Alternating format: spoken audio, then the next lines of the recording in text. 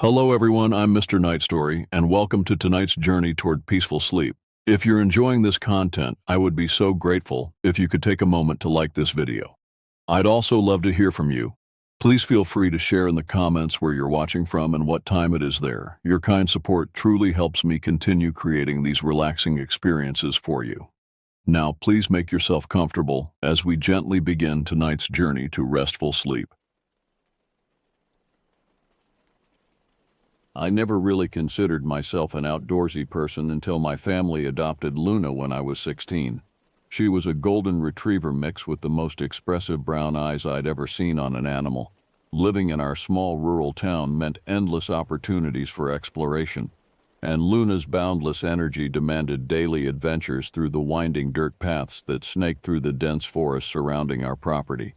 The town itself was the kind of place where everyone knew everyone, where the local diner served as both restaurant and gossip central, and where the nearest shopping mall was a 40-minute drive away.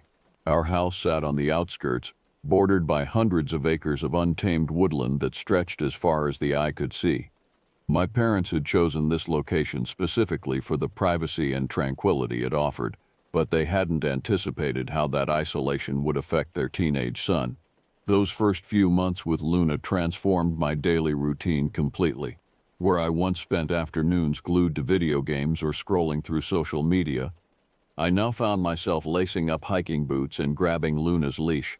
She had this infectious enthusiasm that made even the most mundane walk feel like an expedition into uncharted territory. Her tail would start wagging the moment she saw me reach for the leash, and her excited whimpers would echo through the house until we finally stepped outside. Our early expeditions followed the well-worn trails that other locals had carved through the forest over the years. These paths were safe, predictable, and led to familiar clearings where Luna could run freely while I sat on fallen logs and enjoyed the peaceful sounds of nature. But as weeks turned into months, I began to notice Luna's growing restlessness with our routine routes. She would strain against her leash whenever we passed certain spots, her nose twitching as she caught scents that led deeper into the wilderness. It was during one particularly warm afternoon in late spring when I first decided to venture off the established trails. Luna had been pulling toward a narrow deer path that disappeared into a thicket of overgrown brush, and my curiosity finally overcame my caution. We pushed through the tangled vegetation, branches catching on my clothes and thorns scraping against my arms, until we emerged into a hidden meadow that took my breath away.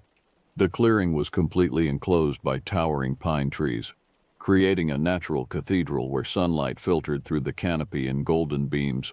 Wildflowers dotted the tall grass, and butterflies danced lazily through the warm air.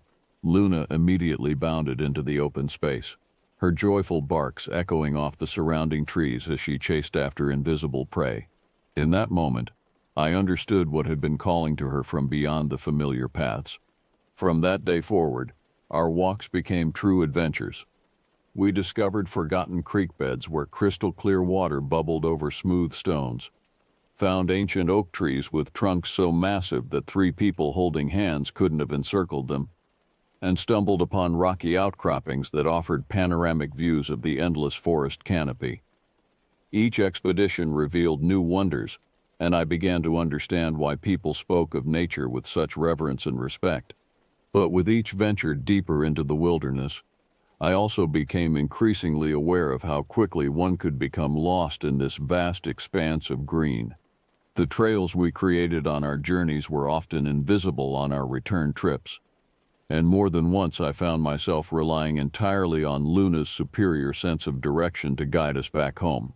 The forest seemed to shift and change when you weren't paying attention, paths disappearing and new obstacles appearing as if the woods themselves were alive and constantly rearranging their layout. 3 months into our off-trail adventures, I began to notice subtle changes in the areas we explored. The deeper we ventured into the forest, the quieter everything became. The cheerful bird songs that accompanied our earlier hikes gradually faded to an uncomfortable silence, broken only by the sound of our footsteps on the forest floor and Luna's occasional sniffing investigations. The trees themselves seemed different too, older and more gnarled, their branches reaching across the narrow paths like skeletal fingers trying to block our passage. Thick moss covered everything in a green blanket that muffled sound and created an almost tomb-like atmosphere. Even on bright sunny days, very little light managed to penetrate the dense canopy overhead, leaving us walking through a perpetual twilight that played tricks on the eyes. Luna's behavior during these deeper excursions began to concern me. Where she had once bounded ahead with carefree enthusiasm, she now stayed closer to my side, her ears constantly swiveling to catch sounds I couldn't hear. Her usual playful demeanor was replaced by a heightened alertness that made her seem more like a guard dog than the friendly companion I knew her to be. Several times I caught her staring fixedly into the shadows between the trees, her body tense and ready for flight, though I never saw anything that might have captured her attention. The forest floor in these areas was carpeted with layers of decomposing leaves and fallen branches that created a spongy, uneven surface beneath our feet. Every step released the musty smell of decay, and occasionally my foot would break through the surface layer to sink into the soft black soil beneath. Strange fungi sprouted from rotting logs in bizarre shapes and colors, some glowing with an eerie phosphorescence that seemed unnatural in the dim light. It was during one of these deeper expeditions that I first noticed the smell. At first, I dismissed it as just another aspect of the forest's natural decomposition process. But as we continued walking, the odor grew stronger and more distinct. It wasn't the clean scent of rotting vegetation, but something far more unpleasant, a sickly sweet smell that reminded me of the time a mouse had died inside the walls of our house and taken weeks to discover. Luna's reaction to the smell was immediate and intense. Her hackles rose along her spine, and she began to whimper in a way I'd never heard before. She kept looking back toward the path we'd come from, clearly wanting to retreat, but I was too curious about the source of the odor to turn back. Against my better judgment, I encouraged her forward, following the increasingly powerful scent deeper into the forest. The trees grew even more densely packed as we continued, their trunks creating a maze-like environment where it became impossible to see more than a few feet in any direction. The temperature seemed to drop noticeably, and I found myself shivering despite the warm weather we'd left behind in the more open areas of the forest.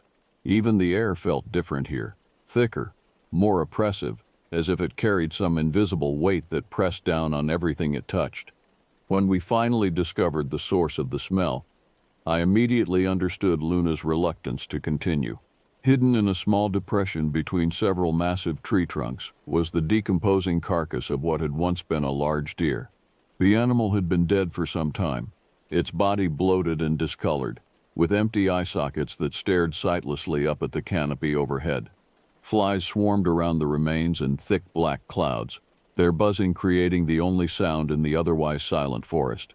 But what disturbed me most wasn't the sight of the dead animal itself. Death was a natural part of the forest ecosystem after all. What made my stomach turn was the way the deer appeared to have died. There were no obvious signs of predation, no wounds or injuries that would explain its demise.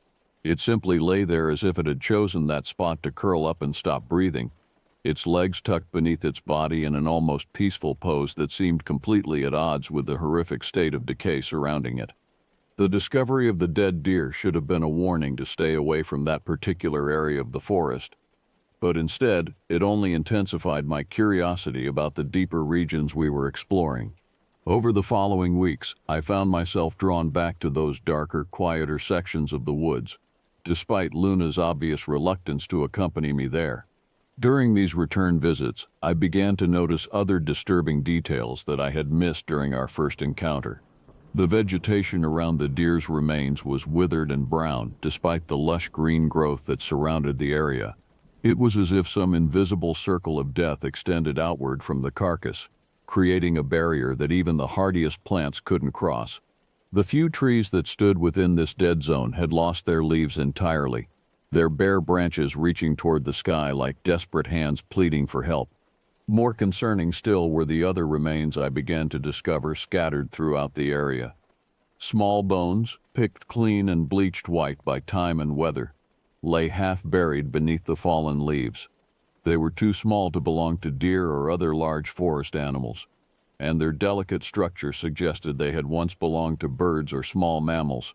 But like the deer, there were no signs of predation or violence, no teeth marks or broken bones that would indicate they had been killed and consumed by other animals.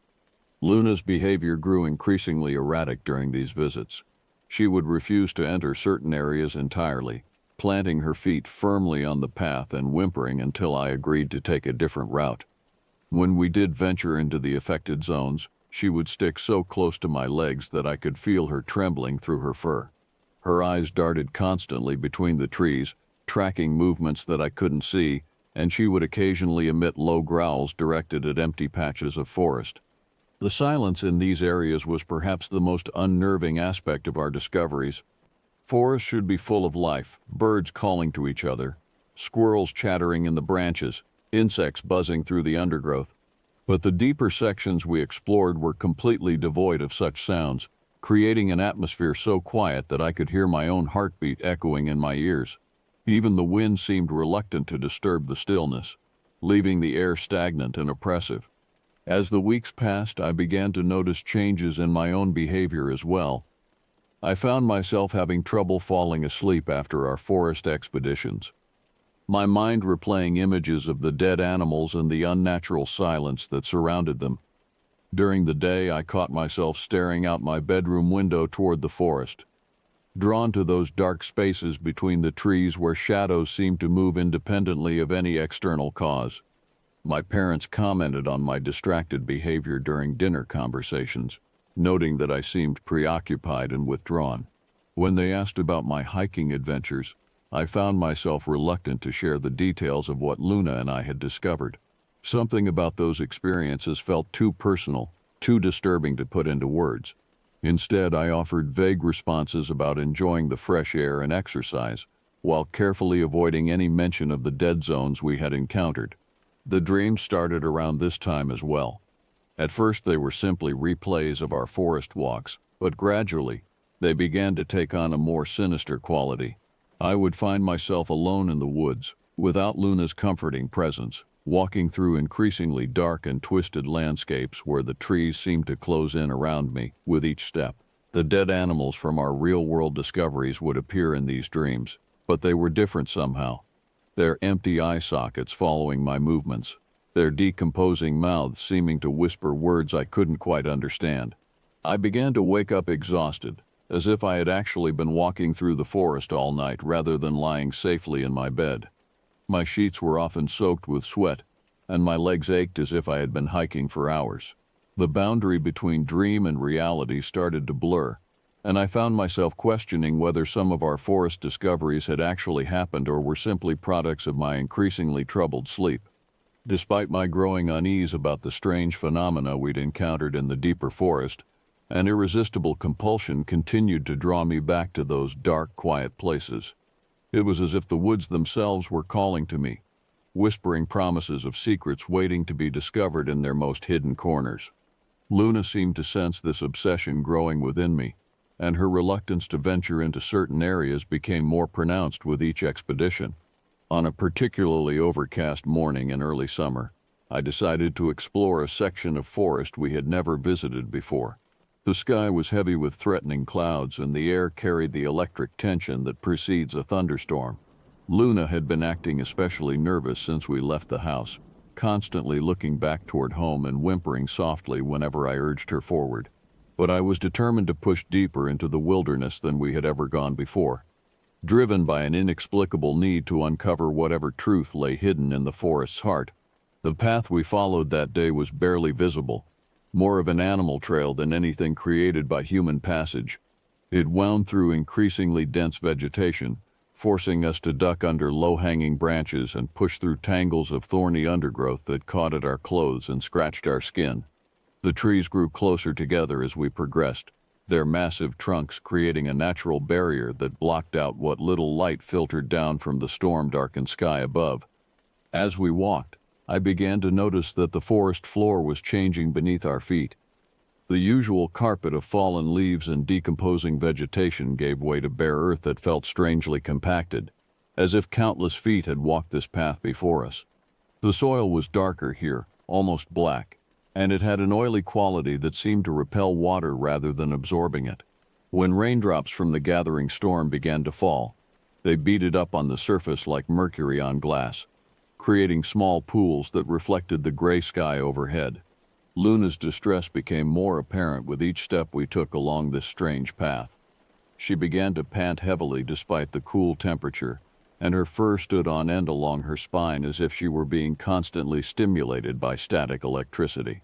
Several times she tried to turn back, tugging against her leash with surprising strength, but I was too consumed by curiosity to heed her warnings. The compulsion to continue forward had become almost overwhelming, drowning out my rational thoughts with an urgent need to see what lay ahead. The smell that had plagued the other dead zones we'd discovered was present here as well, but stronger and more complex. Beneath the familiar stench of decay was something else, a metallic odor that reminded me of old pennies mixed with the smell of rain on hot pavement. It seemed to rise from the dark soil itself, as if the earth was exhaling some poisonous breath that carried the essence of everything that had ever died within its boundaries. As we rounded a bend in the path, the trees suddenly opened up to reveal a clearing unlike anything I had ever seen. It was perfectly circular, perhaps 50 feet across, with the same black soil covering its entire surface. But what made this place truly unsettling was its complete lack of vegetation. No grass, no weeds, no small saplings trying to reclaim the open space, just bare dark earth that seemed to absorb light rather than reflecting it. In the center of this barren circle stood a single object that made my blood freeze in my veins. It was a wooden post, perhaps 8 feet tall, driven deep into the ground and weathered to a gray bone-like color by years of exposure. Rope hung from iron rings mounted near its top, the frayed end swaying gently in the breeze despite the fact that I couldn't feel any wind movement in the oppressive air of the clearing. Luna's reaction to the sight of this post was immediate and violent. She began to bark frantically, a high-pitched sound of pure terror that echoed off the surrounding trees and seemed to multiply until it felt like a dozen dogs were giving voice to their fear. She threw herself backward with such force that the leash was yanked from my grip, and she immediately bolted toward the tree line, disappearing into the shadows between the trunks.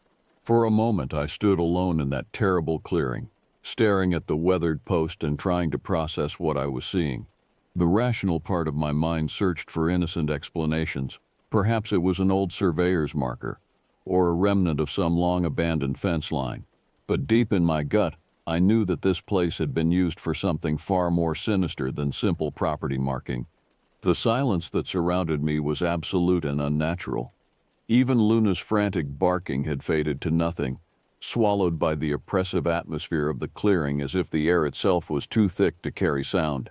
I realized that I was holding my breath, afraid that even the smallest noise might attract the attention of whatever presence seemed to lurk in this forsaken place. The first drops of rain began to fall as I stood transfixed in that horrible clearing, each droplet hitting the dark soil with a sound like whispered secrets. The storm that had been threatening all morning finally broke open, releasing a downpour that should have sent me running for shelter. But I remained frozen in place, staring at that weathered wooden post while my mind struggled to process the implications of what I was seeing. As the rain intensified, something extraordinary and terrifying began to happen. The water hitting the black soil didn't soak in as it should have, but instead began to pool and flow across the surface, creating dark rivulets that moved in patterns too organized to be natural. The streams of water seemed to be following invisible channels carved into the earth, all flowing toward the central post like spokes on some macabre wheel. Within minutes, the entire clearing had become a shallow lake of muddy water that reflected the storm-darkened sky above. But as I watched in growing horror, the reflection in the water began to show something different than what I could see when I looked up. In the surface of the pooled rainwater, the sky appeared to be on fire, painted in shades of orange and red that pulsed and writhed like living flames. Shadows moved across this reflected inferno, shapes that resembled human figures dancing around a central point that corresponded exactly to where the wooden post stood in the real world. The temperature around me seemed to drop dramatically as the vision in the water became clearer. I could make out individual faces in the dancing shadows now. their mouths open in expressions of agony or ecstasy that was impossible to distinguish. Their movements were frenzied, desperate, as if they were trying to communicate some urgent message that I was too dense to understand. The longer I stared into the water, the more convinced I became that these figures were looking back at me, their burning eyes pleading for something I couldn't give them. A sound began to emerge from the reflected scene. Faint at first, but growing steadily louder. It was a combination of singing and screaming, voices raised in some kind of chant that sent shivers down my spine despite the supernatural cold that had settled over the clearing. The words were in no language I recognized, but somehow their meaning felt familiar, as if they were speaking directly to some primitive part of my brain that understood things my conscious mind refused to acknowledge. I don't know how long I stood there, mesmerized by the horrific tableau playing out in the pooled rainwater at my feet. Time seemed to have stopped entirely, and I felt as if I could have remained in that position forever, watching the eternal dance of the tormented figures below. But eventually, Luna's distant barking penetrated the trance that had settled over my mind, reminding me that there was still a world beyond this nightmare clearing. Tearing my gaze away from the water took every ounce of willpower I possessed.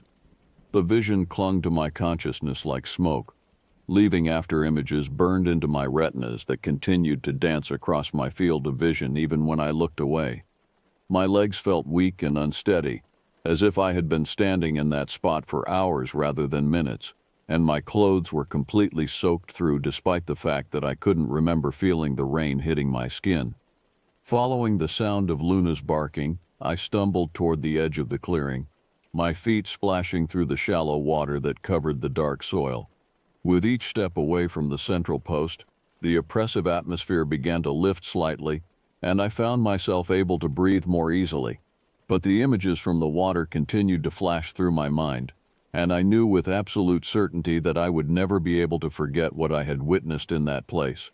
I found Luna cowering behind a massive oak tree just beyond the tree line, her fur plastered to her body by the rain and her eyes wide with terror. She was shaking so violently that I could hear her teeth chattering, and she flinched away from me when I first approached, as if she no longer recognized me as someone safe and familiar. It took several minutes of gentle coaxing before she would allow me to clip her leash back on, and even then she kept looking back toward the clearing with an expression of pure dread. The journey home was a nightmare of wrong turns and false paths. The rain had transformed the forest into a labyrinth of running water and slippery mud, making it nearly impossible to distinguish the trail we had followed earlier. Luna seemed to have lost her usual ability to navigate, and she kept trying to lead us in directions that took us further away from home rather than closer. Several times we found ourselves walking in circles, passing the same fallen log or distinctive rock formation multiple times before realizing our mistake. As we struggled through the increasingly difficult terrain, I became aware that we were being followed. At first it was just a feeling, a prickle of awareness at the back of my neck that suggested unseen eyes were watching our progress.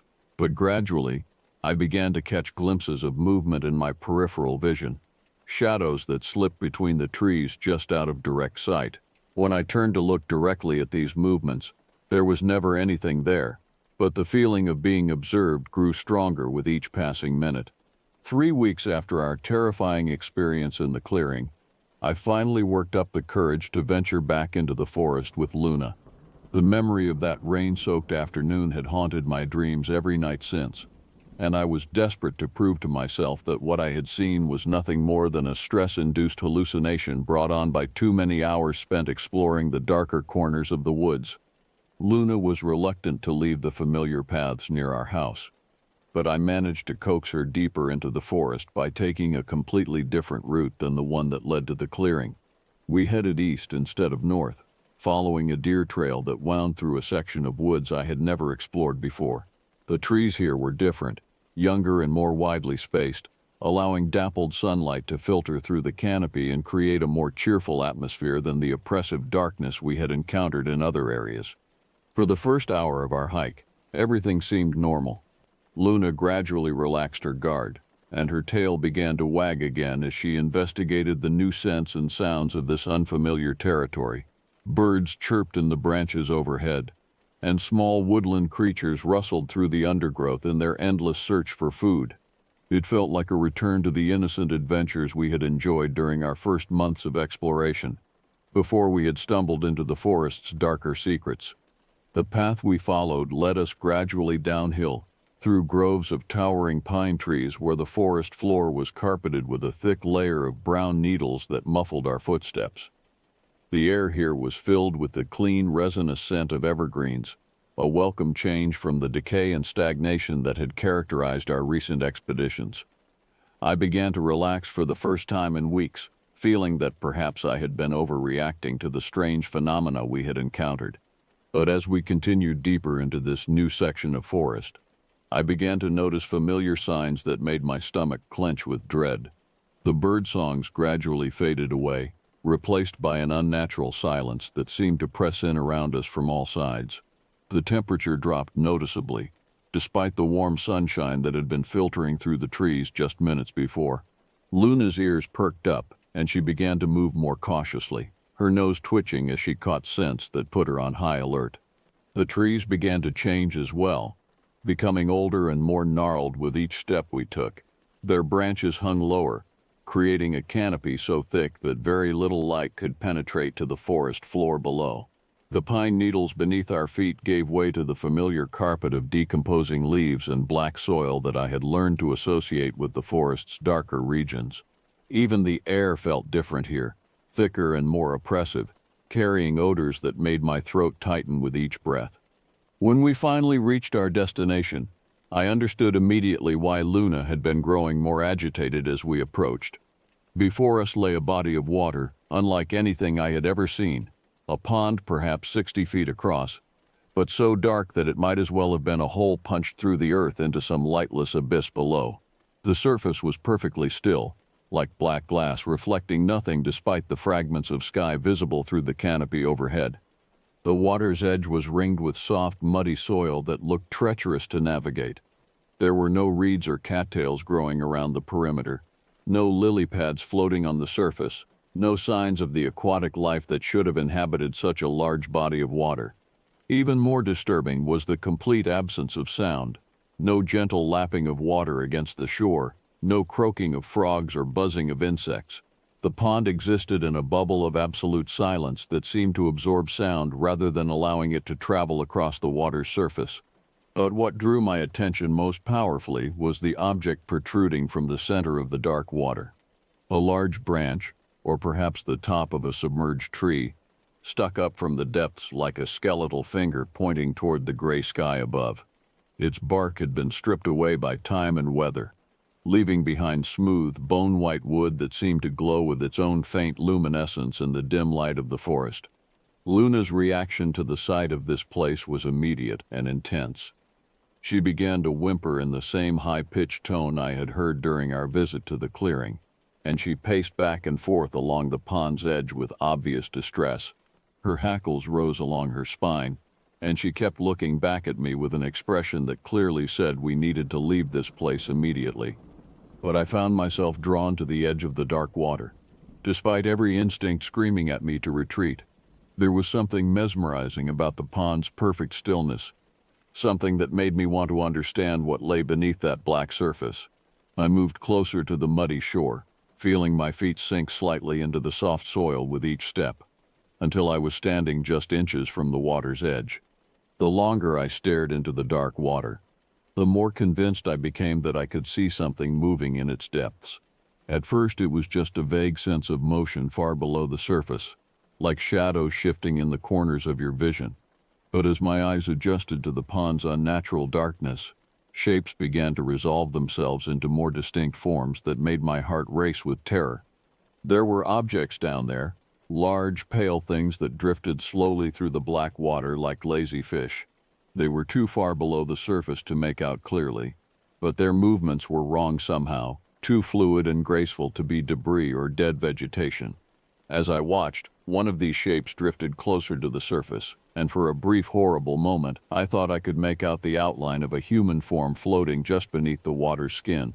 Luna's distress reached a crescendo behind me. her whimpers rising to sharp staccato barks that pierced the unnatural silence surrounding the pond. The sound seemed to echo strangely in this place, as if the water itself was absorbing and distorting the noise before releasing it back into the air. But her warnings fell on deaf ears. I was completely transfixed by what I was seeing, or thought I was seeing, in the depths below. The pale shape that had drawn closer to the surface began to rise, and I found myself leaning forward to get a better look. The muddy soil beneath my feet grew softer and more treacherous as I approached the water's edge. But I barely noticed the danger. All of my attention was focused on the thing that was slowly ascending from the pond's dark depths, bringing with it promises of answers to questions I hadn't even known I was asking. As the shape rose higher, more details became visible through the murky water. It was definitely human in form. I could make out arms, legs, and what appeared to be long hair floating around a pale face, but there was something fundamentally wrong with its proportions, as if it had been stretched or distorted by its time in the water.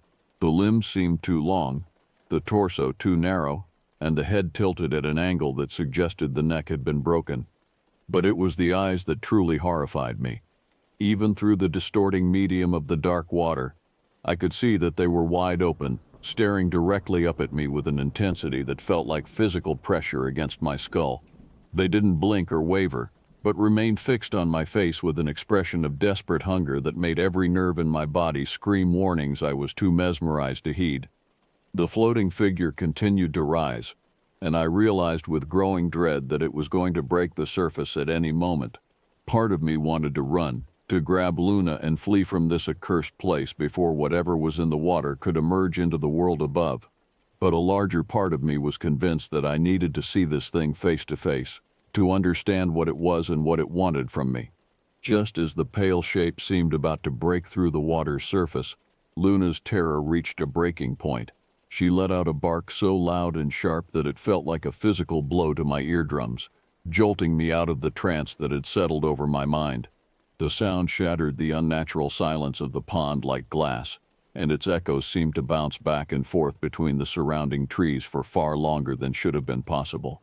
The effect on the thing in the water was immediate and dramatic. It stopped its upward motion abruptly, as if Luna's bark had created some kind of barrier it couldn't cross. For a moment, it hung suspended just below the surface, its terrible eyes still locked on mine with that same desperate hunger.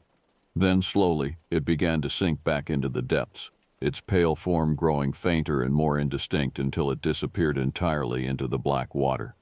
But as it descended, I noticed something that chilled me to the bone. The dead branch that protruded from the center of the pond was gone. One moment it had been there, a landmark pointing toward the sky, and the next it had simply vanished without so much as a ripple to mark its passing. The surface of the water remained perfectly smooth and undisturbed, as if nothing had ever broken its black mirror finish. That's when I realized with absolute certainty that the branch had never been a piece of dead wood at all. It had been part of the thing in the water, an arm or leg extended above the surface, waiting patiently for someone like me to come close enough to be pulled down into the depths. The thought of how near I had come to wading into that dark pond made my knees weak with retroactive terror. Luna's continued barking finally penetrated the shock that had paralyzed me, and I stumbled backward from the water's edge on unsteady legs. The soft mud tried to hold onto my feet with each step, as if the pond itself was reluctant to let me go, but I managed to reach firmer ground where Luna waited for me with obvious relief. Her tail was tucked firmly between her legs, and she kept looking back toward the water with a kind of primal fear that only animals seem capable of expressing. As we prepared to leave that cursed place, I made the mistake of looking back one final time. The surface of the pond remained perfectly still, showing no sign of the horror that lurked in its depths. But I could swear I saw something pale moving just below the surface, and for a terrifying moment I thought I could make out a human face staring back at me from the dark water. A face with wide, desperate eyes and a mouth opened in what might have been a scream or a plea for help. The journey back through the forest was a nightmare of stumbling steps and constant fear.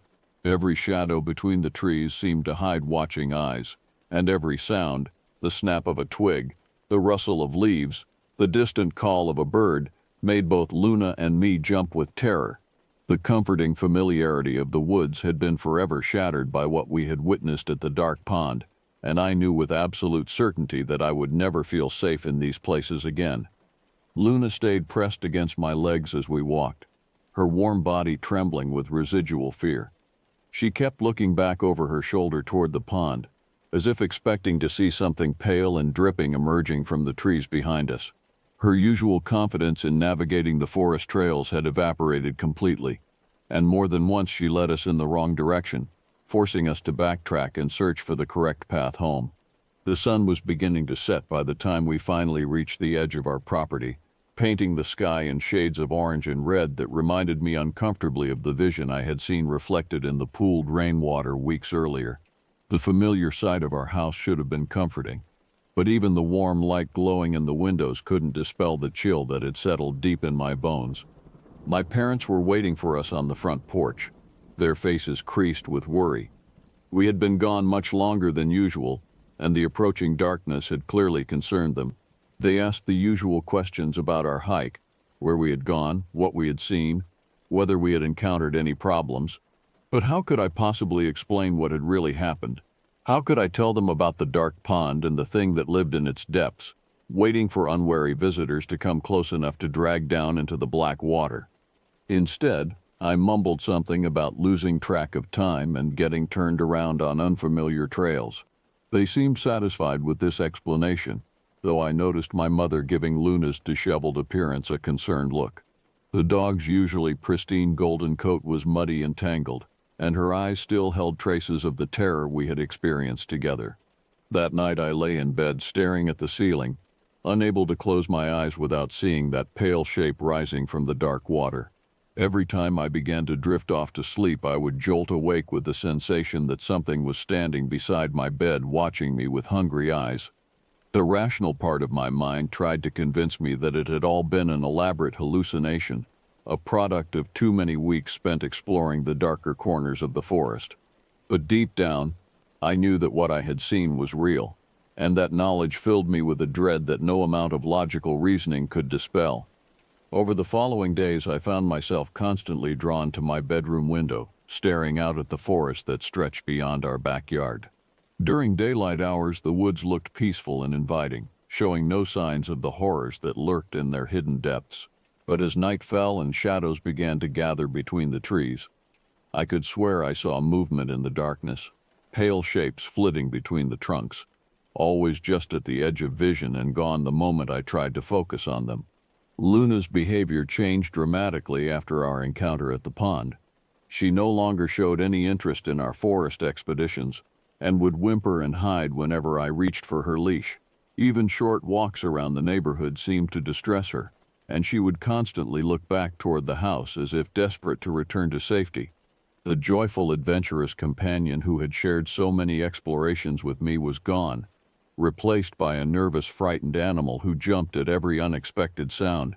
Weeks passed, and gradually the immediate terror of our experience began to fade into a persistent, low-level dread that colored every aspect of my daily life.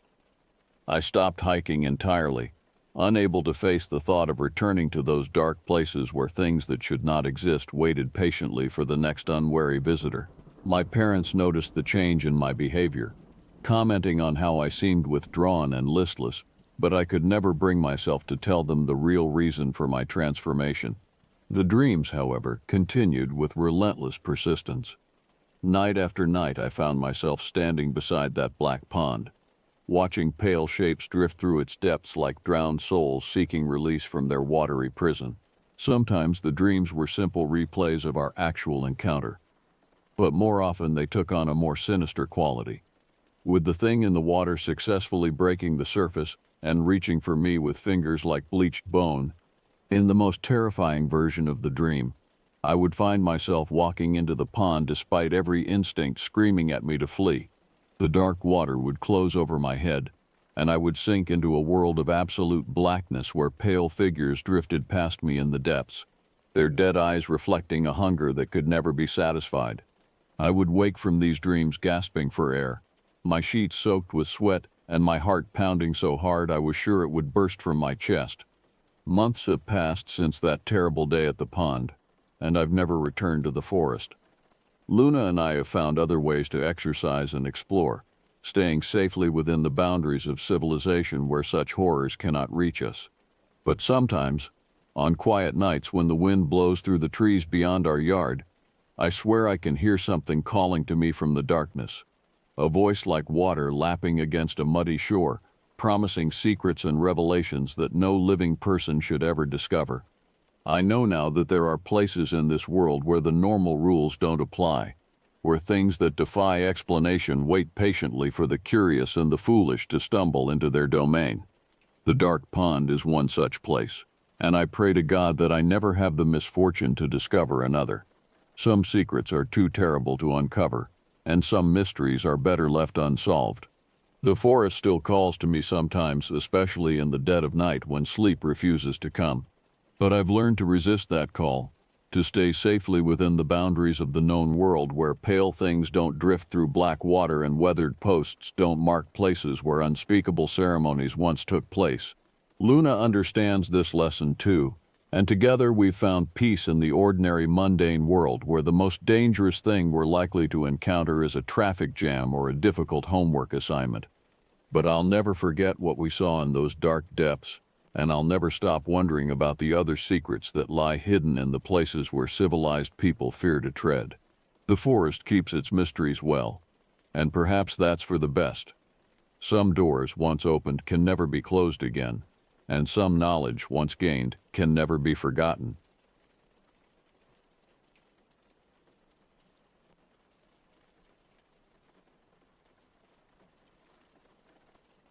They say when you stare into the wilderness long enough, something out there starts staring back. After 24 years in search and rescue, I've felt those eyes more times than I care to admit. I'm Garrett Teague, a search and rescue officer with the United States Forest Service. Been at it since '97, and I've seen just about everything out here in these woods. Or so I thought. The night before it all happened, I had that dream again. The one where I'm walking through pitch-black forest, my flashlight beam swallowed by darkness that seems to breathe. Something follows behind me, always just out of sight. I can hear it breathing, wet, ragged breaths that don't sound like anything that should exist in this world. I never turn around in the dream. I never see it. But I know if I did, I'd never wake up.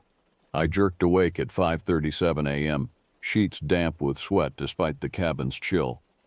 Outside my window, the pines surrounding my small Forest Service cabin stood like sentinels against the pre-dawn darkness.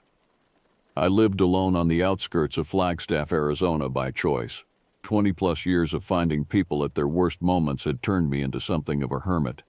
My ex-wife had called it emotional hibernation when she left 8 years ago. Maybe she was right. My phone buzzed, vibrating against the wooden nightstand like an angry insect. Command center. They never called this early, unless something was wrong. Teague, I answered, my voice still rough with sleep. Got a live one, said Marissa from dispatch. I could hear the coffee machine gurgling in the background at the ranger station. Overnight hiker didn't check in, car still at the Weatherford trailhead since yesterday morning. I sighed, rubbing my face with my free hand. Tourist? Seems like it. Some tech executive from California named Devin Matthews, reservation at the Little America Hotel, didn't show up last night. Hotel called it in. Solo. You got it. Signed the trail register solo. No emergency contact listed besides his workplace. Christ, these people, I muttered. What's he wearing? Any medical conditions? Navy blue North Face jacket, khaki hiking pants. According to his rental car agency, he picked up all new gear at the outfitter in town before heading up. No listed medical conditions we know of. I swung my legs over the edge of the bed, feeling the familiar ache in my right knee, souvenir from a rescue gone wrong in 2003.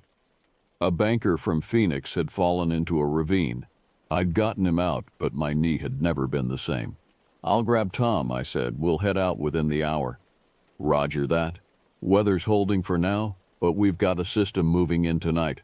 Perfect. Nothing like racing against a storm to find some city slicker who thought the wilderness was just an Instagram backdrop.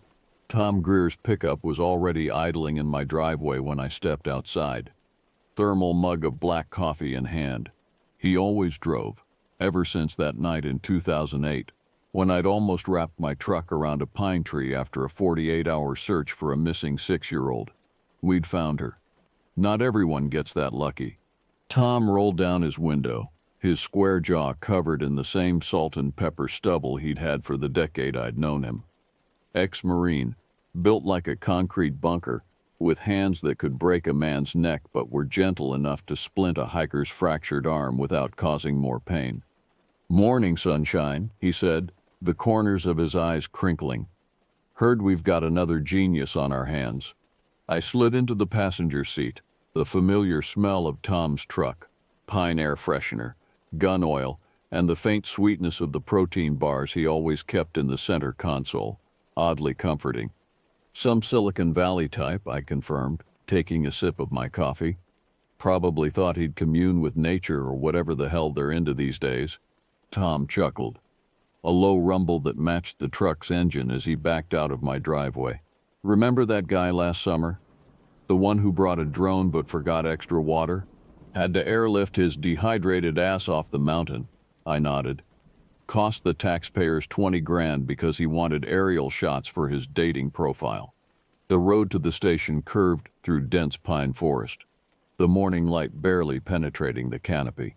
As we drove, I briefed Tom on what little we knew about our missing hiker.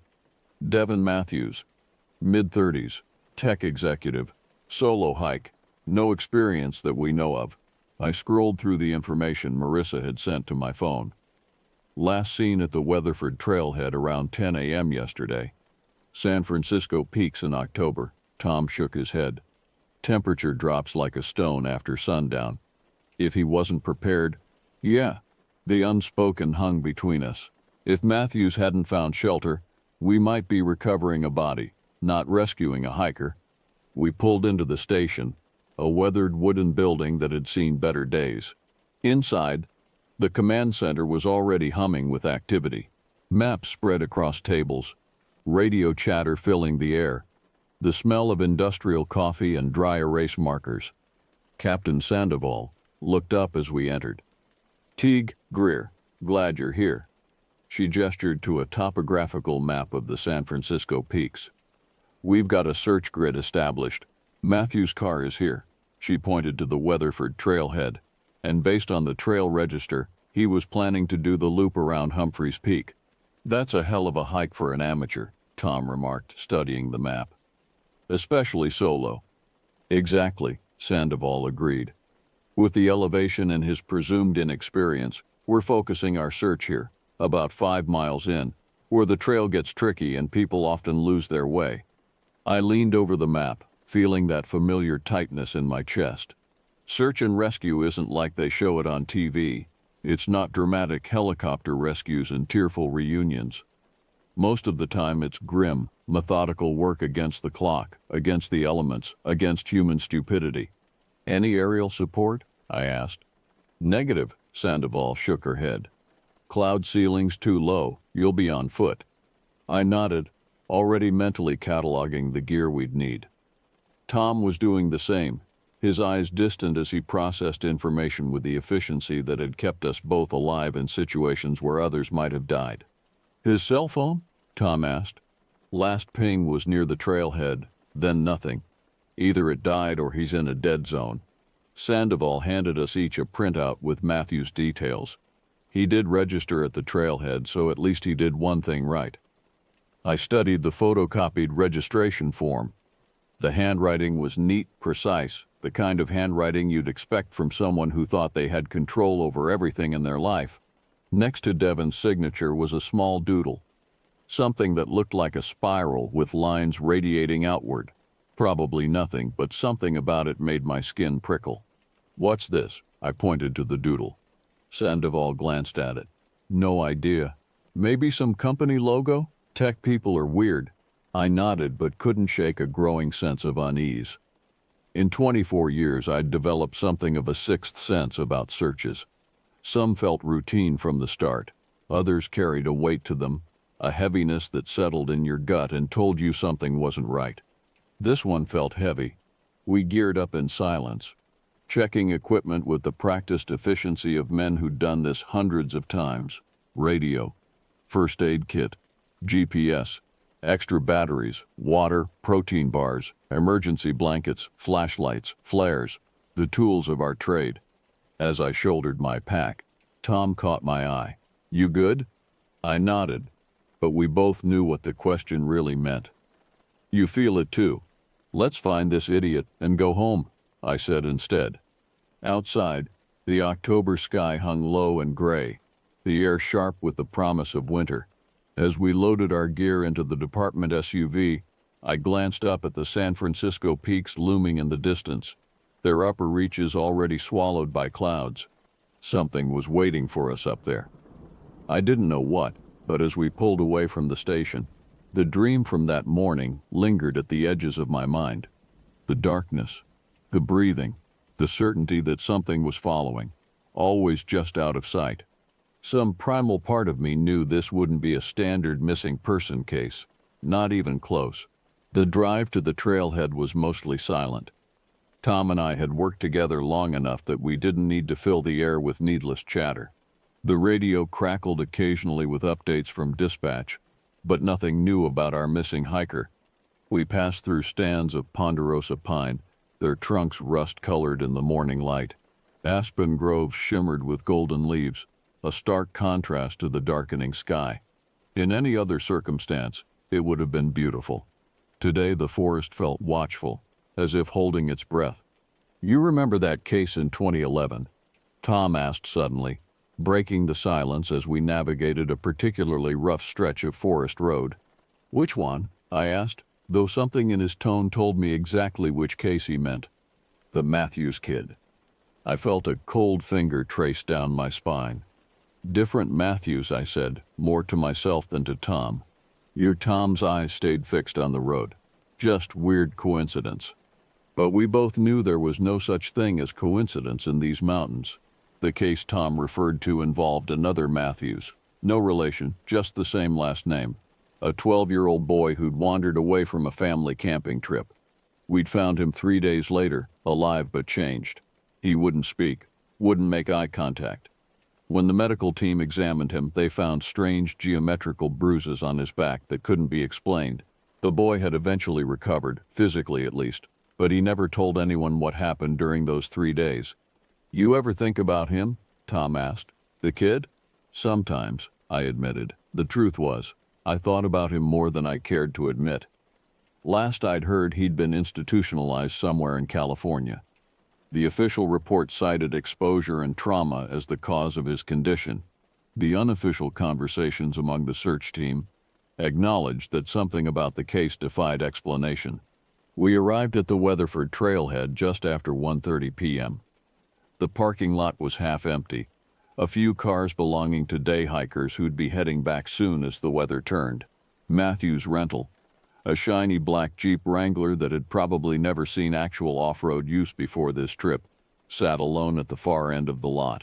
Tom pulled alongside it, and we both got out to take a look. Nothing unusual visible through the windows. A receipt from the outdoor store in town, a map of the national forest, an empty coffee cup from a place called Technologia in San Francisco, the expected debris of a tourist journey. "No signs of hurried departure or struggle," Tom noted, peering through the driver's side window. "Locked up proper." I nodded, scanning the trailhead area.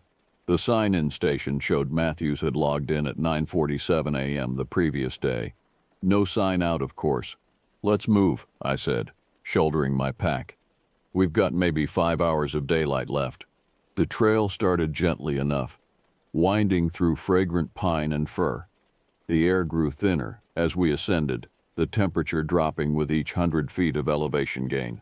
We called out periodically, "Devin Matthews, Forest Service," our voices echoing through the trees with no response but the occasional startled bird. 2 hours in, the trail narrowed and grew steeper.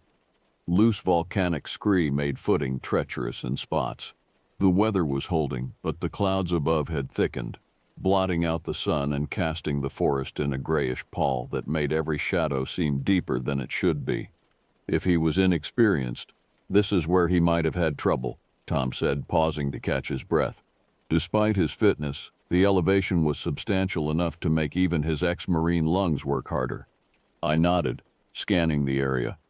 The trail forked here, the main path continuing up toward Humphreys Peak, a smaller game trail veering off to the right. The game trail wasn't on the official maps given to tourists, but locals knew it led to a series of small meadows popular with wildlife photographers. Which way would you go if you were a tech exec playing Mountain Man? I asked. Tom studied both paths. Main trail seems obvious, but he knelt down, examining the ground. Looks like someone went this way not too long ago.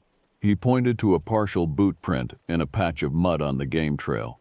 The tread pattern matched the high-end hiking boots we knew Matthews had purchased in town. Let's check it out, I said, unclipping my radio. Dispatch, this is Teague. We're approximately 4.5 miles up the Weatherford Trail, pursuing a possible track on an unmarked game path heading northeast from the main junction. Over. Copy that, Teague, Marissa's voice crackled back. Be advised, weather systems accelerated. Expect precipitation within 2 hours. Over. Understood. We'll keep you posted. Out. Tom gave me a look. 2 hours? Yeah. I glanced at the darkening sky. Let's pick up the pace. The game trail was rougher, less maintained than the main path. Branches reached across like grasping fingers, scraping against our jackets. The underbrush grew thicker, the silence deeper. No birds called here. Even the wind seemed to hold its breath as it moved through the trees. I found myself straining to hear anything beyond our own footsteps, breathing and the occasional crackle of the radio. The forest felt wrong somehow, the silence too complete, as if we'd stepped into a void disguised as wilderness. You feel that? Tom asked quietly, voicing my thoughts. Yeah. No need to elaborate. We'd both been in the backcountry enough times to know when something was off. Keep your eyes open. Another half-mile along the game trail, Tom froze, holding up a hand in a gesture that instantly brought me to a halt. He pointed silently to the ground ahead. Matthew's backpack sat propped against a gnarled pine, looking for all the world like someone had carefully placed it there before walking away. No signs of a struggle, no blood, nothing to suggest its owner had been in distress. Teague. Tom's voice was unnaturally tight. Look at this. He was staring at the trunk of the tree above the backpack.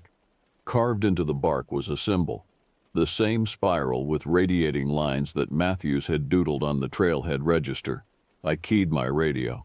Dispatch, we've located subject's pack approximately 5 miles in, on an unmarked trail northeast of Weatherford Junction. No visual on subject yet. Over. Copy that, Teague. Proceed with caution. Weather's deteriorating faster than expected. Over. I looked up at the sky visible through the canopy.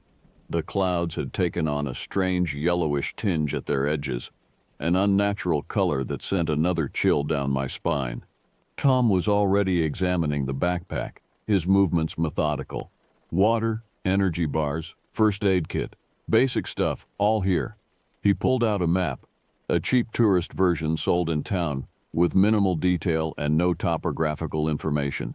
Christ, he might as well have been using a napkin sketch to navigate. Anything else? I asked, scanning the surrounding area for any sign of Matthews. Tom hesitated, then pulled out a small leather-bound notebook. This looks personal. In our line of work, you sometimes have to violate privacy to save lives. I nodded for him to open it. The first few pages contained what looked like normal journal entries. Observations about Flagstaff, notes about hiking gear, a few complaints about work back in California. But around page 7, the writing changed. The neat, orderly handwriting became increasingly erratic. The sentences fragmented. October 17, heard something last night in hotel room. Like breathing but not human. Thought it was the heating system, but it followed me into dreams. October 18, the symbol again today. Saw it on a rock, carved in, same as the one I've been drawing. Why do I keep drawing it? October 19th morning. With a loving Jerpa Luenan mooning. It knows I'm coming. It's been waiting. The forest speaks if you listen with more than ears. The last entry, dated that morning, contained only one sentence. I understand now. I have to go to it. The remaining pages were filled with the spiral symbol, drawn over and over with increasing precision, some taking up entire pages, others clustered in groups. On the final page, a detailed drawing showed the spiral encompassing what looked like a human figure, the lines piercing through it like spines. What the hell? I muttered, a cold knot forming in my stomach. Tom's expression was grim. Guy was losing it. Maybe drugs? Psychotic break? I shook my head.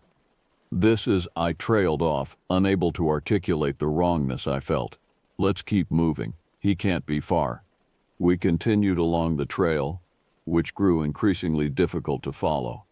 The undergrowth seemed to close in behind us as we passed, as if erasing our path.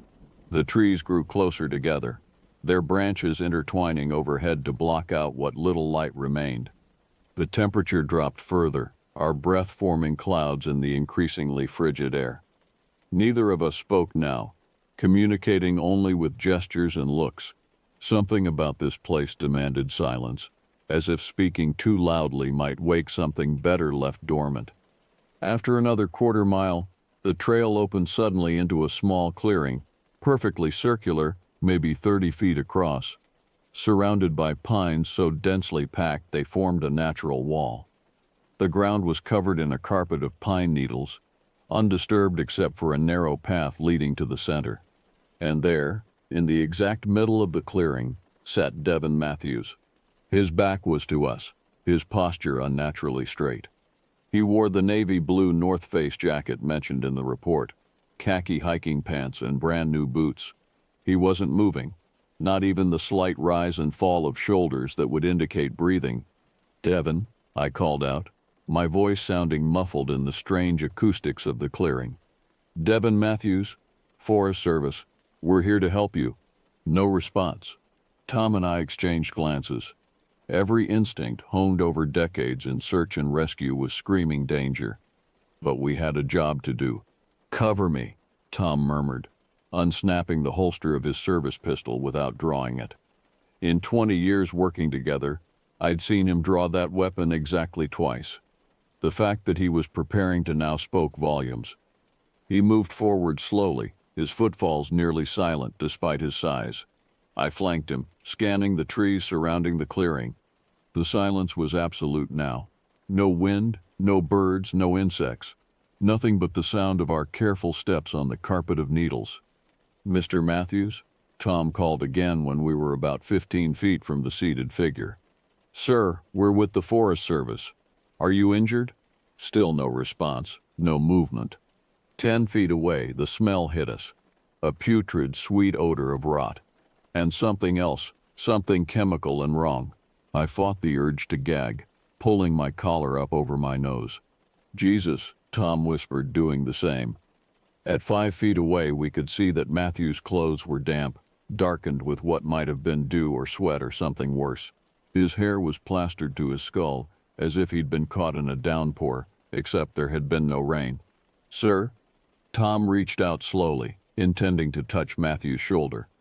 Before his hand made contact, Matthew's head twitched, a sudden jerking motion like a malfunctioning robot. It wasn't the movement of anything alive, anything natural. It was mechanical, wrong. We froze.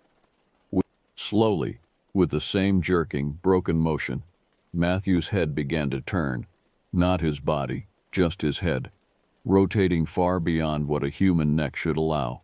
I heard Tom's sharp intake of breath as Matthew's face came into view. His eyes were open, unblinking, but there was nothing behind them, no awareness, no humanity, just empty glass-like orbs staring at nothing. His skin had taken on a grayish, translucent quality, the veins beneath visible as black, spidery lines. His mouth hung slightly open, a thin strand of dark fluid trailing from the corner. But the most disturbing thing was the symbol, the spiral with radiating lines carved into his forehead, the wounds fresh enough that dark fluid still seeped from them. Before either of us could react, a sound came from behind us, heavy, deliberate footfalls that crushed pine needles with unnatural weight. Something was entering the clearing. We turned in unison, and in that moment, I knew my life would forever be divided into before and after what I saw. The thing that stood at the edge of the clearing defied description, yet my mind desperately tried to categorize it, to force it into some recognizable shape. The closest approximation my brain could manage was a bear, a massive, emaciated bear standing unnaturally on its hind legs. But that was where any resemblance to anything natural ended. Its limbs were wrong, too long, too thin for its body, jointed in places where joints shouldn't exist. The front legs, if you could call them that, nearly dragged on the ground despite its upright posture, ending in appendages that were neither paws nor hands, but something in between, elongated digits tipped with yellowed, curved talons that left deep gouges in the earth. Its skin was the worst part. It looked as if it had been flayed and then stretched back over its frame too tightly, glistening wetly in the dim light, with patches missing entirely to reveal pulsating, blackish muscle beneath. Where the head should have been was a misshapen mass of tissue, with no discernible eyes, just deep weeping sockets that somehow still conveyed the sensation of being watched. The smell that emanated from it was indescribable. Rot and copper and ammonia and something else. Something ancient and wrong that triggered a primal fear response so deep it preceded thought.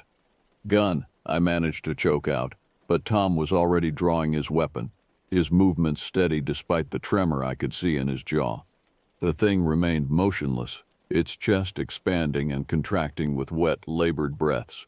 Each exhalation released a fine mist of dark particles that hung in the air before slowly drifting to the ground, where the pine needles blackened upon contact. "Back away," Tom said quietly, his gun trained on the creature, slow, to the trail. I began to step backward, keeping my eyes fixed on the monstrosity before us. As I moved, something caught my peripheral vision, movement from where Matthews sat. The tech executive's body was rising to its feet with the same jerky, broken motions as before, like a marionette controlled by an unskilled puppeteer. His head remained at that impossible angle, face still turned toward us, empty eyes fixed on nothing. "Tom," I warned, my voice barely above a whisper. He glanced back, his face draining of color as he saw Matthews shambling toward us, arms hanging limp at his sides, head still twisted. The creature at the edge of the clearing let out a sound, then a low vibrating hum that seemed to resonate in my bones, making my teeth ache and my vision blur. It wasn't a growl or a roar, but something more fundamental, like the sound of reality itself fraying at the edges.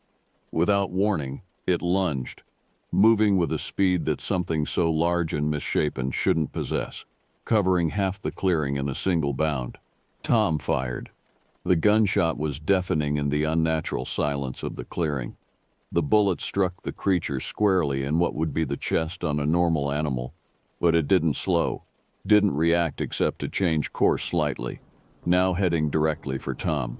"Run," Tom shouted, firing again as he began to back away. "Get to the radio." But I couldn't leave him. I pulled the large canister of bear spray from my belt, useless probably, but the only weapon I had, and moved to flank the creature, trying to draw its attention. It ignored me completely, focused entirely on Tom, who continued firing as he retreated. Each shot should have been fatal, but the creature didn't even flinch. Dark fluid oozed from the entry wounds, but its advance didn't slow.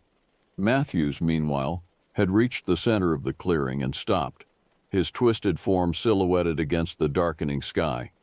His arms slowly raised to his sides, palms up, in a gesture that looked almost like supplication.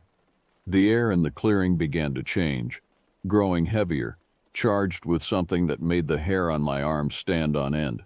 The smell intensified, rot and ozone and copper, as a low thrumming sound began to build from everywhere and nowhere at once. I depressed the trigger on the bear spray, aiming directly at the creature's face-like area.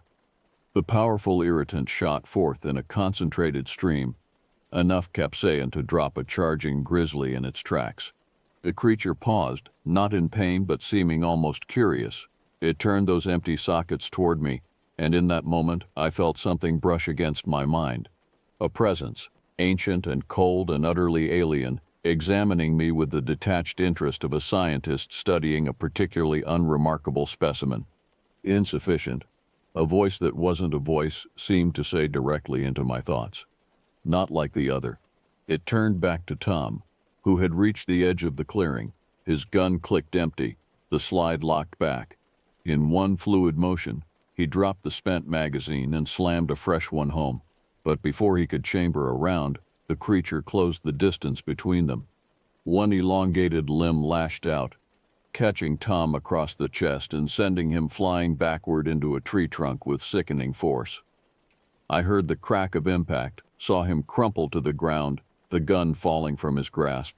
"Tom!" I screamed, abandoning caution and rushing toward my fallen partner. The creature paid me no mind, moving to stand over Tom's prone form.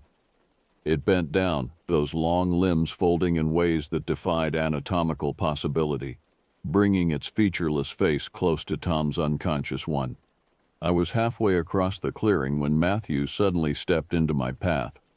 His eyes were still empty, but his mouth now stretched in a rictus grin that exposed blackened gums and teeth that seemed too numerous, too sharp. "He is chosen," Matthew said, his voice wrong-layered, as if multiple voices spoke in slightly different tempos. "As I was chosen. As you are not. Get out of my way," I growled, fear giving way to desperate rage. I feinted left, then dove right, trying to get past him to reach Tom. Matthews moved with unexpected speed, grabbing my arm with strength that belied his slender build. His touch burned cold through my jacket, like dry ice against skin. "The spiral opens the way," he intoned, those too many voices reverberating. "The marks are the path. It comes through when called, when the pattern is made." His other hand reached for my face, fingers twisted into impossible angles. "I can show you. I can mark you." I drove my knee up hard, connecting with his midsection. In a normal human, it would have caused immediate collapse. Matthews didn't even flinch, but his grip loosened enough for me to wrench free. I sprinted toward Tom, who lay motionless beneath the looming creature. It had extended one of those terrible, not-quite hands, a single talon hovering just above Tom's forehead, poised to carve. Without thinking, I launched myself at the creature, colliding with its side and momentarily disrupting its balance.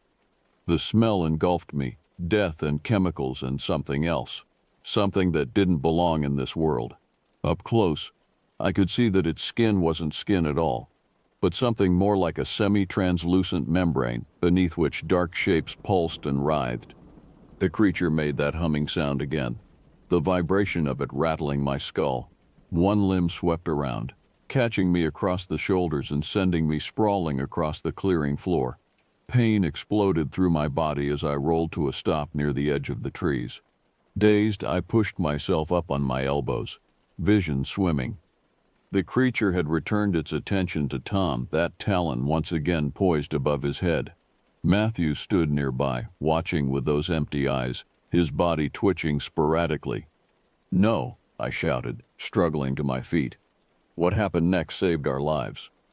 Though I've never been able to explain it, a massive crack of thunder split the air, followed immediately by a blinding flash of lightning that struck a tree at the edge of the clearing, barely 20 feet from where the creature stood over Tom. The tree exploded in a shower of splinters and flame, the concussion knocking me back to the ground. When my vision cleared, I saw the creature had recoiled from the fire that now licked up the shattered trunk, spreading quickly to the dry underbrush. It made a sound, not the hum from before, but a high, keening wail that pierced my eardrums like physical pain. Matthews, too, seemed affected, his body convulsing as dark fluid leaked from his eyes, nose, and mouth. I didn't waste the opportunity. I scrambled to Tom, relieved to find him breathing, a gash on his forehead but no sign of the spiral mark. I hoisted him up, draping his arm over my shoulders, and began half-dragging, half-carrying him toward the trail. Behind us, the fire spread with unnatural speed, engulfing nearly half the clearing in moments. The creature paced at the edge of the flames, that keening cry continuing as the fire cut it off from us. Matthews had fallen to his knees, still convulsing, still leaking that dark fluid from every orifice. I should have felt something for him. Pity, regret, something, but in that moment all I felt was a desperate need to get Tom and myself as far away from that clearing as possible. We stumbled down the trail, my muscles screaming under Tom's weight. Behind us the keening cry gradually faded, replaced by the crackling roar of the wildfire. Rain began to fall, fat, cold drops that hissed as they hit the heated ground. Tom stirred, groaning. Garrett? What? Don't talk, I gasped, adjusting my grip. Just help me walk if you can. He got his feet under him, taking some of his weight off me, though he still leaned heavily on my shoulder. Blood ran freely from the gash on his forehead, mixing with the rain to create pale red streams down his face. Matthews? He managed to ask as we navigated a particularly treacherous section of trail. Gone, I said simply. There was no other word for it. Whatever Devin Matthews had been, he wasn't human anymore, not in any way that mattered. The rain intensified, a deluge that helped contain the fire but turned the trail into a muddy, treacherous slide. Lightning continued to flash overhead, thunder rolling through the mountains like the voice of some angry god. We were maybe a mile from the clearing when Tom suddenly stiffened. Garrett, he said, his voice tight. Look. I followed his gaze. Through the curtain of rain, a figure stood on the trail ahead, the unmistakable silhouette of Devin Matthews, his head still cocked at that impossible angle. How? Tom began. Different way, I cut him off, pulling him toward a narrow deer path that branched off to our left. Come on. We forced our way through dense underbrush, branches whipping at our faces, the thorns of blackberry vines tearing at our clothes. Behind us, I could hear movement, steady, methodical footsteps following our desperate flight. The deer path eventually joined an old logging road overgrown and abandoned, but wider and easier to navigate than the game trail. We picked up our pace, the rain plastering our hair to our skulls, soaking through layers of clothing to chill our skin. Tom was recovering quickly, his military training kicking in despite the concussion he likely had. What the hell was that thing? He gasped as we jogged along the muddy track. I don't know, I admitted, but it wanted to mark you like it marked Matthews. Mark me? With that symbol? I nodded grimly. I think that's how it takes people. Changes them. Tom's face hardened. We need to report this. Get a team up here, proper equipment. And tell them what? I interrupted. That we found a tourist possessed by some kind of monster that bullets don't affect? They'll think we've lost our minds. Before Tom could respond, a sound cut through the drumming of rain on leaves, that same humming vibration from before, distant but growing closer. It's still coming, Tom said unnecessarily, his face pale beneath the streaks of blood and rain. We ran. The old logging road twisted down the mountain, becoming increasingly eroded as decades of neglect and seasonal runoff had taken their toll. In places it had collapsed entirely, forcing us to scramble across gaps or slide down muddy embankments. The humming grew louder, closer. No matter how fast we moved, it was toying with us, I realized. It could have caught us at any time, but it was enjoying the chase, savoring our fear. We broke through a stand of aspens and suddenly, mercifully, I recognized where we were, less than a mile from the main trail. If we could reach it, follow it back to the trailhead. A figure stepped out from behind a tree directly in our path. Matthews again, but changed even further. His skin had taken on the same translucent quality as the creature's, the veins beneath now black and visibly pulsing. The spiral symbol on his forehead had spread, the lines extending down his face like dark roots. But worst of all, the skin of his torso had split open vertically, revealing a writhing mass of what looked like blackened, glistening tendrils. The spiral opens, he said in that layered voice. I am becoming. You could become too. Tom drew his knife, the only weapon we had left. Stay back, he warned, positioning himself slightly in front of me despite his injuries. Matthews tilted his head. The movement more fluid now, less mechanical. "It has existed here longer than your kind has walked upright," he said. "It sleeps and wakes, feeds and grows. The spiral is its sign, its gateway." "Let us pass," I said, not expecting compliance but needing to try. Matthews smiled, an expression made horrific by his transformed face. "You cannot leave. Not now that you've seen. Not now that you know." The humming rose in pitch and intensity, seeming to come from everywhere at once. The rain around us began to fall strangely, drops hanging suspended in the air for moments before continuing their descent. Tom tensed beside me, knife at the ready. "Any ideas?" he muttered. I had none. Running wasn't an option anymore.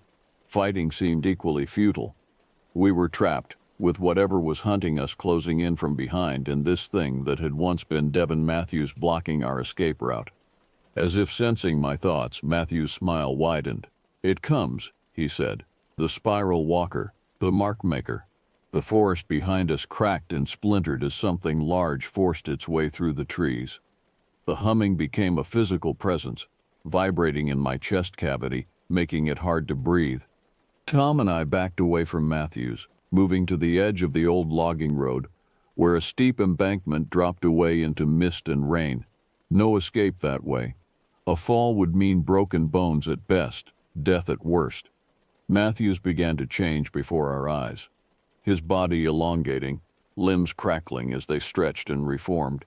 The split in his torso widened, those black tendrils emerging further, reaching toward us like hungry fingers. And behind us, crashing ever closer, came the creature itself. We were out of options, out of time. Tom met my eyes, a lifetime of friendship and trust conveyed in a single look. Then, with a nod, he turned and charged directly at the transforming Matthews, knife raised. I followed an instant later, understanding his plan without words. Our only chance was to get past this thing, to reach the main trail, civilization, other people. Matthews let out that keening cry as Tom slammed into him, knife plunging into what remained of his chest. Dark fluid erupted from the wound, splattering Tom's face and arms. The tendrils whipped forward, wrapping around Tom's wrist, beginning to sink into his flesh. I grabbed Tom's shoulder, pulling him back with all my strength. The knife remained embedded in Matthew's chest as Tom's hand came free of the tendrils, his skin blistered and smoking where they had touched. Matthews staggered backward from the impact, momentarily off balance. It was the opening we needed. I shoved Tom ahead of me, toward the gap in the trees where the logging road continued. "Run!" I shouted. "Don't stop!" We burst past the distracted Matthews, sprinting down the muddy track. Behind us, that keening cry rose again, followed by the renewed crashing of something massive moving through the forest. The logging road dipped sharply, the footing growing treacherous as runoff transformed it into a virtual streambed. We slipped and slid more than ran, using tree trunks to break our descent where possible. The sounds of pursuit grew more distant as we descended, the terrain perhaps too difficult even for whatever hunted us. Still, we didn't slow, driven by a primal fear that overrode exhaustion and pain. After what seemed like hours but was probably only minutes, the logging road intersected the main trail. Beautifully maintained, lined with trail markers, a blessed sign of human civilization. We turned downhill, toward the trailhead, moving as fast as our battered bodies would allow. The rain continued to fall, but it seemed normal now, no longer hanging suspended in defiance of gravity. "You think we lost it?" Tom gasped, clutching his injured arm to his chest. "I don't know," I admitted, "but I'm not stopping to find out." We maintained a brutal pace, passing a few startled day hikers on their way back to the trailhead, who stared at our bloodied, mud-covered appearance with alarm. I ignored their questions, focusing only on putting one foot in front of the other, on getting as far from that clearing as possible. The parking lot, when we finally reached it, was the most beautiful sight I'd ever seen. Our department SUV sat where we'd left it, rain drumming on its roof. I fumbled with the keys, hands shaking so badly I could barely fit them into the ignition.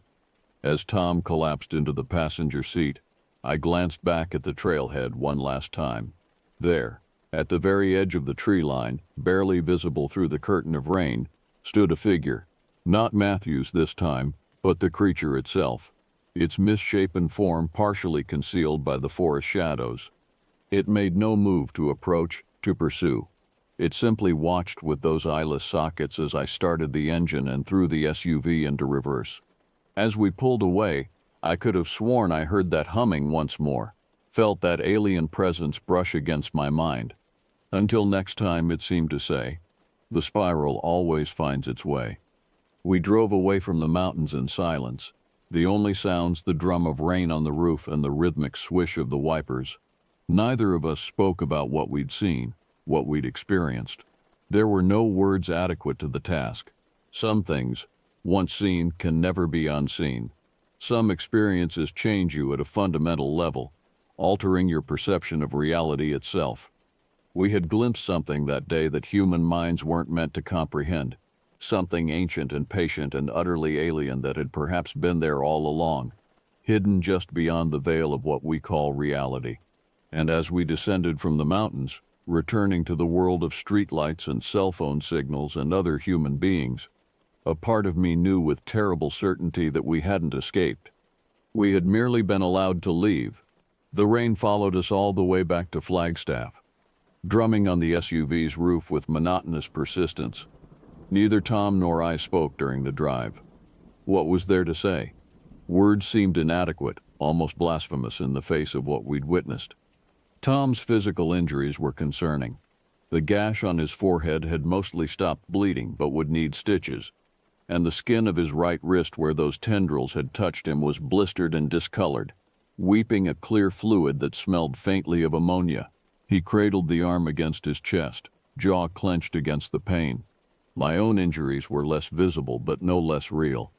Every muscle screamed from the desperate flight down the mountain. Bruises were already forming where the creature had struck me, and a persistent ringing in my ears suggested the humming had done some kind of damage. But the worst wounds weren't physical. Something had broken inside both of us up on that mountain, some fundamental assumption about the nature of reality that could never be repaired. We pulled into the station parking lot just after 6 p.m., the early October darkness already complete, rain-slick asphalt reflecting the fluorescent lights from the building. I cut the engine but made no move to get out, suddenly dreading what came next. "What do we tell them?" Tom asked, breaking the silence for the first time since our escape. I stared through the rain-streaked windshield. "The truth?" Tom gave a humorless laugh. "You want to tell Sandoval we found Matthews possessed by some kind of, what, demon? Alien? That there's a monster up there, carving symbols into people's heads and turning them into puppets?"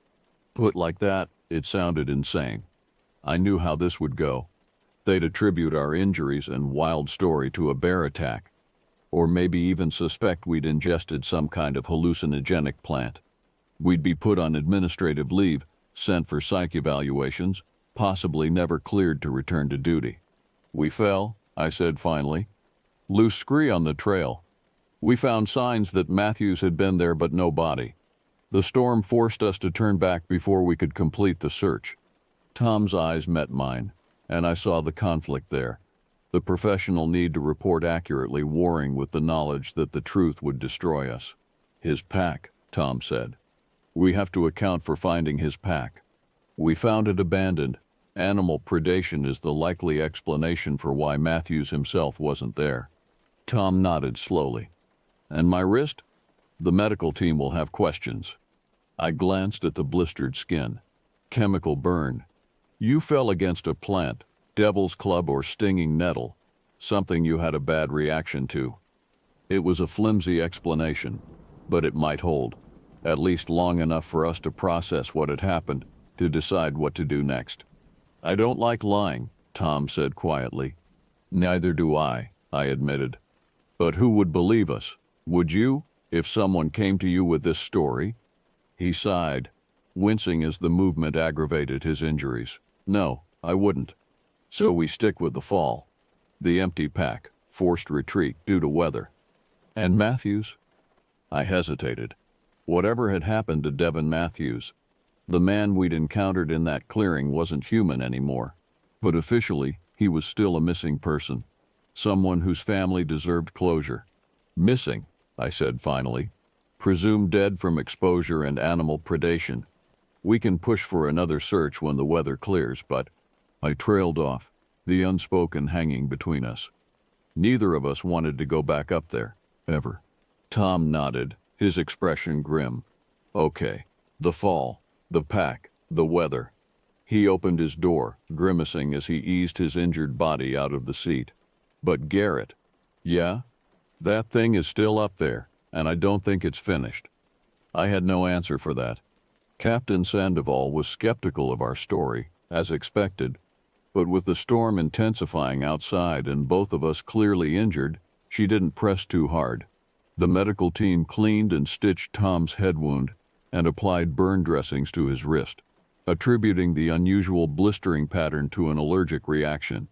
I declined medical attention beyond some ibuprofen for my bruised ribs, eager to get home, to be alone with my thoughts. The debriefing was mercifully brief. Sandoval wanted a full written report by morning, but was willing to let us go for now. A new search team would be assembled once the weather cleared. I didn't have the heart to warn them.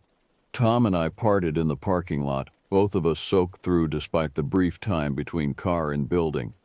The rain had intensified further, thunder rolling continuously through the mountains like distant artillery. Get some rest, I told him, not knowing what else to say. He nodded, his eyes haunted in the harsh glare of the parking lot lights. You too. He hesitated, then added, Garrett, do you think it can find us, here? The question sent a chill through me that had nothing to do with my wet clothes or the October night.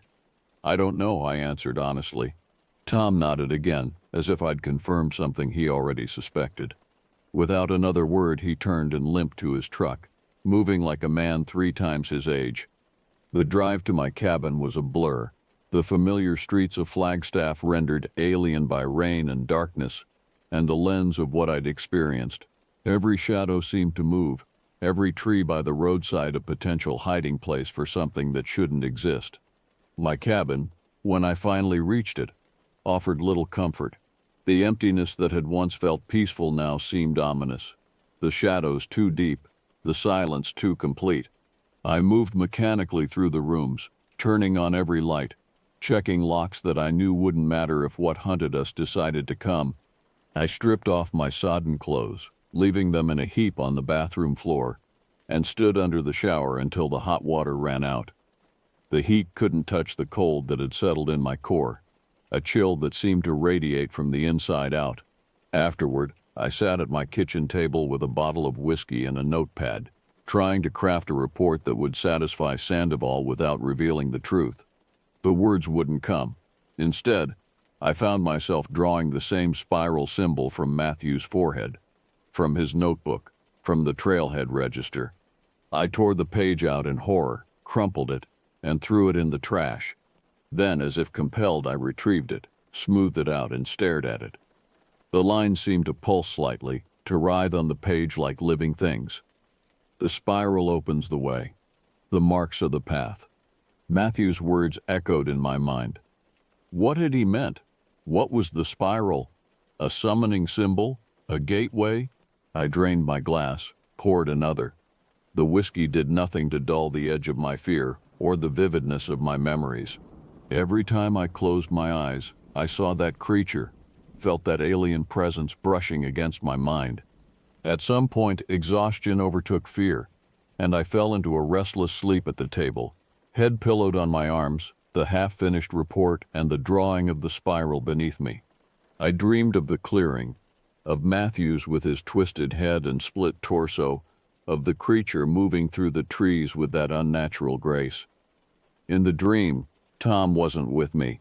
I was alone, running, the humming growing louder behind me no matter how fast I moved. I came to a precipice, nowhere to go but down into darkness. When I turned, the creature stood there, those empty sockets somehow conveying amusement. The spiral is everywhere, that not voice said directly into my mind. In the patterns of leaves, in the growth of shells, in the arrangement of stars. It is the shape of becoming. It reached for me with one of those terrible not-quite hands, a talon extended toward my forehead. You are insufficient now, it continued, but you can be improved. The marks will make you suitable. I tried to back away, but there was nowhere to go. The talon pressed against my skin, beginning to carve. The pain was exquisite, clarifying. The spiral opens. The marks are the path. I woke with a strangled cry, knocking over my empty whiskey glass. Early morning light filtered through the blinds, casting striped shadows across the table. My neck ached from the awkward sleeping position, my mouth dry and head pounding from the alcohol. For a moment I thought the worst was over, just a nightmare, a product of trauma and whiskey and exhaustion. Then I saw the paper beneath my arms. The spiral I'd drawn was different now, more complex, with additional lines and patterns I didn't remember adding. And beneath it, in handwriting that wasn't mine, were the words, "The spiral sees you." My phone rang, making me jump. Tom's name flashed on the screen. "Did you feel it?" he asked without preamble when I answered, his voice tight with fear. "Last night, did you feel it looking for us?" I stared at the changed drawing, at those words written in a hand not my own. "Yes," I whispered. "I think it found us."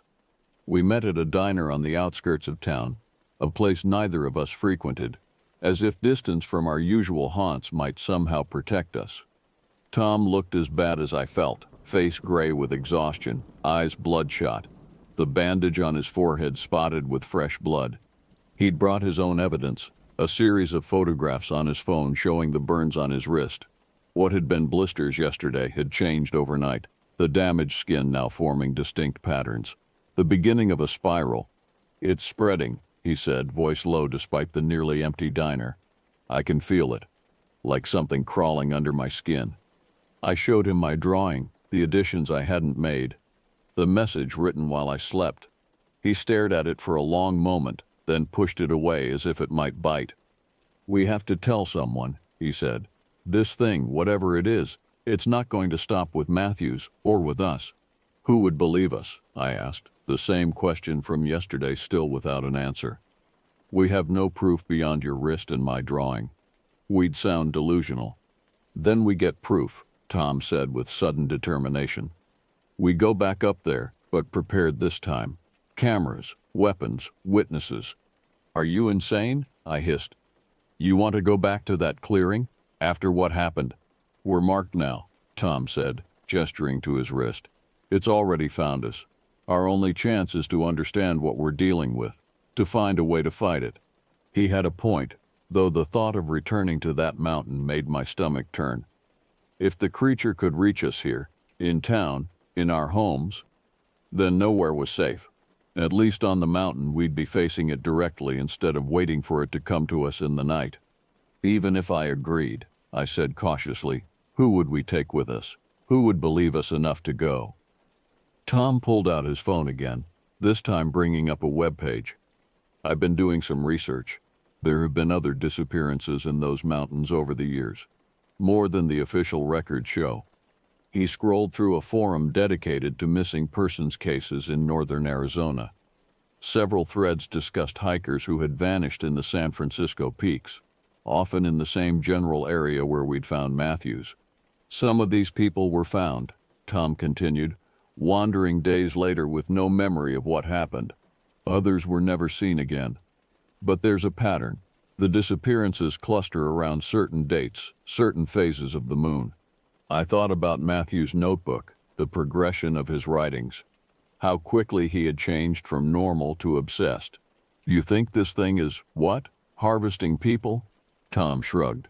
"I don't know what it's doing, but I found someone who might." He pulled up an email on his phone, showing me the correspondence with someone named Dr. Eleanor Marsh, an anthropologist from Northern Arizona University who specialized in regional folklore and indigenous beliefs. "She's documented stories from several tribes about a presence in those mountains," Tom explained. "Something ancient that takes people, changes them." The local tribes had rituals to protect themselves, symbols to ward it off. "Symbols like the spiral?" I asked. Tom nodded. The opposite of it, actually. A counter symbol that disrupts the pattern. She's agreed to meet with us this afternoon. I sat back, mind racing. This was madness pursuing some folkloric solution to what we'd experienced. And yet, what choice did we have? Conventional weapons had proven useless. The authorities would never believe us. We were on our own. Okay, I said finally. We talked to Dr. Marsh. But Tom, if we do go back up there, we need to be sure, because I don't think we'll get a second chance to escape. Tom's face was grim, one hand unconsciously rubbing at the bandaged wrist where the spiral pattern was forming. I know, but I don't think we have a choice anymore. It's found us, it's marked us. We either fight, or we become like Matthews. The memory of Matthews' transformed body, those black tendrils emerging from his split torso, flashed through my mind.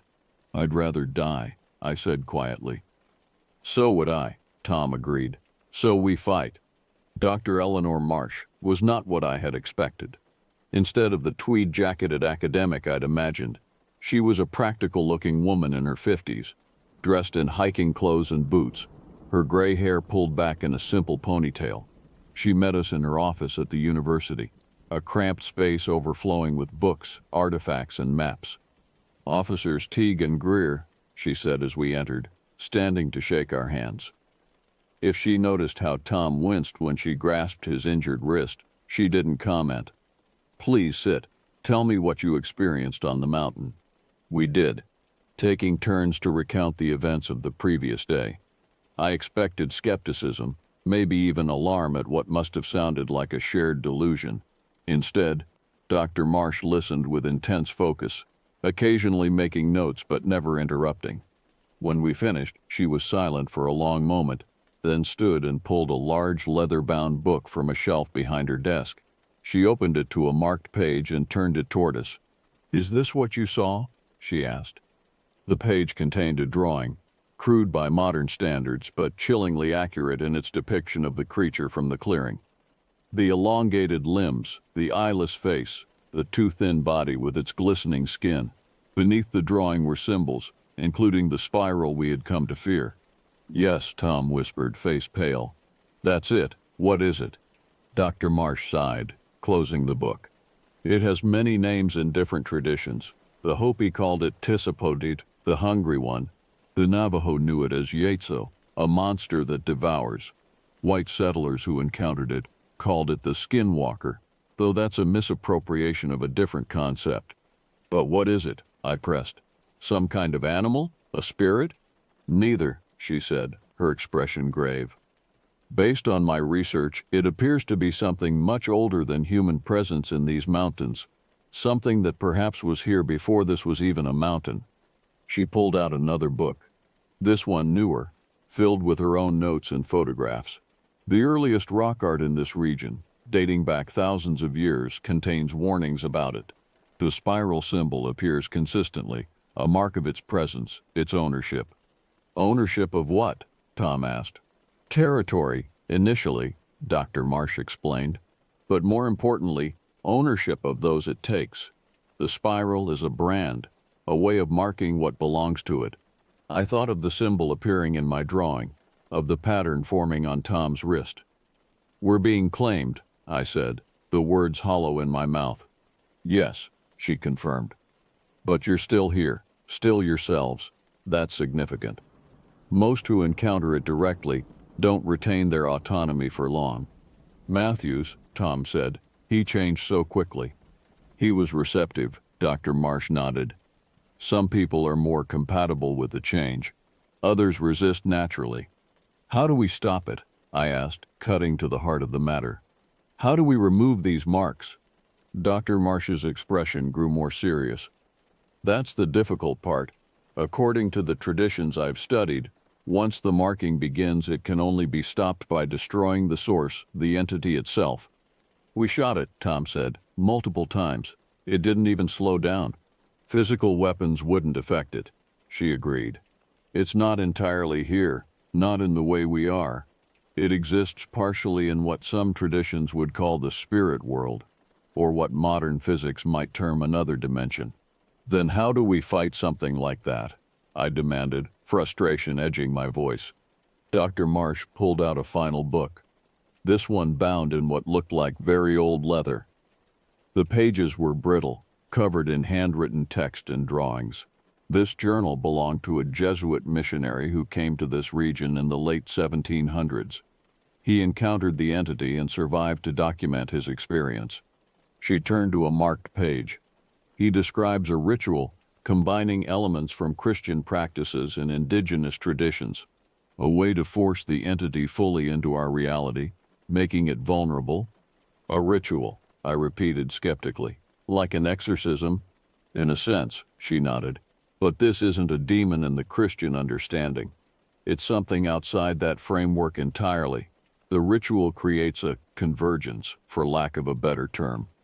A point where its reality and ours fully overlap, making it subject to our physical laws. And then we can kill it? Tom asked. Theoretically, Dr. Marsh said, but it would require returning to the place where you encountered it. The clearing you described is likely a natural convergence point, a place where the barrier between realities is already thin. My stomach turned at the thought of going back there. And if we don't do this ritual, if we just try to live with these marks? Dr. Marsh's expression was compassionate but unflinching. Based on historical accounts, those who are marked eventually transform completely. They become extensions of the entity, drawn back to it, used to mark others. The process seems to take anywhere from days to weeks depending on the individual's resistance. Like Matthews, Tom said quietly. Yes, she confirmed. And once the transformation is complete, there's no reversing it. We sat in silence for a moment, the magnitude of our situation sinking in. Either return to the mountain and face that thing again, with only a centuries-old ritual as protection, or slowly transform into something inhuman, something that would be used to spread this infection to others. We'll need your help, I said finally, to perform this ritual. Dr. Marsh nodded solemnly. I've spent my career studying these accounts, these traditions. I've always wondered if they were merely folklore or something more. Now I know. She took a deep breath. I'll help you, but we need to move quickly. According to the accounts, the marks spread faster once they've taken hold. Tom unconsciously rubbed at his bandaged wrist again. How soon? Tomorrow, she said. The lunar phase is right. And she hesitated. The longer we wait, the stronger its hold on you will become. Tomorrow then, I agreed, feeling a strange mix of terror and relief at having a plan no matter how desperate. Dr. Marsh began gathering books and notes. I'll prepare what we need for the ritual. Meet me at my house at dawn. She wrote her address on a slip of paper and handed it to me. And officers, don't sleep if you can avoid it. Sleep deepens its connection to you. As we left her office, the reality of what we were planning hit me.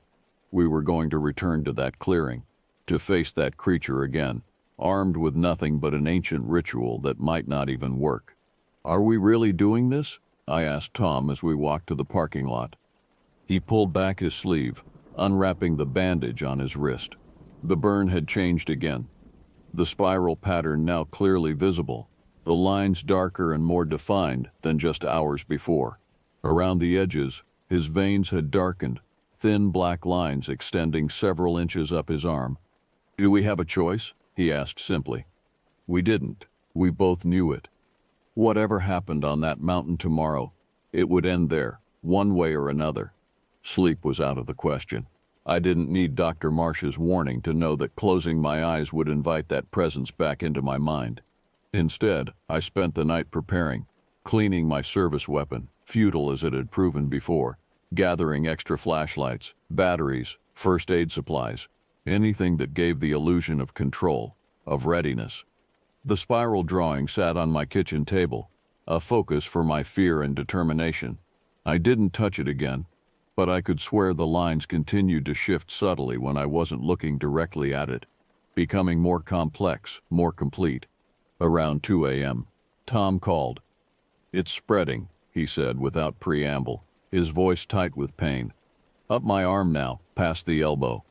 Are you sure we should wait until morning? I asked. glancing at the drawing on my table. If it's accelerating, Marsh was clear about the timing. Tom cut me off. Dawn is when the boundary is thinnest. We go then. Okay, I agreed, though every instinct screamed to act now, to do something rather than wait helplessly. How are you holding up otherwise? A pause. I can hear it, he admitted, voice barely above a whisper. When I close my eyes, even for a moment, that humming, and voices, not words exactly, but communication. It's trying to show me things, Garrett. Things I don't want to see.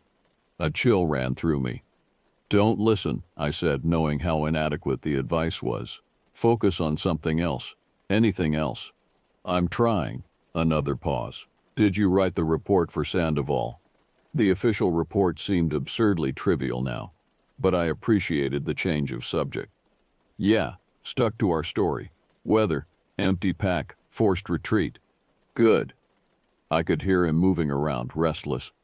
Garrett, if this doesn't work tomorrow, if I don't make it back. Don't, I interrupted.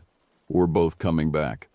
But if I don't, he persisted, or if I change, like Matthews, promise me you'll do what needs to be done. The implication was clear. If Tom transformed, he wanted me to end it, to end him. It won't come to that, I said firmly. Promise me, he insisted, his voice suddenly hard. I'd do the same for you. I closed my eyes briefly, feeling the weight of 20 years of friendship, of trust. I promise, I said finally, but it won't come to that. Let's hope not, he replied, some of the tension leaving his voice. See you at dawn. After hanging up, I sat in my silent kitchen, the clock ticking away the hours until morning. Outside, the storm had passed, leaving an unsettling stillness in its wake. The mountains loomed in the distance, invisible in the darkness but ever present, a weight on the edge of perception. I found myself thinking about all the times I'd gone into those mountains without fear. The hundreds of rescues, the training exercises, the occasional solo hikes on my days off. They had been a sanctuary of sorts, a place where the complexities of human society fell away, leaving only the elemental challenges of survival and navigation. Now they were something else entirely, a dwelling place for something ancient and malevolent, something that had perhaps always been there, watching as we played in its domain, confident in our mastery of the wilderness. How arrogant we had been, how blind. Dawn broke with painful slowness, the sky transitioning from black to deep blue to a pale, watery gray. I arrived at Dr. Marsh's address, a modest house on the outskirts of town backed by forest, just as the first direct sunlight crested the eastern horizon. Tom was already there, his truck parked in the gravel driveway. When he stepped out to meet me, I barely recognized him. His face was gaunt, eyes sunken and rimmed with dark circles. He moved stiffly, keeping his right arm close to his body. "Let me see," I said by way of greeting. Wordlessly, he rolled up his sleeve. The spiral pattern now extended well past his elbow, the lines black and raised like scar tissue. The veins around it had darkened to the same color, creating a network of black lines that reached nearly to his shoulder. The skin between these lines had taken on a grayish, translucent quality. "Jesus, Tom," I breathed. "It grew all night," he said flatly. "I can feel it changing things, inside." Before I could respond, the front door opened and Dr. Marsh stepped out. She wore hiking clothes similar to yesterday's but carried a canvas bag that clinked with the sound of glass containers. "You made it," she said, eyes quickly assessing Tom's condition. "Good, we need to move quickly." She led us to her vehicle, an aging but well-maintained Jeep Cherokee with off-road tires and a roof rack loaded with equipment. As we loaded our gear, she outlined the plan. "We'll approach from the east side of the mountain," she explained. "There's an old mining road that will get us within a mile of the clearing. Less chance of being seen or stopped by other Forest Service personnel." I nodded. The last thing we needed was to run into colleagues who would question why we were returning to a search area we'd officially abandoned due to weather. "What exactly does this ritual involve?" Tom asked as we climbed into the Jeep, his voice tight with pain or fear or both. Dr. Marsh started the engine before answering. It's a combination of elements from different traditions.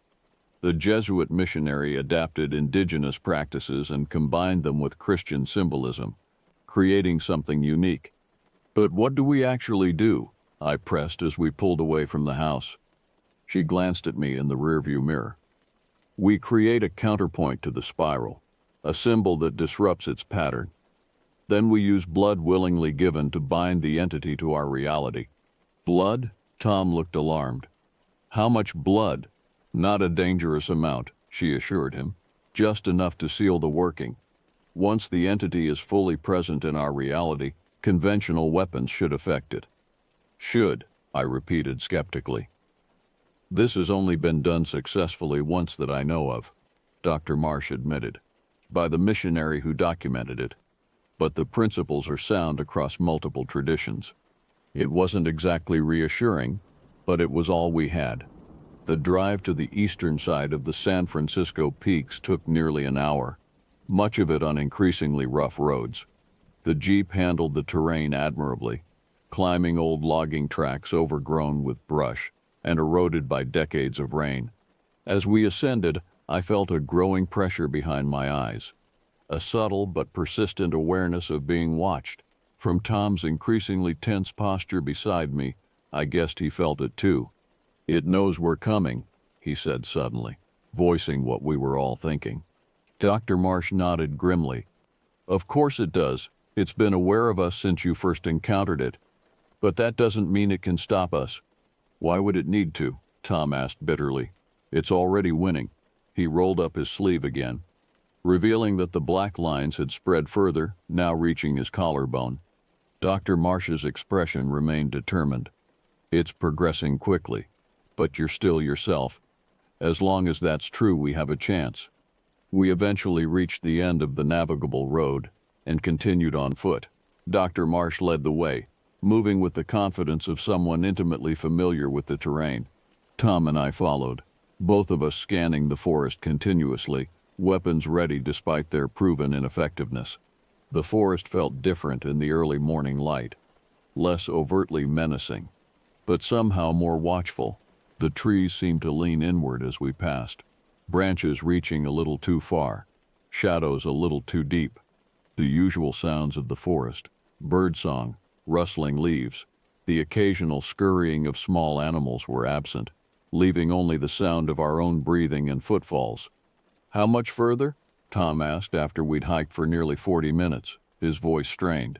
He was moving more slowly now, occasionally stumbling. Not far, Dr. Marsh assured him, pausing to check a handheld GPS unit. The clearing should be just beyond that ridge. We crested the ridge cautiously, dropping to a crouch as the land opened up before us. From this vantage point, we could see the circular clearing where we'd found Matthews, where we'd first encountered the creature. It looked deceptively peaceful in the morning light, a perfect circle of open ground surrounded by dense pine forest, the floor carpeted with brown needles. No sign of the fire that had erupted during our escape, no evidence of the horror we'd witnessed. It's healed itself, Dr. Marsh murmured, erased the damage. Is that normal? I asked, the word feeling absurd in context. She shook her head slightly. The entity shapes its domain to suit its needs. The clearing is an extension of it, in a sense. We watched for several minutes, looking for any sign of movement, any indication that the creature, or what remained of Matthews, might be present. The clearing remained still, empty. It's waiting for us, Tom said, certainty in his voice despite its weakness. It knows why we're here. Dr. Marsh nodded, beginning to unpack items from her canvas bag. Then we shouldn't disappoint it. She laid out several objects on the ground before us. A leather-bound book similar to the one we'd seen in her office, a bronze bowl with strange symbols etched around its rim, several small glass bottles containing powders and liquids of various colors, a knife with a bone handle, its blade inscribed with tiny, intricate symbols, and a roll of white cloth. The ritual has 3 parts, she explained as she arranged these items. First, we create the counter symbol in the center of the clearing. Using these powders, she indicated the glass bottles, Then we invoke the binding, which draws the entity fully into our reality. Finally, we seal the binding with blood, trapping it here, making it vulnerable. And then, I asked. And then, she said, meeting my eyes steadily, we destroy it. Conventional weapons, fire, whatever works once it's bound to our plane. Tom leaned against a tree, his breathing labored. The black lines had reached his jaw now, tracing upward along his neck. We should hurry, he said grimly. Dr. Marsh nodded, handing each of us a small pouch. Protective measure, she explained. A mixture of herbs and minerals that repel the entity's influence. Keep them close. I tucked the pouch into my shirt pocket, feeling slightly ridiculous but unwilling to discount anything that might help. Tom did the same, wincing as he moved his increasingly stiff right arm. Ready? Dr. Marsh asked, gathering the remaining items into her bag. We weren't, not really, but we nodded anyway. The descent into the clearing was tense, every step feeling like we were walking willingly into a trap. The air grew heavier as we approached, thick with that same smell from before, rot and chemicals and something else, something alien. We reached the edge of the clearing without incident, pausing at the tree line. The open space before us remained empty, undisturbed, too empty, too still. Dr. Marsh took a deep breath, then stepped forward, crossing the invisible boundary between forest and clearing. Tom and I followed, weapons drawn, senses straining for any hint of danger. Nothing happened. No sudden appearance of the creature, no sign of Matthews. Just the three of us standing exposed in the center of a perfect circle of open ground, morning sunlight filtering through the canopy to create dappled patterns on the pine needle floor. Let's begin, Dr. Marsh said, kneeling to open her bag again. She handed me the bronze bowl and several of the glass bottles. Mix these together. The red powder first, then the white, then 3 drops of the clear liquid. Stir it with the bone handle, not your finger. As I followed her instructions, she began to mark out a large circle in the dirt, using the knife to score a deep line. Tom stood guard, his weapon ready despite his weakening condition. The mixture in the bowl turned a deep rusty color and began to give off a pungent odor, like copper and ozone. Dr. Marsh took it from me once the circle was complete, carefully pouring the mixture along the scored line, where it seemed to sink into the earth with unnatural speed. Now for the counter symbol, she said, retrieving more bottles from her bag. Using different colored powders, she began to create an intricate pattern within the circle. Not a spiral, but something more angular, with sharp lines intersecting in complex geometries. As the pattern took shape, I felt a subtle change in the air around us, a thinning as if the atmosphere itself was being stretched. Tom felt it too. Something's happening, he said, voice tight. It's agitated. The forest around the clearing had gone utterly silent, the quality of the light changing subtly, taking on a yellowish tinge similar to what we'd seen before the storm. The air pressure continued to drop, making my ears pop. Dr. Marsh worked faster, her movements precise despite the increasing disturbance. The counter symbol grew more complex, filling the entire circle with its angular patterns.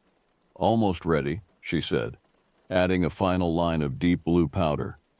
Now for the binding.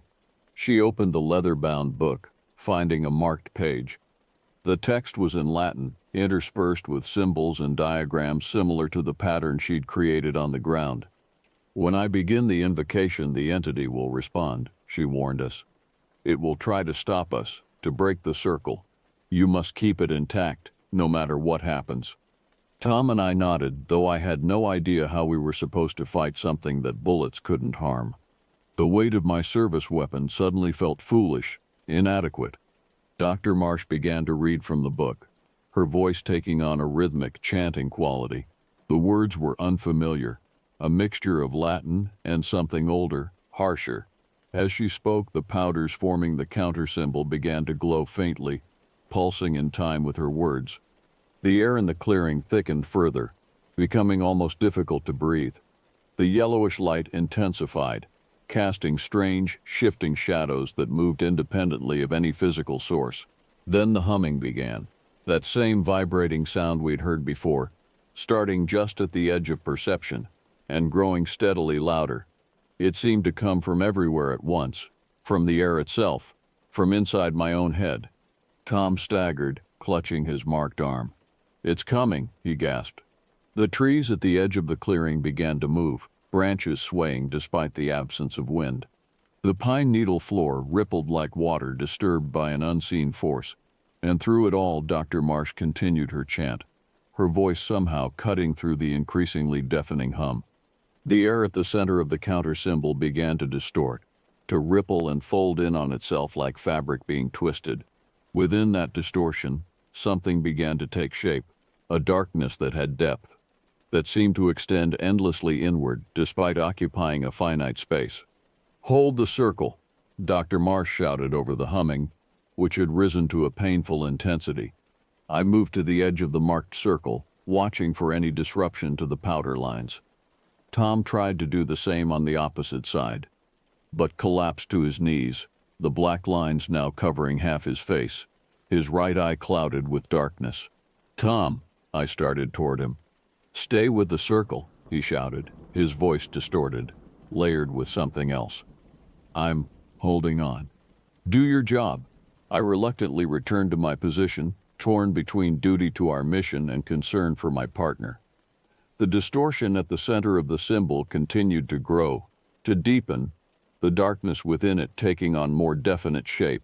And then, with a sound like reality itself tearing, the creature emerged.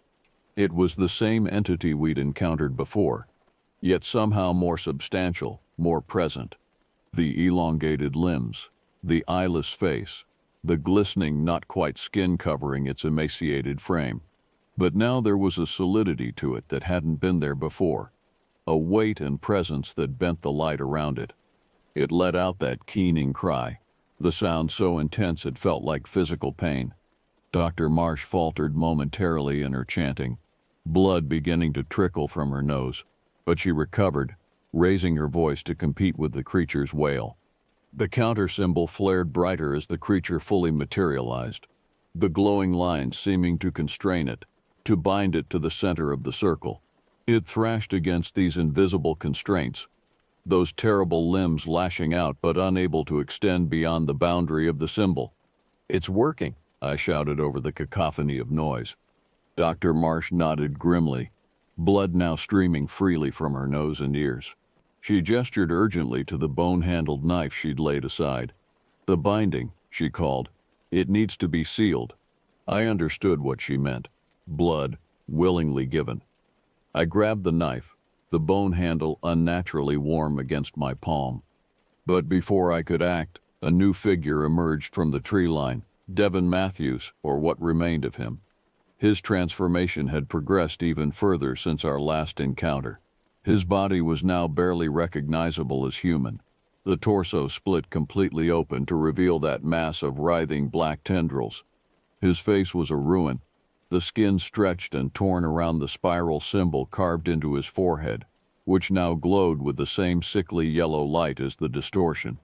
"The spiral claims," he said in that layered voice, moving with jerky, broken motions toward the circle. "The marks are the path." "Stop him," Dr. Marsh shouted. "He'll break the circle." I aimed my weapon at Matthews, hesitating despite knowing that whatever humanity had once existed in him was long gone. In that moment of hesitation, he lurched forward with surprising speed, aiming for a section of the counter symbol near where Tom knelt. Tom saw the danger and reacted instinctively, throwing himself into Matthews' path. They collided with bone-jarring force, rolling across the ground just short of the powder lines. Tom fought with desperate strength, wrestling with a thing that was no longer human, trying to keep it away from the circle.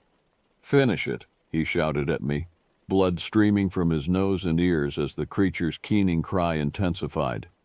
I turned back to Dr. Marsh, who had reached the final passages of the ritual. The counter symbol now blazed with blue-white light, the creature at its center seemingly more solid, more present with each word she spoke. "The blood," she gasped between phrases. "Now!" I pressed the blade against my palm, grimacing as I drew it across the skin, opening a deep cut that immediately welled with blood. Following Dr. Marsh's urgent gestures, I moved around the circle, letting my blood drip onto specific points of the counter symbol.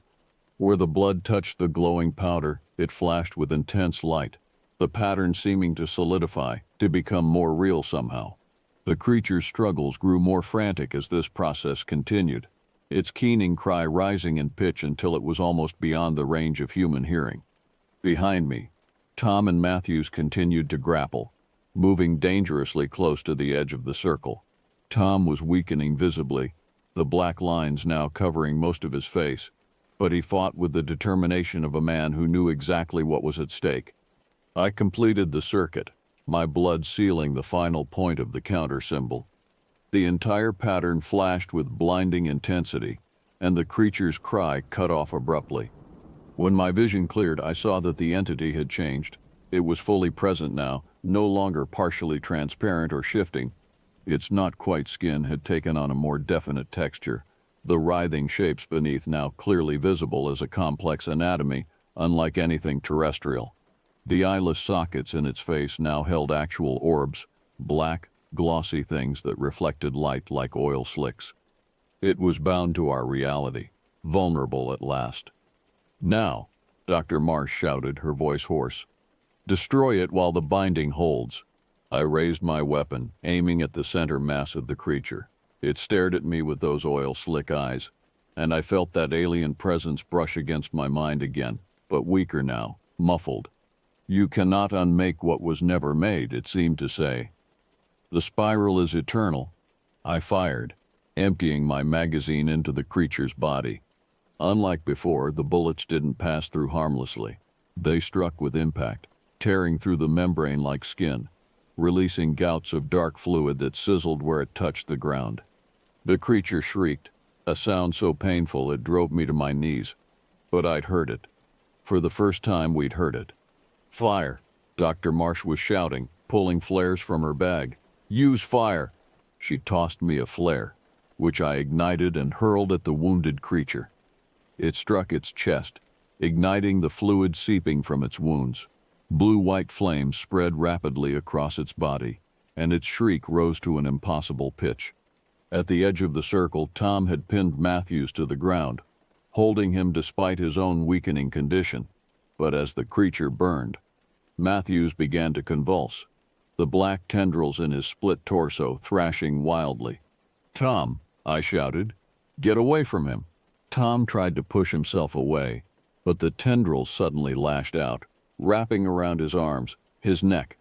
I watched in horror as they began to sink into his flesh, merging with the black lines already spreading beneath his skin. The creature in the center of the circle was fully engulfed now, the unnatural fire consuming it with astonishing speed. As it burned, it began to fold in on itself, collapsing inward like paper crumpling into nothing. Dr. Marsh staggered to my side, her face streaked with blood.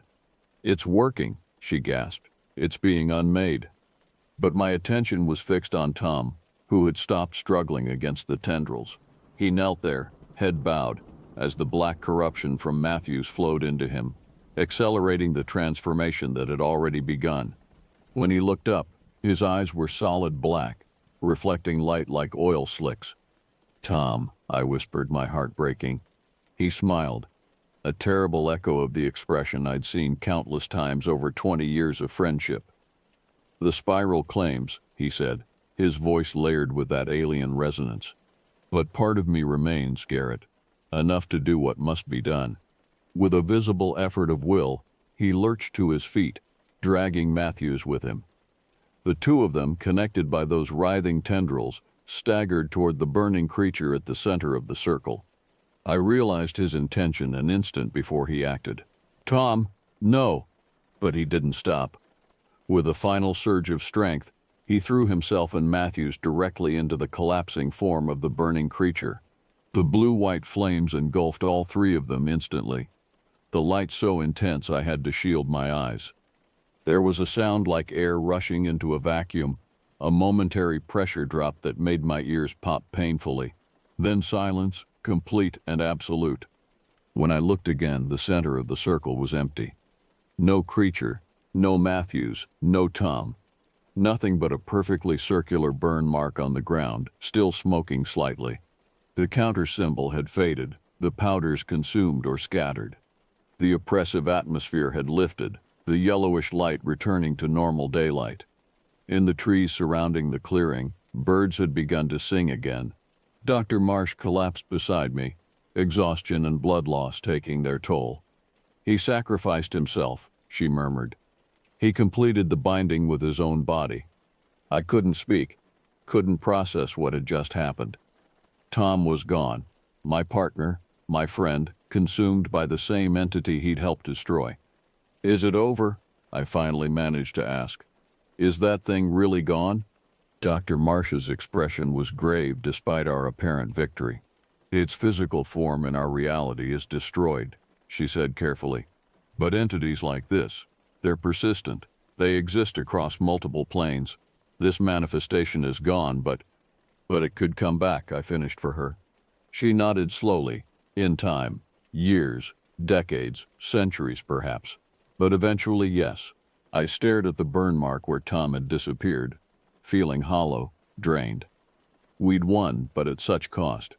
And the victory might be temporary. "We should go," Dr. Marsh said gently, after giving me a moment. "The Forest Service will have seen the smoke.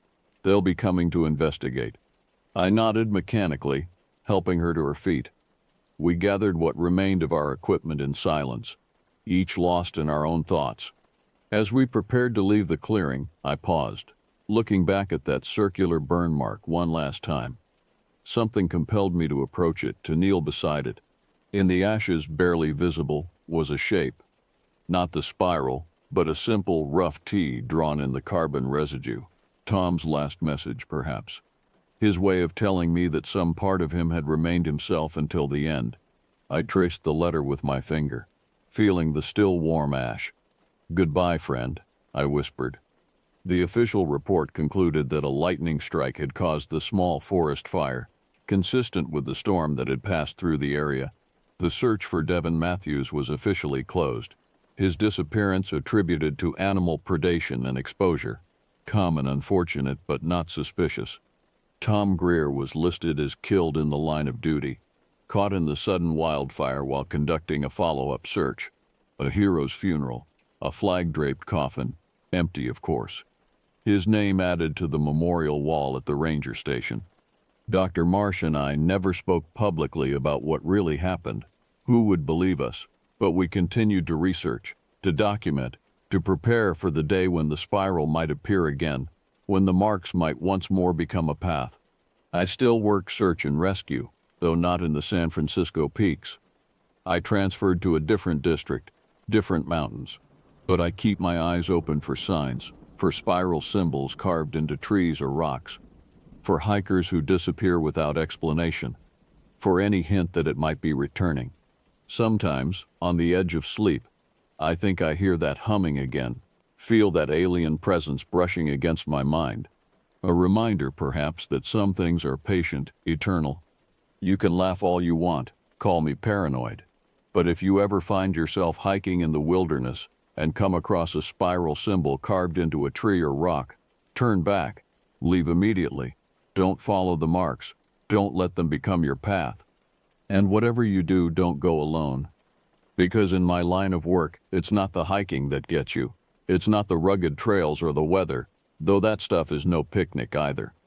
It's the things that wait in the woods, the things that aren't human, the things that have been waiting since before we walked upright, the things that are still waiting now.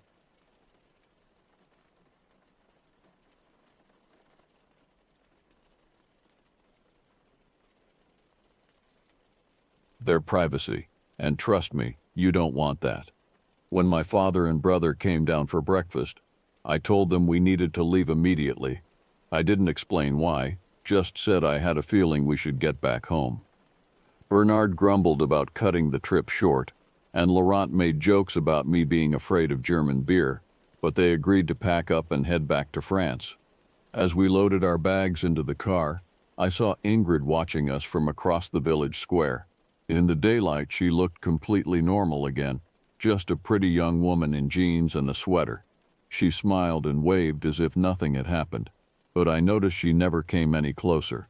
We drove out of the village and back through the winding forest road, and with each mile we put between us and that place, I felt a weight lifting from my shoulders.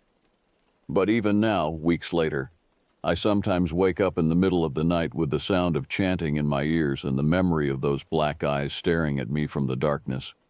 I never told my father or brother the real reason we left so suddenly, and I never planned to return to that region of Germany. Some experiences are better left in the past, buried under layers of rational explanation and everyday routine.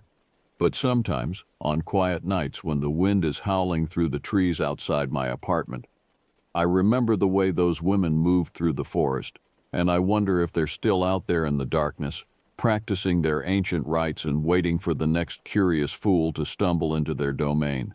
And sometimes, I'm absolutely certain that they are. Up in 5 up 4.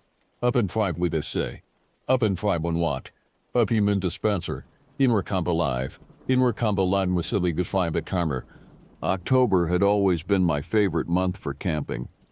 The oppressive heat of summer had finally broken, leaving behind crisp mornings and comfortable afternoons perfect for outdoor adventures. My wife Amanda and I had been planning this trip to Ridgeview State Park for months, eagerly anticipating a weekend away from the suffocating routine of suburban life. Our son Tyler, now 13 and increasingly absorbed in video games and social media, had initially resisted the idea of spending 3 days without Wi-Fi, but eventually agreed after we promised he could invite his friend Connor next time. The drive to Ridgeview took us through winding mountain roads that seemed to stretch endlessly through dense forests of towering pines and ancient oaks. Amanda sat in the passenger seat, her bird-watching guide open on her lap as she pointed out various species we passed. Tyler lounged in the back, earbuds in, occasionally looking up from his phone to grunt acknowledgement when we tried to include him in conversation. The late afternoon sun filtered through the canopy above, casting dancing shadows across the windshield that made me squint despite my sunglasses. As we approached the park entrance, I felt that familiar surge of excitement that always accompanied our camping trips. The wooden sign announcing Ridgeview State Park, established 1967, stood weathered but proud, surrounded by carefully maintained flower beds that were now showing their autumn colors. The ranger station looked exactly as I remembered from our previous visits. A rustic log cabin with green shutters and a wraparound porch where an American flag hung motionless in the still air. After checking in and receiving our site assignment, we drove deeper into the park along narrow winding roads barely wide enough for 2 vehicles to pass. The campsites in the main loop were bustling with families, RVs, and the organized chaos of people trying to set up camp before dark. But we had specifically requested one of the more secluded sites in the eastern section of the park, where the spaces were larger and the crowds thinner. Site 47 was tucked away on a small loop road that dead-ended after only 6 camping spots, surrounded by thick forest that provided natural privacy from other campers. Our campsite exceeded every expectation I had harbored during the drive. The rectangular clearing was spacious enough for our large family tent and still leave room for camp chairs around a proper fire ring. Towering pine trees formed a natural barrier on 3 sides, their thick trunks disappearing into shadows that seemed to swallow sound. The forest floor beneath them was carpeted with decades of fallen needles, creating a soft, rust-colored blanket that muffled our footsteps as we explored the boundaries of our temporary home. Tyler's mood improved dramatically once he saw the site. He immediately began exploring, discovering a small creek that babbled invisibly through the trees about 50 yards behind our tent area. Amanda unpacked her binoculars and started identifying bird calls echoing from deep within the woods. She claimed to hear at least 3 species of woodpeckers and what she thought might be a barred owl, though it was still too early in the evening for owl activity. Setting up camp became a well-choreographed dance we had perfected over years of family trips. I handled the tent while Amanda organized our cooking supplies, and Tyler gathered firewood from the designated area near the entrance to our loop. The tent was a spacious 4-person model that we had purchased after one too many cramped nights in smaller accommodations. As I pounded stakes into the surprisingly soft ground, I noticed how the soil seemed almost black beneath the surface layer of pine needles and decomposing leaves. The fire ring was constructed from large flat stones that showed evidence of countless previous blazes, blackened and cracked from repeated heating and cooling. As I arranged kindling and struck the first match, I felt that primal satisfaction that comes from successfully creating fire. The flames caught quickly in the dry mountain air, sending up wisps of smoke that climbed straight up through the still air before dissipating among the pine boughs overhead. As darkness began to creep in around the edges of our clearing, the temperature dropped noticeably. We pulled on sweatshirts and gathered closer to the fire, whose dancing light now provided our only illumination beyond the weak beam of our battery-powered lantern. The sounds of the forest seemed to grow louder as night fell. Rustling leaves, distant calls of unknown animals, and the steady whisper of wind through the pine needles created a natural symphony that city dwellers like us rarely experienced. Dinner consisted of hot dogs roasted over the open flame, accompanied by baked beans heated in their can at the edge of the fire and potato chips that tasted better outdoors than they ever did at home. Tyler seemed genuinely happy for the first time all day, laughing at my attempts to perfectly brown my hot dog without letting it fall into the flames. Amanda had packed some more supplies, and we spent the better part of an hour perfecting our marshmallow roasting technique while debating the merits of different chocolate brands for the perfect s'more. As we ate, I began telling Tyler some of the ghost stories I remembered from my own childhood camping experiences. These weren't the sanitized tales from children's books, but genuinely unsettling stories about hikers who never returned from the trails, about campers who heard voices calling their names from deep in the woods, about mysterious lights that danced between the trees on moonless nights. Tyler hung on every word, his 13-year-old bravado warring with genuine nervousness as the stories grew progressively more frightening. The flickering firelight created an almost hypnotic atmosphere, casting our faces in alternating light and shadow while the darkness beyond our small circle seemed to grow more profound with each passing minute. When I paused between stories, the silence felt almost oppressive, broken only by the settling of logs in the fire and the distant sound of our creek flowing through the darkness. It was during one of these quiet moments that I first noticed him. Across the narrow dirt road that separated our loop from the next, perhaps 60 feet away, another campsite showed signs of occupation. A single tent, much smaller than ours, sat in the shadows at the edge of that clearing. More notably, a figure sat hunched over a struggling campfire that seemed to produce more smoke than light. From this distance, and in the poor lighting, I could only make out basic details. A man, probably middle-aged, wearing what appeared to be a dark jacket or flannel shirt. What unsettled me was how completely still he sat. While we had been laughing and talking and moving around our fire, he remained motionless, a dark silhouette against his weak flames. I couldn't tell if he was looking in our direction or simply staring into his own fire, but something about his posture suggested focused attention rather than casual relaxation. "Who's that over there?" Tyler asked, having noticed my distraction. I glanced toward the other campsite, but the figure had vanished. The struggling fire still burned, casting its feeble light on an empty camp chair, but the man was nowhere to be seen. "Just another camper," I said, though my voice sounded less confident than I had intended. "Probably turned in early." Dawn arrived with a spectacular display of orange and pink light filtering through the pine canopy, accompanied by a symphony of bird calls that had Amanda reaching for her binoculars before she was fully awake.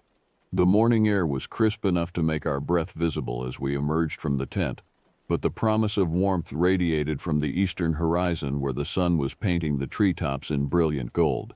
I rekindled our fire while Amanda and Tyler prepared breakfast over the steady flames. Pancakes cooked on our camp griddle, sizzling bacon filling our clearing with the most appetizing aroma imaginable, and coffee percolating in our old-fashioned camp pot created the perfect start to what should have been an ideal day. Tyler was in excellent spirits, having apparently decided that camping wasn't entirely terrible, and Amanda had already spotted what she claimed was a rare variety of woodpecker that wasn't supposed to inhabit this particular region. We were just finishing our meal when footsteps on the gravel road announced the approach of an official visitor. The park ranger who rounded the bend in the road looked exactly like Central Casting would have ordered for the role. Probably in his late 50s, weather-beaten face dominated by an impressive gray mustache, wearing the standard-issue green uniform and wide-brimmed hat. His name tag identified him as Ranger Morrison. "Morning, folks," he called out as he approached our campsite, his voice carrying the slightly hoarse quality of someone who spent most of his time outdoors. "Welcome to Ridgeview.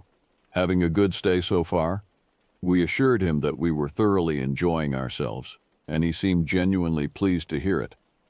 Morrison explained that he made regular rounds through the more isolated camping areas, partly to check on visitors and partly to remind them about proper food storage and campfire safety protocols. "We've had some increased bear activity this season," he told us, his expression growing more serious. "Nothing dangerous, mind you, but they've been bolder than usual about investigating campsites. Make sure all your food goes in the bear box every night, and I mean everything that has a scent, toothpaste, soap, anything." We showed him our bear-proof container and assured him we were experienced campers who knew the drill. Morrison nodded approvingly, but then his expression shifted slightly as he glanced toward the campsite across the road. "You folks have any interaction with the gentleman over there?" he asked, gesturing toward the other site. I looked in that direction and was surprised to see the camp appeared deserted. The small tent was still there, and the fire ring showed evidence of recent use, but no vehicle was visible and no signs of current occupation. "We saw someone there last night," Amanda said, "but we haven't really talked to him." Morrison's mustache twitched slightly, and he seemed to consider his words carefully before speaking. "Well, if he comes back and gives you any trouble, you just let me know. We've had a few complaints about someone matching his description. Nothing serious enough for law enforcement, but enough to keep an eye on things." The way he said it made my stomach tighten with the first real sense of unease since we'd arrived. "What kind of complaints?" "Oh, probably nothing to worry about," Morrison said quickly, but his eyes suggested otherwise. "Just some reports about someone bothering other campers, staring, getting too close to people's sites without invitation. Like I said, nothing criminal. But we like to keep things peaceful here." After Morrison left, continuing his rounds deeper into the forest, the three of us cleaned up breakfast in relative silence. Tyler seemed oblivious to any tension, but I caught Amanda glancing frequently toward the empty campsite across the road.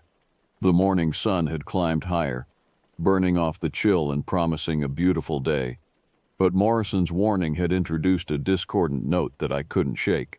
We spent the middle portion of the day hiking the park's main trail system, a network of paths that wound through different types of forest terrain and offered spectacular views from several rocky outcroppings. Amanda was in her element, spotting and photographing numerous bird species while Tyler grudgingly admitted that some of the views were pretty cool. I found myself checking over my shoulder more frequently than usual, though I couldn't have explained why I felt the need to do so. The afternoon hike tired us out sufficiently that we were content to spend the remaining daylight hours lounging around our campsite. Tyler read a paperback novel he'd reluctantly packed. Amanda organized her bird photographs on her digital camera, and I dozed fitfully in a camp chair while the fire crackled nearby. It was as the sun began its descent toward the western horizon that our uninvited neighbor returned. I was the first to notice the beat-up pickup truck that came rattling down the dirt road, its engine knocking loudly enough to scatter whatever birds had been singing in the nearby trees. The vehicle looked like it had seen better decades, faded red paint peeling away to reveal rust-colored metal underneath, one headlight cracked and held together with duct tape, and a passenger side door that didn't quite close properly. The truck pulled into the campsite directly across from ours, and after a moment, the engine shuddered to a stop. The driver's door opened with a screech of protesting hinges, and the man I had glimpsed the night before emerged into the afternoon light. Seeing him clearly for the first time did nothing to ease my growing anxiety. He appeared to be roughly my age, but life had not been kind to him. His clothes looked like they hadn't been washed in weeks, faded jeans with holes at both knees, a flannel shirt that might once have been red and black, but now appeared mostly brown with accumulated dirt and stains. His hair hung in greasy strands around a face marked by what looked like old acne scars, and the kind of deep lines that came from hard living rather than simple aging. What bothered me most, however, was the way he moved. There was something furtive about his posture, the way he constantly glanced around as he went about setting up his camp. And those glances lingered far too long on our campsite, specifically seeming to focus on Tyler and Amanda. "Dad," Tyler whispered, having noticed the man as well. "That guy keeps looking over here." I had noticed the same thing. Every few minutes, as the man went through the motions of organizing his campsite, his attention would drift in our direction. Not casual glances like normal campers might exchange, but sustained stares that made my skin crawl. Amanda had noticed too. "Maybe we should move our chairs so we're not facing that direction," she suggested quietly. But rearranging our seating only seemed to make things worse. Now I felt like we were deliberately avoiding looking toward his site, which somehow felt like weakness, and I could still sense those eyes on us, studying us, making mental notes about our routines and our equipment and our family dynamics. As darkness fell and we gathered around our fire for the evening, the situation became increasingly uncomfortable. The man across the road had built up his own fire, a much larger blaze than seemed necessary for one person, and he sat beside it in a folding chair, smoking cigarettes and drinking from what appeared to be a beer bottle. The orange glow from his fire illuminated his face in a way that made his features look harsh and predatory. Worst of all, he made no effort to disguise the fact that he was watching us. When I looked directly at him, he didn't look away or wave or give any acknowledgement of normal social interaction. He simply stared back with an intensity that made me deeply uncomfortable. By 10 o'clock, I had made the decision that we should retire to our tent earlier than usual. The constant sensation of being watched had killed any enjoyment of our campfire, and both Amanda and Tyler seemed relieved when I suggested we call it a night. As we banked the fire and secured our food in the bear box, I made sure to keep my body between Tyler and the other campsite, though I tried to do so subtly enough that my son wouldn't realize I was deliberately shielding him. The interior of our tent felt almost luxuriously private after hours of unwanted observation. We changed into sleep clothes by the light of a small battery-powered lantern, and for the first time since afternoon I began to relax. The tent was spacious enough that we weren't cramped, and the familiar sounds of Amanda and Tyler settling in for sleep were comforting and normal. I must have drifted off because I was awakened by a sound that didn't belong. My eyes opened in the complete darkness of the tent, my body instantly alert, though my mind took a moment to catch up. Outside, something was moving through our campsite, footsteps that were trying to be quiet but weren't quite succeeding. The soft crunch of pine needles and occasional snap of a twig betrayed the presence of someone moving deliberately through the darkness beyond our tent walls. My heart began hammering as I lay perfectly still, straining to identify what I was hearing. Next to me, Amanda and Tyler remained fast asleep, their steady breathing indicating they hadn't been disturbed. The footsteps continued, seeming to circle our tent at a distance of perhaps 10 or 15 feet. Whoever was out there was taking their time, moving slowly and methodically around the perimeter of our campsite. The rational part of my mind tried to offer innocent explanations. Maybe someone was looking for the bathroom facilities and had gotten disoriented in the darkness.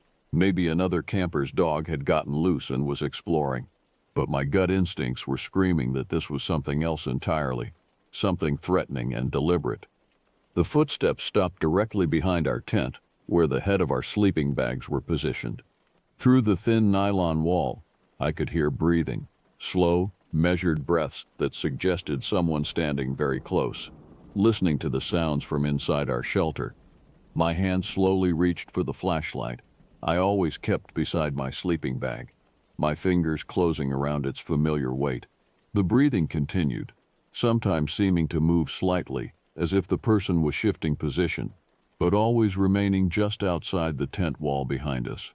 Then I heard something that made my blood freeze, the distinctive sound of our tent's zipper being slowly, carefully pulled down. Someone was opening our tent. The zipper moved perhaps 6 inches before I could force my paralyzed body to react. I switched on the flashlight and spun around, the beam immediately illuminating the partially open tent flap and the face of the man from across the road. He was crouched just outside the tent opening, one hand still gripping the zipper pull, his face caught in the flashlight beam like a deer in headlights. For just a moment we stared at each other in mutual shock, him surprised at being discovered, me horrified at finding my worst fears confirmed. His face in the harsh LED light looked even more disturbing than it had by firelight. His eyes were wide and staring, with a glassy quality that suggested either drugs or mental illness. His mouth hung slightly open, revealing teeth that were yellowed and broken. Most unsettling of all was his expression. Not embarrassment or guilt at being caught, but a kind of hungry anticipation that made my stomach turn. The moment of frozen shock lasted only seconds before instinct took over. I began shouting minor, not words, just loud, panicked sounds designed to wake Amanda and Tyler and hopefully alert any other campers within earshot. The man's face twisted into something between a snarl and a grin as he lunged forward, trying to force his way through the tent opening. I kicked at him frantically, my bare foot connecting with his shoulder and knocking him slightly off balance. Amanda was awake instantly, her training as a mother making her immediately grab Tyler and push him toward the opposite side of the tent. Tyler was slower to wake, confusion and sleep making him unsteady as Amanda hauled him toward what she hoped was safety. "Get out! Get out!" I was screaming now, still kicking at the intruder who was fighting to squeeze his upper body through the tent opening. My second kick caught him in the face, and I felt his nose give way with a wet cracking sound that was both satisfying and nauseating.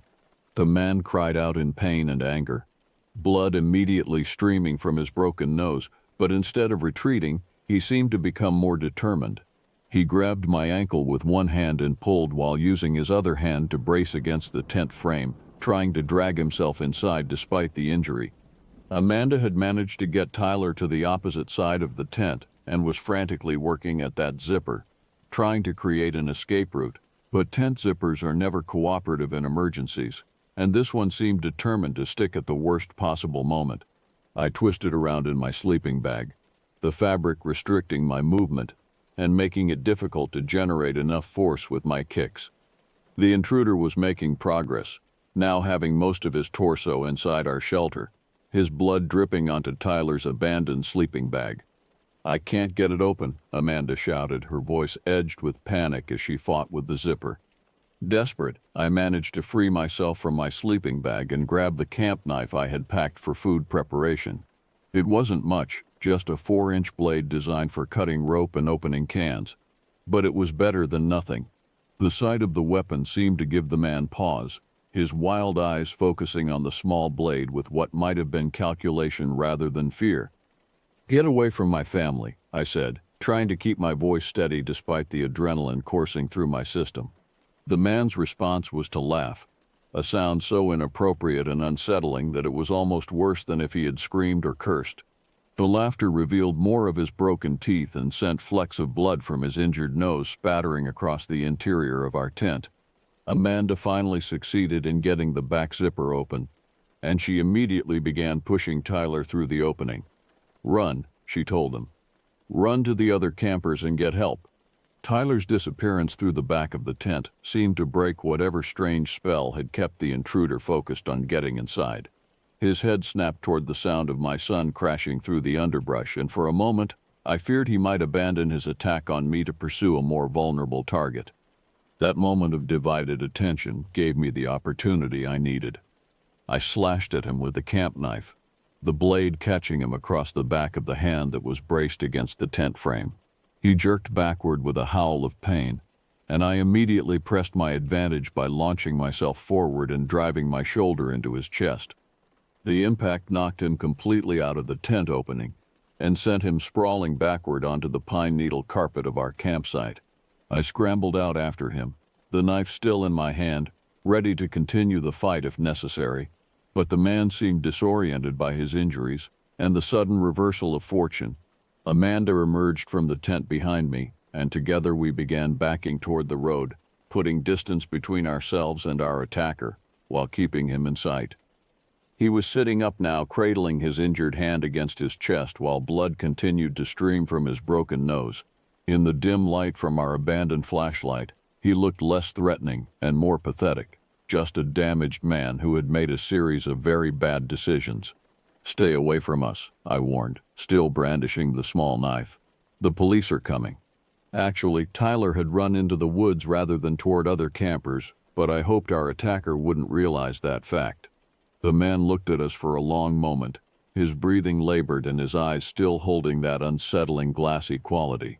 Then, without warning, he scrambled to his feet and began running toward his truck. We heard the engine roar to life, followed by the sound of gravel spinning as he accelerated too quickly up the narrow road. His headlights swept across the trees as he took the turn too fast, and then the sound of his engine faded into the distance. Tyler emerged from the woods a few minutes later. Having heard the truck leave and realized the immediate danger was over, he was shaking and crying, overwhelmed by fear and confusion about what had just happened. Amanda gathered him into her arms while I went to assess the damage to our campsite and our tent. The tent would need to be replaced. The intruder had torn the zipper mechanism beyond repair and left bloodstains on the fabric that would never come out. Our sleeping bags were similarly contaminated, and several pieces of our camping equipment had been scattered during the struggle. But we were alive and uninjured, which was the only thing that truly mattered. We spent the remainder of that night in our car, doors locked and engine running so we could leave immediately if the man returned. None of us slept, instead taking turns watching the road for any sign of his truck coming back. Dawn seemed to take forever to arrive, but when it finally did, we packed our undamaged belongings as quickly as possible and drove straight to the park office to report what had happened. Ranger Morrison listened to our story with grim professionalism, taking detailed notes and asking pointed questions about the man's appearance and vehicle. He explained that similar incidents had been reported at 2 other campgrounds in the region over the past month, but the perpetrator had never been caught. We gave our statements to the state police when they arrived, and they assured us that extra patrols would be assigned to the area. But they also warned us that without a license plate number or more specific identifying information, finding the man would be difficult.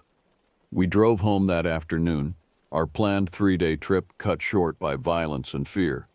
Tyler didn't speak much during the drive, and when he did, it was to ask questions I couldn't answer. Why had the man wanted to hurt us? What would have happened if I hadn't woken up? Would he come looking for us at home? The incident changed something fundamental in our family's relationship with the outdoors. Amanda developed an anxiety about sleeping in tents that took years to overcome. Tyler, who had just begun to appreciate camping, decided he preferred indoor accommodations, and I found myself constantly looking over my shoulder whenever we were in isolated areas, unable to shake the feeling that somewhere out there a damaged man with glassy eyes and broken teeth was still watching and waiting for his next opportunity. We never found out who he was, or whether he was eventually caught. The police followed up with us a few times over the following months, but they never had any concrete leads to pursue. He had become just another predator who moved through the wilderness, leaving fear and damaged lives in his wake before disappearing into the vast anonymity of the American backwoods.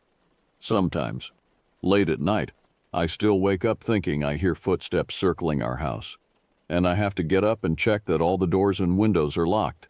Amanda says it's just my imagination, and she's probably right. But in those dark moments, I remember that glassy-eyed stare and wonder if some encounters leave permanent scars that never fully heal. God knows, I hope we never find out.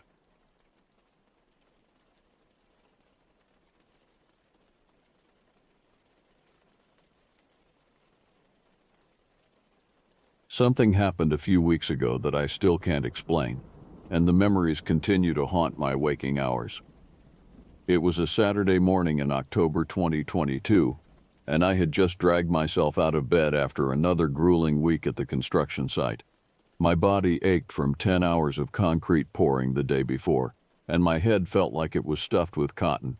The autumn rain pelted against my apartment windows, creating an endless drumbeat that matched my sluggish heartbeat. I was contemplating whether to make coffee or just crawl back under the covers when my phone buzzed against the nightstand. The caller ID showed my brother's name, and I reluctantly swiped to answer. "Hey, how are you doing?"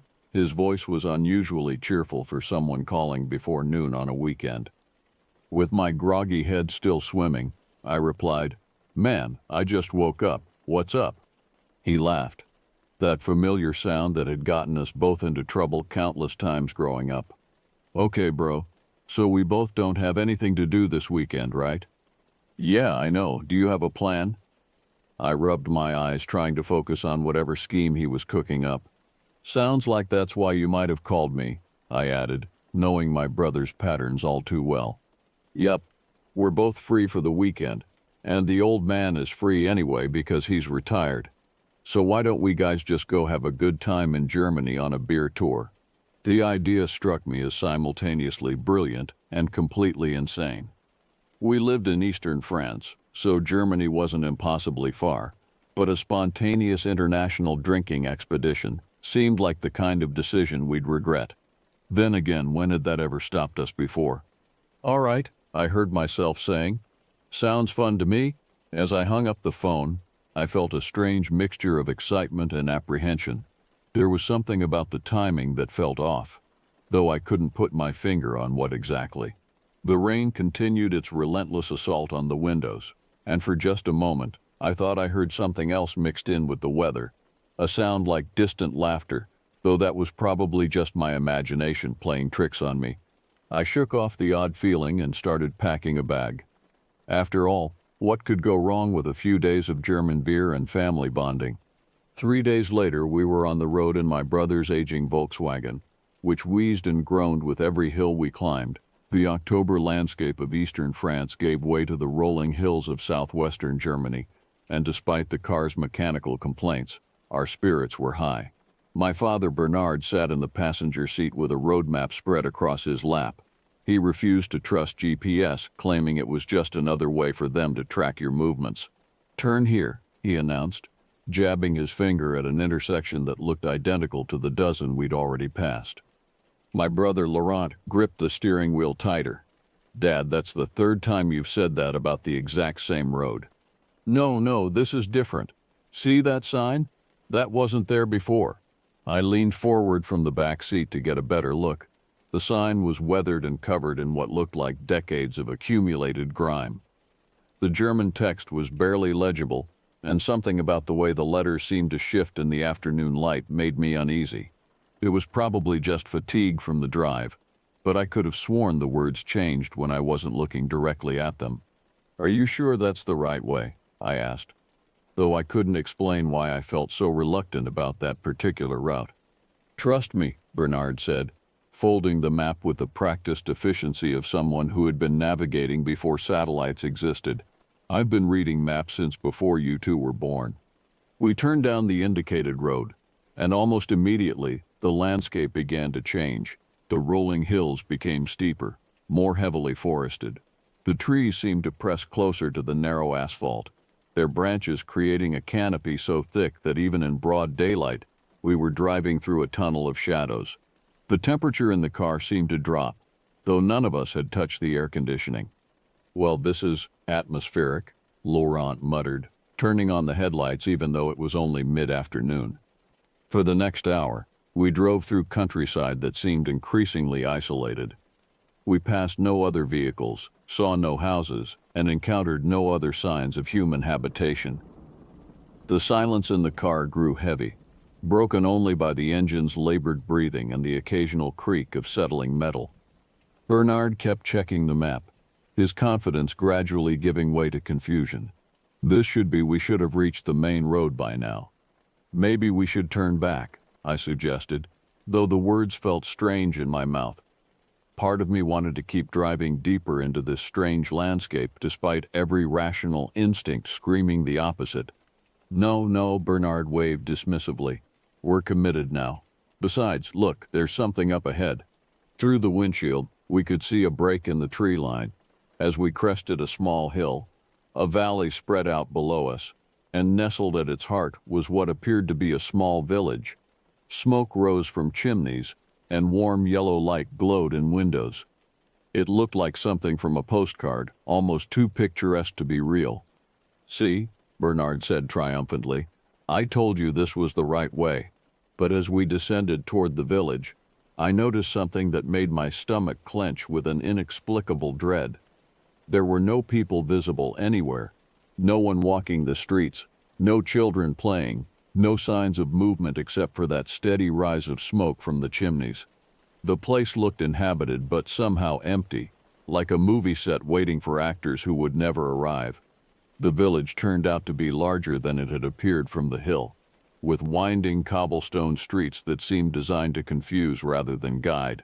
We drove in circles for nearly 20 minutes before Laurent finally spotted a sign pointing toward what appeared to be the only hotel in town. The building was old but well-maintained, with flower boxes under the windows and a hand-painted sign that read, "Gasthaus zum Schwarzwald, the Black Forest Inn." "Well, this looks promising," Laurent said, though his voice carried a note of uncertainty. We parked in a small lot behind the building and gathered our bags. The air was noticeably colder here than it had been just a few miles back, and the silence was almost complete. No traffic noise, no distant conversations, not even the sound of birds. It was as if the entire village existed in some kind of acoustic bubble. The hotel's front door was heavy wood bound with iron straps, like something from a medieval fortress. It opened with a groan that seemed to echo through the building's interior. The lobby was warm and inviting, with exposed wooden beams and a crackling fireplace. But something about the atmosphere felt forced, as if someone had worked very hard to create the appearance of coziness. Behind the reception desk stood a woman I hadn't seen in nearly 15 years, though she looked virtually unchanged. Her auburn hair was pulled back in the same style she'd worn as a teenager, and her smile was just as bright as I remembered. "Oh my God," she said, her face lighting up with genuine surprise. "I don't believe it." She came around the desk and wrapped her arms around my neck, pulling me into a hug that brought back a flood of memories. Summer nights at the campground where our families had vacationed, long walks through pine forests, the innocent romance of youth. "Jeanette," I exclaimed, pulling back to look her in the eye. "You look amazing. What are you doing here?" "I could ask you the same thing," she laughed. "This is my place now. Well, mine and my husband's." My father and brother exchanged glances, clearly trying to piece together the connection. I quickly explained, "This is Jeanette from the old campground we used to go to when I was young. You remember, Dad, the one near Strasbourg." Bernard nodded slowly, though I could see he was still processing the coincidence. What were the odds of randomly encountering someone from my past in a remote German village? "Well, any friend of my son's is a friend of the family," Bernard said with his characteristic warmth. "I'm Bernard, and this is Laurent." Jeanette's smile widened. "In that case, drinks are on the house tonight. Consider it a reunion celebration." As she led us to our rooms, I couldn't shake the feeling that her appearance wasn't quite as coincidental as it seemed. There was something in her eyes, a flicker of recognition that went beyond our shared history, as if she had been expecting us. But that was ridiculous, wasn't it? How could she have known we were coming when we'd only decided on the trip 3 days ago? "Your rooms are on the second floor," she said, handing us old-fashioned skeleton keys. "Dinner is served until 9, and the bar stays open as long as there are customers." As we climbed the narrow wooden staircase, our footsteps seemed unnaturally loud in the quiet building. I found myself counting the doors we passed, noting that several appeared to be sealed shut with what looked like fresh paint. When I mentioned this to Laurent, he just shrugged. "Old building," he said, "probably renovations." But as we reached our floor, I caught sight of something that made me pause. Through a window at the end of the hallway, I could see the forest beyond the village, dense, dark trees that seemed to stretch endlessly toward the horizon. And somewhere in that darkness, I could swear I saw points of light flickering like distant stars, or perhaps like eyes watching us from the tree line. I blinked, and when I looked again, the lights were gone. By evening, the hotel's common room had filled with what I assumed were locals, though their conversations were conducted in hushed tones that made it impossible to catch more than a few words. The atmosphere was convivial enough, with traditional German folk music playing softly from speakers hidden somewhere in the wooden walls. But there was an undercurrent of tension that I couldn't quite identify. Jeanette had changed into a traditional dirndl that emphasized her figure, and she moved through the room with the practiced ease of someone who had been running a hospitality business for years. She brought us beer after beer, each mug larger than the last, and regaled us with stories of how she'd met her husband, a local businessman who owned not just the hotel but several other properties in the region. "He's away on business," she explained when Bernard asked about meeting him. "But he'll be back tomorrow. I'm sure he'd love to meet you." As the evening wore on, the combination of strong German beer and the warmth of the fireplace began to work its magic. Bernard was the first to succumb, yawning widely and announcing that he was too old for this kind of marathon drinking session. Laurent lasted about an hour longer before declaring defeat and heading upstairs, but not before tossing me his room key. "Just in case you need a backup," he said with a knowing wink. "Have fun, but be smart about it." Once my family had retired, the atmosphere in the common room shifted subtly. The other patrons seemed to draw closer to their tables, their conversations becoming even quieter. Jeanette took a seat across from me, pouring herself a glass of what looked like homemade schnapps. "So," she said, studying my face in the firelight, "what brings you to this particular corner of Germany? And don't tell me it was just random chance." I was about to insist that it had been exactly that, when I noticed something that made me pause. Sitting alone at a corner table was a young woman with striking black hair that seemed to absorb the light around it. She couldn't have been older than 25, and she was beautiful in a way that made you want to stare even though you knew you shouldn't. But there was something unsettling about her presence. She hadn't touched the drink in front of her, and she seemed to be listening intently to every word of our conversation. "Who's that?" I asked, nodding slightly in her direction. Jeanette followed my gaze, and I watched her expression change. The warmth disappeared from her eyes, replaced by something that looked almost like fear. "Ingrid," she said quietly, taking a large sip of her schnapps. She seems interested in our conversation." "She's interested in a lot of things," Jeanette replied cryptically. "Maybe too many things." I was about to ask what she meant when Jeanette grabbed my arm, her fingers digging into my flesh with surprising strength. "Listen to me carefully," she whispered, her voice urgent. "I know this sounds crazy, but there are some people in this area who are involved in, let's call them alternative spiritual practices. They have meetings in the forest, and they're very serious about their privacy." "You mean like a hiking club?" Jeanette's laugh was sharp and humorless. "Not exactly. More like the kind of group that takes their beliefs very, very seriously. The kind that doesn't appreciate outsiders stumbling into their business." I glanced back at Ingrid, who was now looking directly at us with those dark eyes. When our gazes met, she smiled, but there was something predatory about the expression, like a cat that had just spotted a particularly interesting mouse. "Are you trying to scare me away from her?" I asked. "I'm trying to keep you alive," Jeanette replied, and the absolute sincerity in her voice sent a shiver down my spine. Despite Jeanette's warning, or perhaps because of it, I found myself drawn to Ingrid's table. There was something magnetic about her presence, something that made rational thought difficult. As I approached, she looked up with those impossibly dark eyes and smiled. "You're not from around here," she said. Her accent was German, but there was something else underneath it, something I couldn't quite identify. "Just visiting with my family," I replied, taking the seat across from her without invitation. "What about you?" "I moved here recently. The forest called to me." It was an odd way to phrase it, but something in her tone suggested she meant it literally. As we talked, I found myself drawn deeper into conversation with her. She spoke about the history of the region, about old traditions that had been practiced in these woods for centuries, about the way modern life had disconnected people from their true nature. "Would you like to see something special?" she asked after we'd been talking for nearly an hour. "What kind of something?" "The forest at night is different, more honest, more real." Every instinct I had was screaming at me to politely decline and head to my room. But there was something hypnotic about her voice, something that made saying no feel impossible.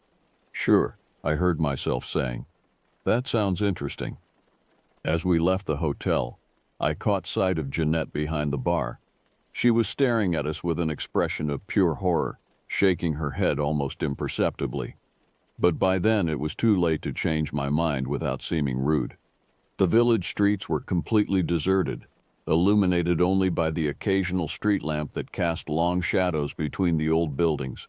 Ingrid led me toward the forest edge, where a narrow trail disappeared into the darkness between the trees. She moved with the confidence of someone who knew these paths intimately, while I stumbled along behind her, trying to keep up. "How far are we going?" I asked after we'd been walking for what felt like miles. "Not much further," she replied, though her voice seemed to come from everywhere and nowhere at once. The forest around us was alive with sounds, the rustle of small animals in the underbrush, the distant call of night birds, the whisper of wind through leaves. But underneath all of that was another sound, something rhythmic and low that seemed to come from the earth itself. "Do you hear that?" I asked. "Hear what?" But when I looked at Ingrid, she was smiling in a way that suggested she knew exactly what I meant. The trail began to slope downward, and I realized we were descending into some kind of natural bowl in the forest floor.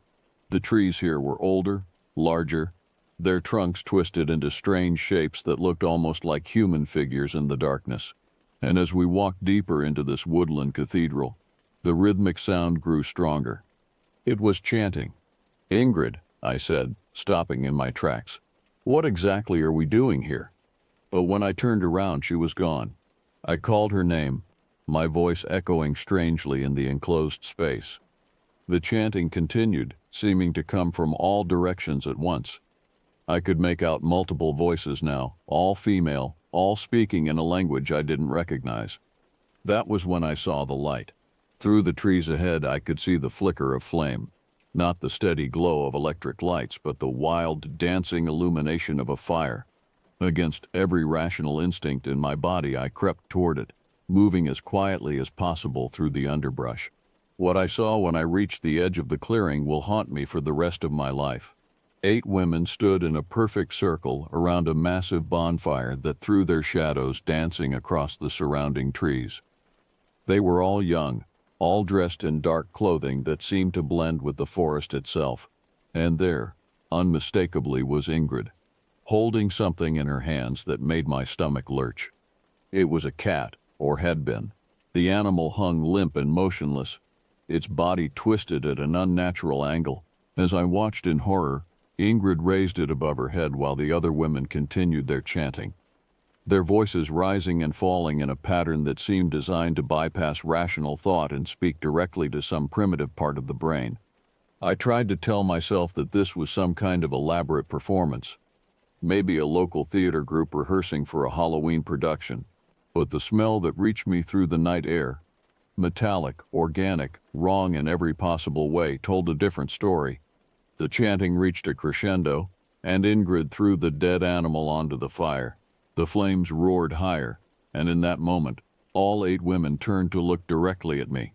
Their eyes reflected the firelight like mirrors, and their faces wore expressions of savage joy that had nothing to do with humanity. These weren't women playing at being something they weren't. They were something else entirely, something that had learned to wear human faces when necessary. I don't remember making the conscious decision to run. One moment I was frozen in terror at the edge of the clearing, and the next I was crashing through the underbrush, branches tearing at my clothes and skin. Behind me I could hear them coming, not running, but moving through the forest with the fluid grace of predators who knew their territory intimately. They made sounds as they pursued me, not screams exactly, but something between laughter and the hunting calls of wolves. The sound seemed to come from everywhere at once, as if the forest itself had joined in the chase. I ran blindly, no longer sure which direction led back to the village, operating purely on panic and adrenaline. Thorns cut my face, low branches struck my chest, and more than once I stumbled and went down hard on the rocky forest floor. But each time, those inhuman sounds drove me back to my feet. Just when I thought my lungs were going to burst and my legs were going to give out entirely, I saw lights ahead, real lights, the warm glow of the village street lamps. I burst out of the forest like a cork from a bottle, gasping and bleeding, my clothes torn and my mind reeling. The pursuit sounds had stopped the moment I left the trees, but when I looked back, I could see eyes watching me from the darkness, dozens of them, reflecting the village lights like fallen stars. I made it back to the hotel running on pure adrenaline, my heart hammering against my ribs so hard I was sure it would burst. The lobby was empty, the fire reduced to glowing embers, and the silence felt oppressive after the chaos of the forest. I used my key with shaking hands and stumbled into my room, immediately throwing the deadbolt and checking the window locks. For a long time, I sat on the edge of the bed, trying to process what I had witnessed. Part of me wanted to dismiss it as an elaborate prank or some kind of local tradition that had gotten out of hand. But the smell of that fire, the sound of those voices, the way those eyes had reflected the light, none of it felt like theater. I must have dozed off from exhaustion because the next thing I knew, there was hammering on my door that seemed to shake the entire building. The sound was violent, urgent, like someone was trying to break down the barrier between us rather than simply requesting entry. "Who is it?" I called out, though my voice came out as barely more than a whisper. The hammering stopped abruptly, replaced by a voice I recognized but barely. Ingrid's voice, but transformed into something that made my skin crawl. "Open the door," she said, and each word seemed to carry physical weight. "Open it now." I looked through the peephole and immediately wished I hadn't. Ingrid stood in the hallway, but this wasn't the woman I had met in the bar. Her face was contorted with rage, her features somehow sharper and more angular than they had been before.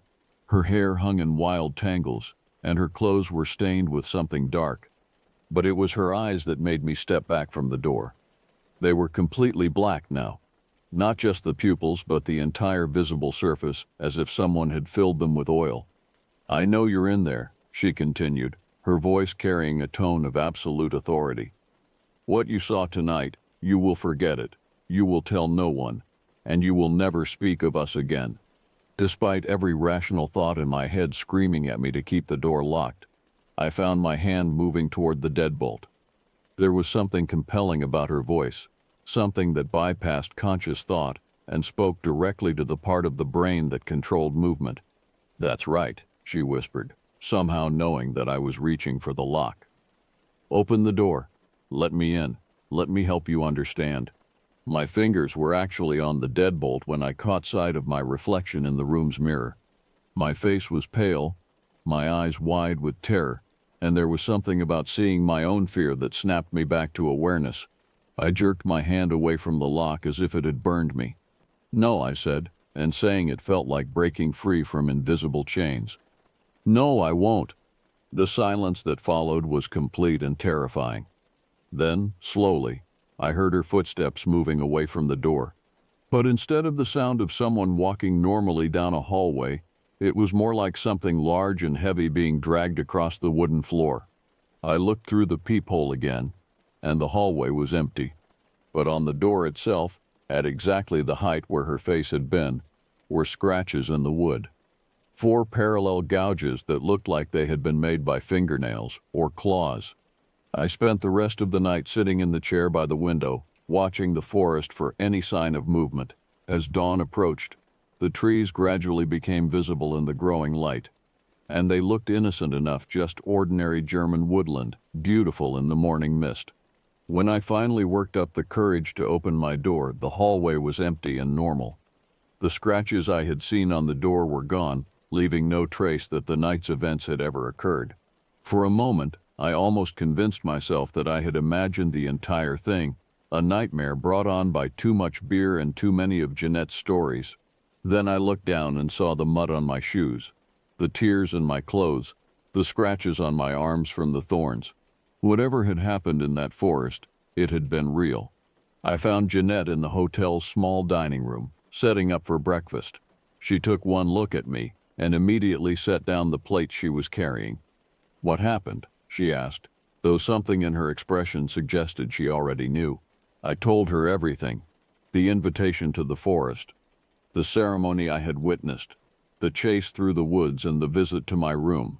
As I spoke, her face grew progressively paler. "I tried to warn you," she said when I finished. "I tried to keep you away from her." "Who is she, really? What was that thing in the forest?" Jeanette looked around the dining room as if checking for eavesdroppers, then leaned closer to me. "There are old practices in these woods," she whispered. "Things that go back centuries, long before Christianity came to this region. Most people dismiss them as folklore, but some still follow the old ways." "You mean witchcraft?" "I mean something much older and much more dangerous than anything you'd find in a fairy tale. These women, they're not playing at being something they're not. They've given themselves over completely to forces that most people can't even imagine." She stood up and walked to the window that looked out over the forest. In the morning light it looked peaceful and inviting, but I could still remember the sounds I had heard in its depths.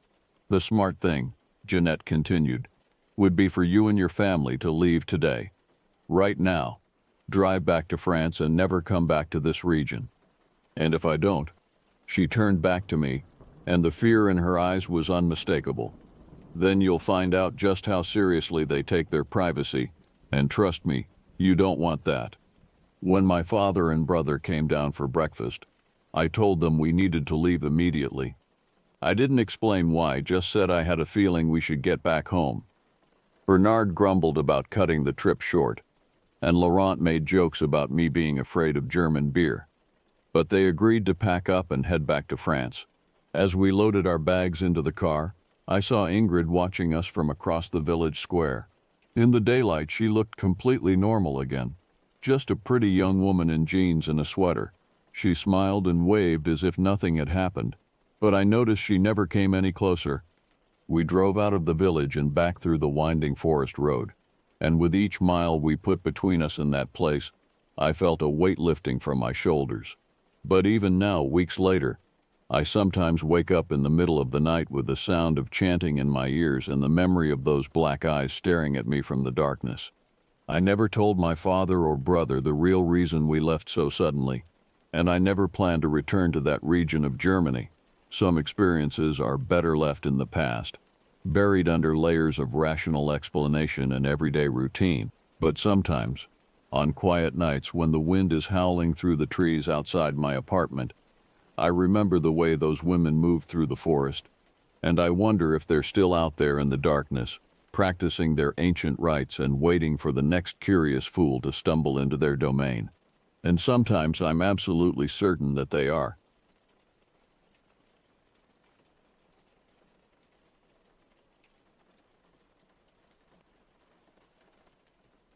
I never planned to become a park ranger. Growing up in suburban Milwaukee, my idea of wilderness was the patch of woods behind the local high school where kids went to smoke. But after 4 years studying environmental science at UW-Madison and another 2 years bouncing between meaningless office jobs, I found myself craving something more authentic than fluorescent lights and spreadsheets. The job posting appeared on usajobs.gov like a sign from the universe. Park Ranger GS5, Kiwahana National Forest, Montana. Remote station. Housing provided. The name caught my attention first. Kiwahana, from the Salish language meaning where the earth speaks. The forest stretched across 2.3 million acres of pristine wilderness along the Canadian border, one of the most isolated ranger districts in the continental United States. My interview was conducted over a crackling phone connection with District Ranger Rebecca Winters. Her voice carried the weathered confidence of someone who'd spent decades in the backcountry. "I'll be straight with you," she said. "This isn't Yellowstone. We get maybe 200 visitors a year, mostly hardcore backpackers and hunters. Your nearest neighbor will be 47 miles away on a good day. Cell service is non-existent. Radio is your lifeline. Can you handle that kind of isolation?" I told her I could. I lied. 3 months later, I drove my beaten Subaru up the final stretch of Forest Service Road 482, my knuckles white on the steering wheel as I navigated washouts and fallen trees. The radio had lost signal hours ago. My phone had been searching for service since I'd passed through Whitefish, the last real town before the wilderness swallowed everything whole. Cabin 4 appeared through the trees like something from an old photograph. A modest A-frame structure built in 1952, according to my briefing packet. Dark wood weathered to gray-green metal roof spotted with rust, a stone chimney rising from the north side. It sat on a small rise overlooking Misquah Lake, whose name meant Red Bear in Ojibwe, though I wouldn't learn why until much later. The previous ranger, Marcus Weatherby, had left 3 weeks before my arrival. His transfer had been sudden, Rebecca told me. Family emergency back east. He'd left the cabin in good order. Firewood stacked, pantry stocked with canned goods, detailed notes about the district's trails and trouble spots. But something felt off the moment I stepped inside. It wasn't anything obvious. The place was clean, organized, even welcoming in a rustic way. Cast iron cookware hung from hooks above the wood stove. Topographical maps covered one wall. Books filled handmade shelves, field guides, wilderness medicine, local history. But there was an undercurrent of wrongness, like walking into a room where an argument had just ended. I found Weatherby's logbook on the desk by the window. Standard entries at first: weather observations, trail conditions, wildlife sightings. Then the tone shifted. His handwriting became cramped, urgent. May 15, unusual activity near the North Shore. Large prints, not bare. Measured 19 inches, stride length 6 feet. May 18, found Jacobson's camp abandoned, tent shredded, no blood. Search ongoing. May 22, radio interference getting worse. Heard voices in static last night. Not English, not any language I recognize. May 27, they know I know. The final entry was just a date, May 30. His transfer came through June 20th. I closed the logbook and looked out at Misquah Lake. The water was dark as coffee, reflecting the dense forest that pressed in from all sides. In the failing light, I could see the North Shore Weatherby had mentioned, maybe half a mile across the water. Nothing moved there except the trees swaying in the wind. That first night, I built a fire in the wood stove and made dinner from a can of chili. The silence outside was absolute. No insects, no birds, no small animals rustling in the underbrush. Just the pop of burning wood and my own breathing. I'd expected the quiet to be peaceful. Instead, it felt expectant, like the forest was holding its breath. Around midnight, something woke me. Not a sound exactly, more like the absence of sound, as if the already quiet night had somehow deepened. I lay in the narrow bunk, listening. Then I heard it, a low whistle, musical but wrong, like someone trying to imitate a bird call without understanding how birds actually sounded. It came from the direction of the lake. I grabbed my flashlight and sidled up to the window. The beam barely penetrated the darkness beyond the glass. The whistle came again, closer now, followed by what sounded like footsteps on the gravel path leading to the cabin. Heavy footsteps, deliberate. My training kicked in. I reached for the radio. Dispatch, this is Cabin 4. I have unauthorized persons approaching my location. Please respond. Static. Dispatch, this is Ranger Station 4. Do you copy? Nothing but white noise, though I could swear I heard something underneath it. Whispers, maybe, or wind through trees, or something pretending to be wind through trees. The footsteps stopped directly outside my door. In my equipment locker, I had bear spray, a .44 Magnum, and a lifetime of suburban softness that hadn't prepared me for whatever was standing on my porch. I grabbed both weapons and positioned myself where I could see the door. The knock, when it came, was almost polite. 3 measured raps, like a neighbor coming to borrow sugar. Then silence. Then 3 more knocks, harder this time. The door, solid oak, built to withstand Montana winters, shuddered in its frame. Forest Service law enforcement, I called out, surprised by how steady my voice sounded. Identify yourself. The knocking stopped. In the silence that followed, I heard breathing, deep rhythmic breathing that seemed to come from a chest much larger than any human's, then footsteps again, moving away, circling the cabin. I followed the sound from window to window, flashlight beam sweeping the darkness, seeing nothing but catching glimpses of movement just beyond the light's reach. It circled 3 times, On the fourth pass, it stopped at the north window, the one facing the lake. I approached slowly, weapon raised, and found myself looking at nothing, just darkness and my own pale reflection in the glass. Then the reflection moved, not my reflection. Something behind the glass, matching my movements but wrong, distorted, too tall, too broad. Eyes that caught the flashlight beam and threw it back like an animal's, but higher than any animal's eyes should be. We stood there, separated by a quarter-inch of glass, studying each other. It smiled. I know how that sounds, but it smiled too many teeth and too wide a mouth, and then it was gone. Not turning away, not walking, just gone like it had never been there at all. I didn't sleep the rest of the night. I sat in the center of the cabin with my back to the wood stove, weapons in my lap, radio crackling with static beside me. When dawn finally came, painting Mesquite Lake the color of old blood, I went outside to look for tracks. I found them, huge depressions in the soft earth, five-toed but wrong, with what looked like claw marks at the tips. They circled the cabin exactly 4 times, just as I'd heard. But where they stopped at the north window, where that thing had stood looking in at me, the tracks simply ended, as if whatever made them had lifted straight up into the air. I took measurements, just like Weatherby had. 19 inches, stride length 6 feet. That's when I understood why the previous ranger had really left. And why, despite every instinct screaming at me to get in my car and drive back to Milwaukee, I couldn't. Because someone had to be here. Someone had to watch. Someone had to warn the hikers and hunters who would come, unaware of what lived in these woods.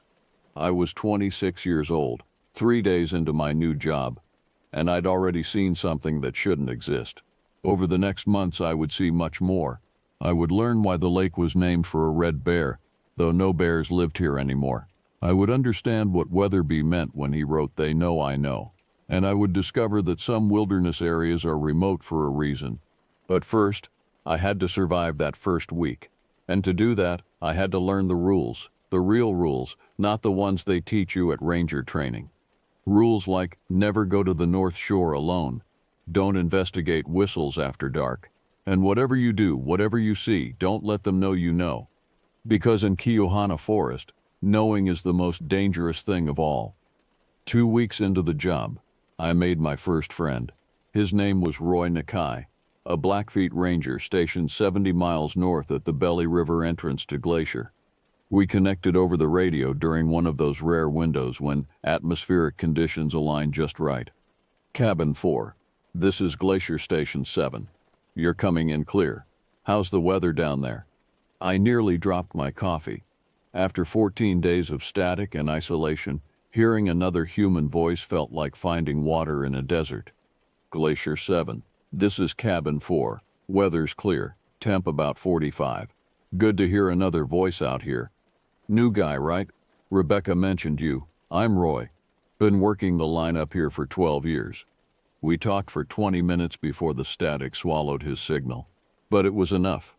Roy gave me frequencies to try, times when the skip was best, names of other rangers scattered across the northern Rockies. Over the following weeks, I built a network of voices in the wilderness, Martina at Bowman Lake, Jinsu at Waterton Lakes across the Canadian border, Declan managing a research station in the Bob Marshall Wilderness. It was Martina who first mentioned the forum. "You ever check out Rob/Backcountry Rangers?" she asked one evening. I'd driven to the nearest town with cell service, ostensibly for supplies, but really for human contact. Private sub. Verification required. But it's where we really talk. The forum changed everything. Here were hundreds of rangers, wilderness guides, and backcountry workers sharing experiences they couldn't put in official reports. Stories that would get you laughed out of headquarters, or worse, sent for psychological evaluation. I spent hours scrolling through posts. Trail cam caught something on Mount Stimson. Regional says it's a double exposure. I've been developing film for 20 years. That's not a double exposure. Anyone else having issues with compasses near the 49th parallel? Mine spins like a weather vane whenever I get within a mile of certain valleys. Found another bear attack victim yesterday, same wounds as the others. Since when do bears leave tracks with opposable thumbs? But it was a post from 3 years ago that made my blood chill. Misquah Lake warning. Please read. For anyone assigned to the Kiuhana district, especially Cabin 4, you need to know what you're really dealing with. The Forest Service won't put it in writing, but there's a reason that posting has the highest turnover rate in the northern Rockies. The thing about Misquah Lake isn't the isolation, it's what the isolation is meant to contain. The Kootenai people have stories going back generations about the Steyahat, the hungry giant. First contact journals from French trappers mention L'Homme Sauvage in the same breath as warnings to avoid the red water.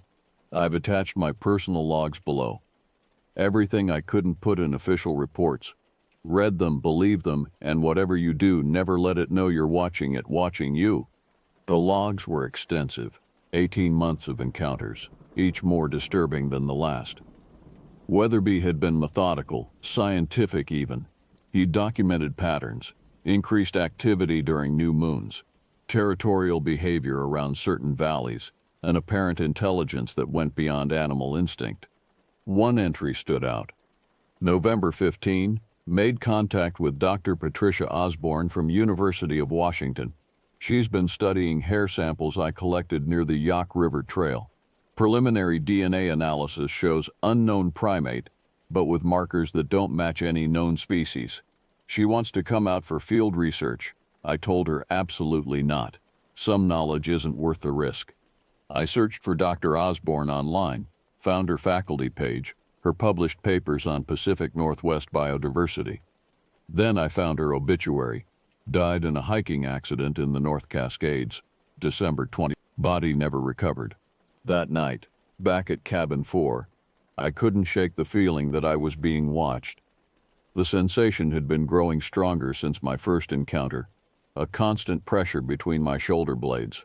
I'd started leaving lights on, playing music to fill the silence, anything to make the cabin feel less like a trap. Around 2 a.m., the radio crackled to life. Anyone out there? This is Christ. I don't know what my call sign is anymore. This is Garrett, the mushroom researcher. I'm at the Old Growth Study Site. Grid reference 48.9, minus 14.3. Something's wrong. Really wrong. I grabbed the handset. Garrett, this is Cabin 4. What's your situation? Thank God. I've been trying to raise someone for hours. My sat phone's dead. Regular radio's just getting static. I'm about 8 miles northeast of you.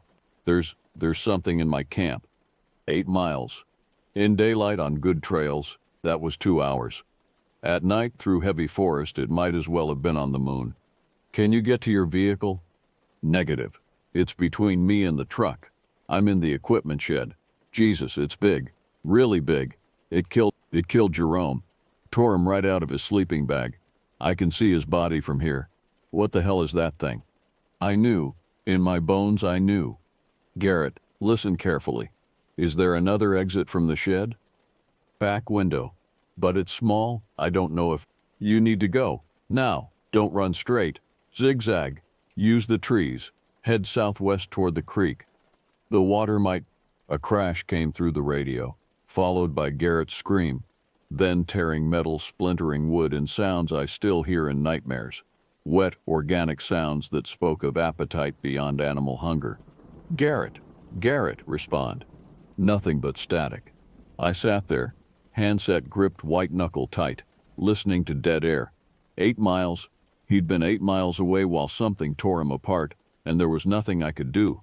No backup to call, no cavalry coming over the hill, just me in a cabin by a dark lake, with the certain knowledge that whatever killed Garrett knew exactly where I was. The next morning, I called it in. Told Rebecca there'd been a distress call, possible animal attack. A search team found the camp that afternoon. The official report blamed a grizzly, though no one could explain why a bear would peel the roof off a reinforced equipment shed like opening a can of sardines, or why Garrett's remains were arranged in a pattern that looked almost deliberate. They found Jerome too, what was left of him. The mushroom study was suspended indefinitely. I started keeping Weatherby's logs next to my own, cross-referencing sightings. looking for patterns he might have missed. The forum became my lifeline, a place where I could share without being called crazy. Roy, Martina, Jin Su, they understood. They'd seen things too, heard whispers in the static, found tracks that didn't belong to anything in the field guides. It's getting bolder, Roy told me one night. Used to be you'd go months without a sighting, now it's every few weeks. And the attacks, they're not random anymore. It's targeting researchers, anyone who gets too close to understanding. Then why not us? I asked. Why leave the Rangers alone? Who says it's leaving us alone? Check the transfer rates. Check how many Rangers in the Northern Rockies take early retirement, stress leave, psychiatric discharge. It doesn't need to kill us, it just needs us gone. Or compliant. As long as we don't interfere, don't investigate too deeply, we're useful. We keep the civilians out of the dangerous areas. We write reports that blame bears and weather and accidents. We're part of the containment. The thought chilled me more than any midnight whistle. Were we protectors or collaborators? Were we saving lives by maintaining the fiction, or enabling something that should have been exposed decades ago? I found my answer 3 nights later when a family of 4 went missing on the Kintla Lake Trail. 2 adults, 2 kids, ages 8 and 11, experienced hikers, well-equipped, perfect weather. They should have been fine. I joined the search, spent 3 days combing every inch of trail. We found their camp eventually, torn apart like garrets but with no bodies. Just blood, so much blood, and tracks leading north toward the Canadian border. Tracks that the incident commander ordered us not to document. Bear attack, he said, not meeting anyone's eyes. Tragic but straightforward. No need to cause panic. That night, I sat by Misquaw Lake and watched the stars reflect in water that looked black in the darkness but would show red come morning. Somewhere out there, a family was gone, erased as thoroughly as if they'd never existed, and I was expected to file a report that perpetuated the lie. But knowledge, as Weatherby learned, is a dangerous thing in Keohana Forest. The more you know, the more it notices you noticing, and once it knows you know, the countdown begins. I'd been on the job 6 weeks. I had maybe another 6 before I became too much of a liability, before the whispers in the static started saying my name, before the tracks outside my cabin led only one way, unless I learned to play the game better than Weatherby. Unless I found a way to document everything while appearing to document nothing. Unless I discovered why Misquaw Lake ran red, and what the Stelyaha really was, and how to survive knowing the truth. The radio crackled, Roy's voice tinny with distance. Cabin 4, you there? Got some intel from Jin Su you need to hear. It's about the lake. About why they really built your station where they did. I reached for the handset, aware that something in the forest was probably listening, probably had been all along. In Keohana, the trees had ears, and the darkness had eyes, and the only thing worse than not knowing was letting anyone know that you knew. Go ahead, Glacier 7, I said. I'm listening. Jin Su's information came through in fragments over several nights, pieced together from conversations with Blackfoot elders and old surveyor records from the 1920s. The story of Misquaw Lake went deeper than either of us had imagined. The lake wasn't always there, his voice crackled through the static. Railroad surveys from 1923 show a valley with a small creek. Then something happened in 1924. Massive landslide, they said. Natural dam formation. But the timing, he transmitted photos of old documents. I studied them on my laptop, squinting at faded ink and water-damaged pages. The official story was simple. Spring rains caused a mountainside collapse, blocked the valley, created the lake. Case closed. But the surveyor's personal journals, which Jin Su had found in the Glenbow Museum archives, told a different story. April 12, 1924, the Kootenai guides refused to enter the valley. They speak of a bad death that must be contained. Superstitious nonsense, but it's delaying our progress. April 15, found the source of native concerns. Cave system in the north face, extensive. Foreman wants to blast through for the rail line. Strange formations inside, almost architectural. April 18, 3 men missing after entering the deeper chambers. Search postponed due to unusual seismic activity. April 19. God help us. No entries after that. The landslide occurred April 2020, burying the cave system under millions of tons of rock and creating Misquah Lake. The railroad rerouted 50 miles south. The valley was designated federal wilderness, and for 30 years it seemed to work. But here's the thing, Jinsu continued. The lake level's been dropping. Climate change, they say. Drought conditions. But what happens when it drops low enough to expose what's underneath? I thought about the red water. How some mornings the lake looked like it was bleeding. Iron oxide, the geologist claimed. Natural mineral deposits. But I'd tested the water myself with the kit from the cabin. No unusual minerals. The red came from something else. That night, I decided to break protocol. I took the kayak out onto Misquah Lake just after sunset, when the last hikers would have left the area but before full darkness made navigation impossible. The water was calm, mirror still, reflecting a sky caught between day and night.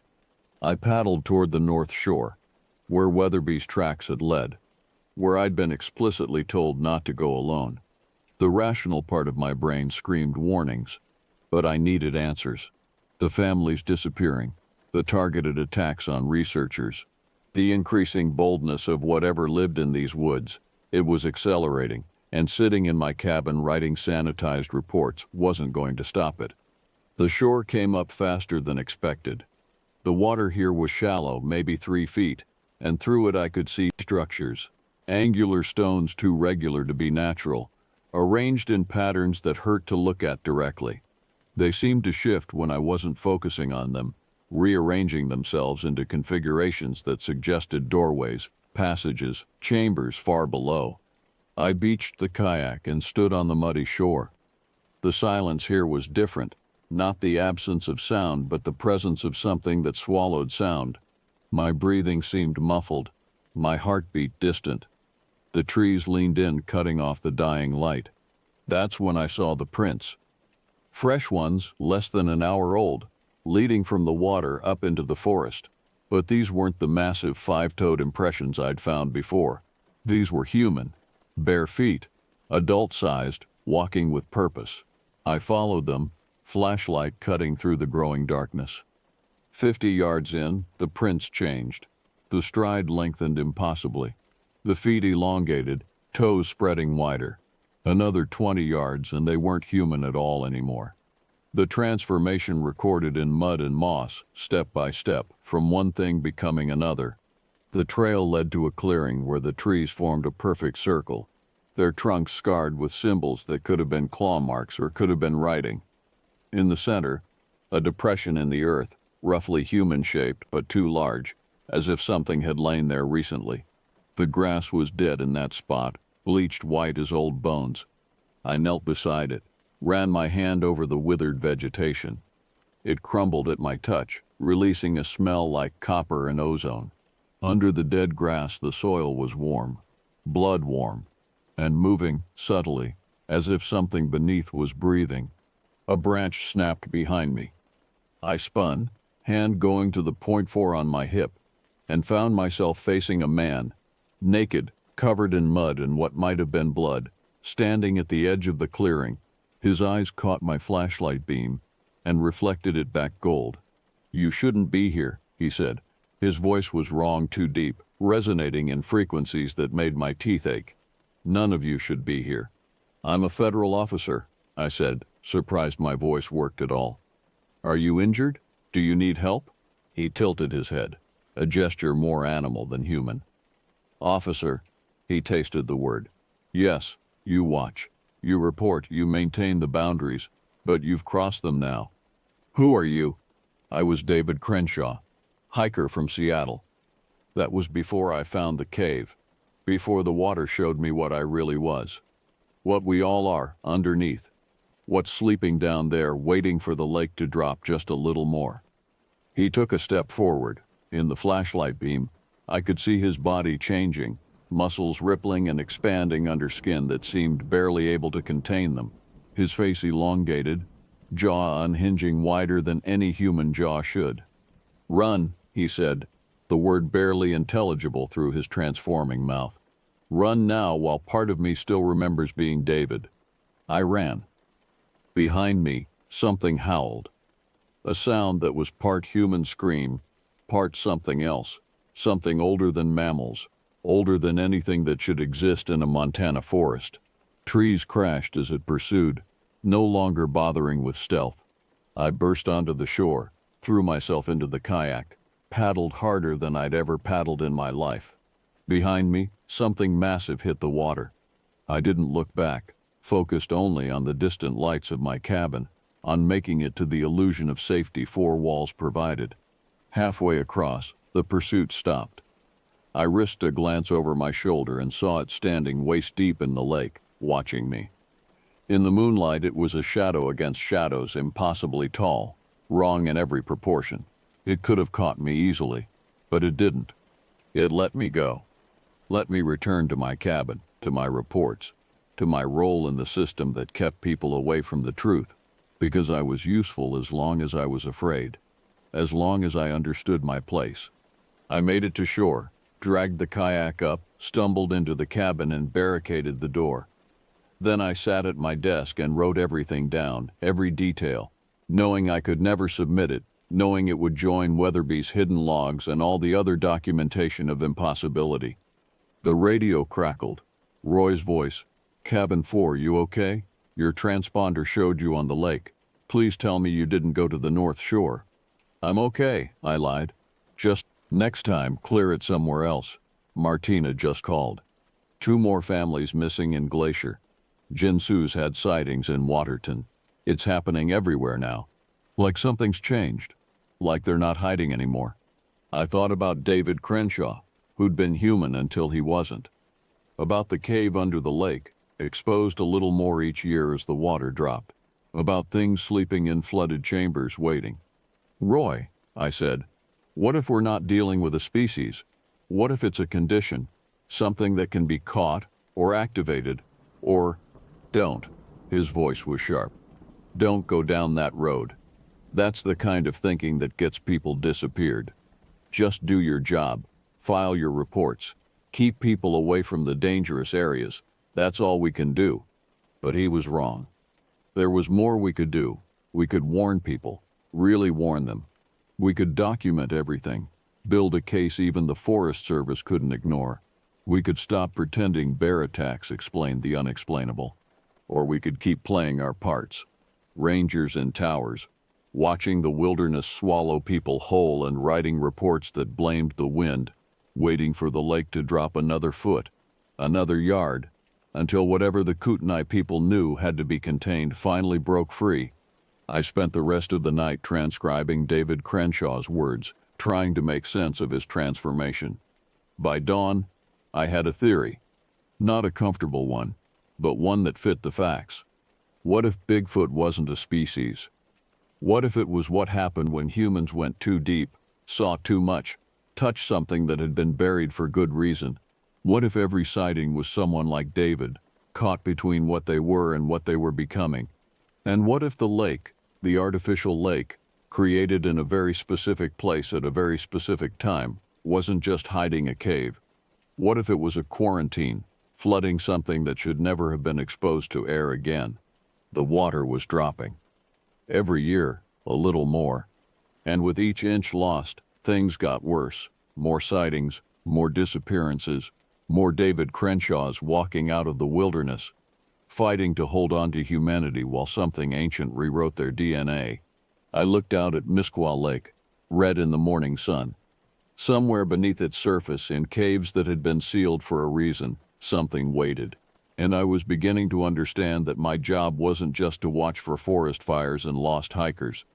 I was here to watch the water level, to document what emerged, to maintain the fiction until the fiction became impossible to maintain. And then I supposed, I would become another missing ranger, another mysterious transfer, another cautionary tale whispered over radios in the dark. Unless I found a way to stop it, unless the network of voices in the wilderness, Roy, Martina, Jinsu, and all the others who knew the truth could find a solution before the lake gave up its secrets completely. The radio hissed static. In the white noise, I could swear I heard whispers. Not English, not any language that belonged in this century, but getting clearer every day, like something learning to speak again after a very long silence. Time was running out. For all of us. The email came through during my monthly supply run to town. Sender Dr. Yuki Tanaka, Wildlife Biology Department, University of British Columbia. Subject, Invitation, Unofficial Wildlife Management Conference. Ranger, your recent reports have caught the attention of our research group. We're hosting a gathering of field personnel who have encountered anomalous wildlife patterns in the Northern Rockies. Off the record, October 15 to 10, Fernie, BC. Interested? Yai, Tanaka. I sat in my truck outside the Whitefish grocery store, staring at my phone. My official reports contained nothing unusual. Bear sightings, trail conditions, standard wilderness management. But someone had been reading between the lines. Or maybe they'd found the forum. Or maybe there were more watchers than I'd realized, documenting the undocumentable. Roy thought it was a trap. Government honeypot, he said over the radio. They're looking for leakers, people who know too much. But Martina had received the same invitation, and Jinsu, and a dozen others from the network. We cross-referenced, verified. Dr. Tanaka was real, published, respected. Her official research focused on apex predator behavior. Her unofficial research, we discovered, went much deeper. I requested 3 days leave. Rebecca approved without question. She encouraged her rangers to attend professional development opportunities. If she knew the real nature of the conference, she didn't let on. October 15 came cold and gray. I drove north, crossing into Canada at the Roosevelt port of entry. The border guard barely glanced at my passport. Just another ranger heading to a conference. Nothing to see here. Fernie nestled in a valley between peaks already dusted with snow. The conference venue was a closed ski lodge 5 miles out of town. Summer season over, winter not yet begun. Perfect isolation for conversations that couldn't happen officially. The parking lot told a story. Government trucks from both sides of the border. Personal vehicles with wilderness permits in the windows. A few rentals that screamed academic. I counted 37 vehicles. 37 people who'd seen things that didn't fit in reports. Inside, Dr. Tanaka had transformed the lodge's main hall into a briefing room. Maps covered the walls, not tourist maps, but detailed topographical surveys marked with red pins. Dozens of them clustered along the spine of the Rockies from Colorado to Alaska, a pattern I recognized but had never seen laid out so starkly. Thank you all for coming, Dr. Tanaka began. She was younger than I'd expected, maybe 40, with the kind of intensity that comes from chasing impossible truths. I know the risk you're taking by being here. Your careers, your credibility, potentially more. But the situation has escalated beyond what any of us can handle alone. She clicked a remote. The projection screen showed a graph. Reported disappearances in designated wilderness areas, 1990 to present. A steady line that suddenly spiked in 2020, climbing sharper each year. Click. Unexplained wildlife sightings, same period, the same spike. Click. Seismic activity in regions with no known fault lines. Again the pattern. Click. Water table changes in artificial lakes created between 1920 and 1930. A dozen lakes, all dropping at accelerating rates. Ladies and gentlemen, she said, we are not dealing with isolated incidents. We're dealing with a coordinated emergence of something that's been contained for the better part of a century, and that containment is failing. A hand went up. I recognized the voice. Declan from Bob Marshall. You're saying someone knew, in the 1920s, knew what needed to be contained and how. The evidence suggests a massive engineering project disguised as infrastructure development. Dams built where no dams were needed. Valleys flooded with no clear purpose. Rail lines rerouted at enormous expense. All between 1923 and 1926. All in areas with specific geological features. She clicked again. Cave systems. Every flooded valley sat above extensive limestone caverns. Every one. But why? Someone asked. What were they containing? Dr. Tanaka paused. That's where first-hand accounts become crucial. How many of you have encountered subjects exhibiting physical transformation? 14 hands went up, more than I'd expected. Apparent human origins? Same 14. And how many have noticed these transformed subjects demonstrate knowledge of the cave systems? Every hand stayed up. Dr. Tanaka nodded grimly. Then you've all encountered what the original engineers called the infected. Not a disease in any conventional sense, but something that rewrites human biology at the cellular level. Something that was endemic to these cave systems and had to be sealed away. A woman I didn't recognize stood up. Park Service uniform, New Mexico plates on her truck. I've got 3 of them on trail cams in the Sangre de Cristos. Used to be people, I've matched missing persons reports. Now they're transitional. Still partially human during daylight, fully transformed at night. They're drawn to the old mine shafts, trying to dig down to something. Same in Colorado, another voice added. The Hayman fire exposed some old tunnels. We've had 4 transformations since then. All people who explored those tunnels before we could seal them. I thought about David Crenshaw, his body reshaping itself in the moonlight. What's down there? What's causing the transformation? Dr. Tanaka changed slides. Ancient pictographs, petroglyphs, cave paintings from across the Americas. All showing the same thing, tall figures with distorted proportions, surrounded by smaller human shapes. Some images showed the transformation itself, humans approaching the tall figures, changing, becoming.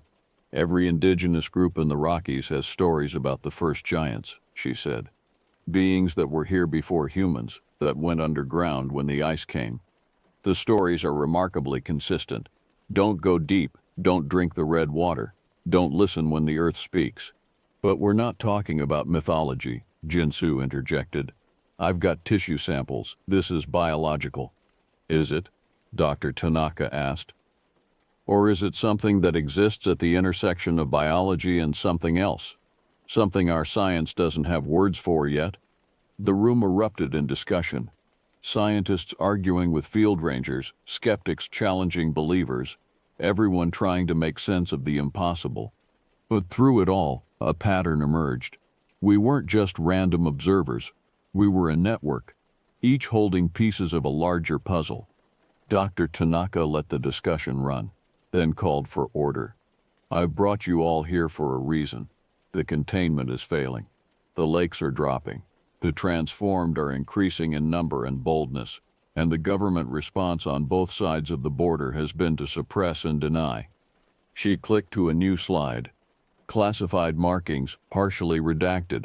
This was leaked to me by a source at NORAD. They're tracking the transformed by satellite, have been for years. They know. They've always known. And their solution is to let wilderness areas serve as buffer zones while they figure out a permanent solution. What kind of solution? Roy asked. The kind that involves evacuating populations from a 200-mile corridor along the Continental Divide. Stunned silence. They're going to ride off the Rockies, someone whispered. Declare them uninhabitable. Unless, Dr. Tanaka said, we can find another way. The original engineers in the 1920s found a method of containment that worked for a century. If we can understand what they did, how they did it, maybe we can repair or improve their solution. She assigned working groups, geological surveys to map the cave systems, biological analysis of transformation patterns, historical research into the 1920s engineering projects, field observation of behavioral patterns.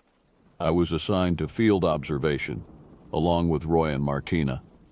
Our job document the transformed, their movements, their apparent goals. Dangerous work, but we were the ones with the most first-hand experience. That night, we gathered in smaller groups, sharing stories too strange, even for this strange conference. I told them about Misquah Lake, about the structures beneath the water, about David Crenshaw's transformation. Others shared worse. Whole families changed. Remote communities gone silent. things in the deep woods that had never been human at all. There's a pattern to the transformations, observed Dr. Marcus Webb, a geneticist from Calgary. It's not random. The change follows bloodlines, affects some families more readily than others, like there's a genetic predisposition, a dormant trait that the caves activate, which would explain why indigenous peoples developed such strong taboos, added Dr. Sarah Crowfeather, an anthropologist from the University of Montana. Generations of selection pressure. Those who avoided the cave survived unchanged. Those who didn't became the giants in the stories, Roy finished. We worked through the night, pooling knowledge, building a database of sightings, transformations, patterns. By dawn, we had the beginnings of understanding. Not complete, not even close, but more than any of us had possessed alone. Dr. Tanaka gathered us for a final briefing. You return to your posts with a mission. Document everything. Share through encrypted channels. Build the case for action before it's too late. And above all, stay safe. They're watching us now, the transformed and the government both. Be careful who you trust. I drove back to Kiyuhana Forest with a laptop full of encrypted files and a head full of terrible knowledge. The conference had given me hope. We weren't alone. We weren't crazy. We had a chance. But it had also confirmed my worst fears. The situation was deteriorating faster than anyone imagined. 2 days after I returned to Cabin 4, the reports started coming in. Dr. Webb, killed in a car accident outside Calgary. Dr. Crowfeather, missing on a routine hike. 3 other conference attendees, gone in a week. They're cleaning house, Roy said over the radio. Someone leaked the conference. We're all targets now. I looked out at Misqua Lake. Its surface placid in the autumn light. Beneath the water, structures older than human memory waited. In the caves below, something that could rewrite our species at the molecular level stirred. And somewhere in the bureaucratic machinery of government, decisions were being made about who would be sacrificed to keep the secret. But we had something they didn't expect. A network of witnesses, armed with knowledge and determination. We would document, we would resist, we would find the truth about what lay beneath these mountains and why it was waking up. The radio crackled with static. Through the white noise, I heard it again. Whispers in no language meant for human throats. Getting stronger, getting closer. Time was running out faster than any of us had imagined. November brought the first real snows, and with them a temporary reprieve. The transformed seemed to retreat deeper into the wilderness when the temperature dropped, their movements sluggish, their hunts less frequent. But I knew better than to trust the quiet. Winter was when they planned. I'd been documenting everything, following the protocols we'd established at the conference. Encrypted files uploaded to secure servers whenever I made it to town. Dead drops of physical evidence, hair samples, castings of tracks, photographs, at predetermined coordinates for Dr. Tanaka's surviving team to collect. The network had shrunk. Of the 37 who'd attended the conference, 9 were confirmed dead, 6 missing. The rest of us worked in isolation, connected only by encrypted messages and coded radio transmissions. We were archaeologists of the impossible, racing to understand something ancient before it fully awakened. Then came the message that changed everything. It arrived via Jinsu, relayed through 3 intermediaries to avoid detection. A Forest Service worker in Waterton had found something. Documents from the 1924 operation hidden in an abandoned ranger station scheduled for demolition. Original engineering plans. Notebooks from the team that had sealed the caves. And most importantly, a map showing all the sites, not just the ones that had been flooded. There are unsealed entrances, Jinsu's message read. They couldn't flood them all. Some they collapsed, some they sealed with concrete. But 3 they just left. Marked as observation points. One is 4 miles from your location. I found it on the topographical map. A box canyon on the north face of Kashinin Mountain, accessible only by game trails. No official paths led there. No camping permits were issued for that area. It was a blank spot in the wilderness, forgotten or deliberately ignored. The smart thing would have been to report it, to wait for backup, to approach with a full team. But teams attracted attention. And after what happened to the conference attendees, I trusted no one except the voices on the radio. I prepared carefully. Full winter gear, emergency supplies for 3 days, weapons both conventional and improvised. I told Rebecca I was doing a backcountry patrol, checking trap lines for poachers. Routine work, nothing unusual. The hike took 6 hours through deepening snow. No tracks preceded me, human or otherwise. The forest grew denser as I climbed. Old growth that had never seen logging, trees that remembered when the Steyaha walked openly under the stars. I smelled the canyon before I saw it. A metallic tang in the air like copper and ozone. The trees thinned, revealing a narrow cleft in the mountain face. And there, just as the documents had shown, was the entrance. Not a natural cave mouth, but a constructed portal. Concrete and steel from the 1920s, now weathered and cracked but still standing. The metal door hung open, its locks long since corroded. Above it, carved into the concrete, words in English and French. Observation Post 3. Authorized personnel only. Extreme danger. I stood at the threshold, flashlight beam penetrating only a few feet into the darkness beyond. Every instinct screamed at me to turn back. But David Crenshaw's transformed face haunted me. The missing families haunted me. The knowledge that something was spreading, changing people, and our only defense was ignorance, that haunted me most of all. I entered the cave.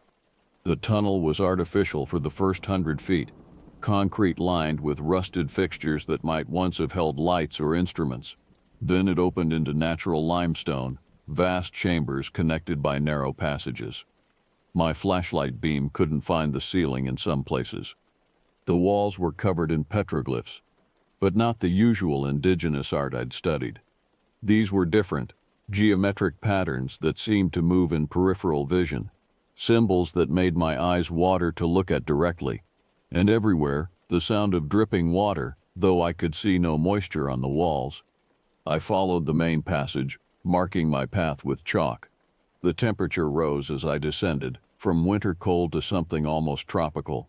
The air grew thick, humid. With that same metallic taste, my compass spun wildly, unable to find magnetic north. Then I heard the whispers, not the static-shrouded hints from the radio, but clear voices speaking in unison. The language was nothing I recognized, clicks and harmonics that human throats shouldn't be able to produce.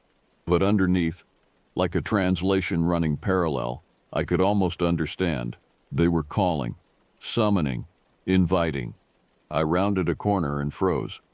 The chamber beyond defied geology.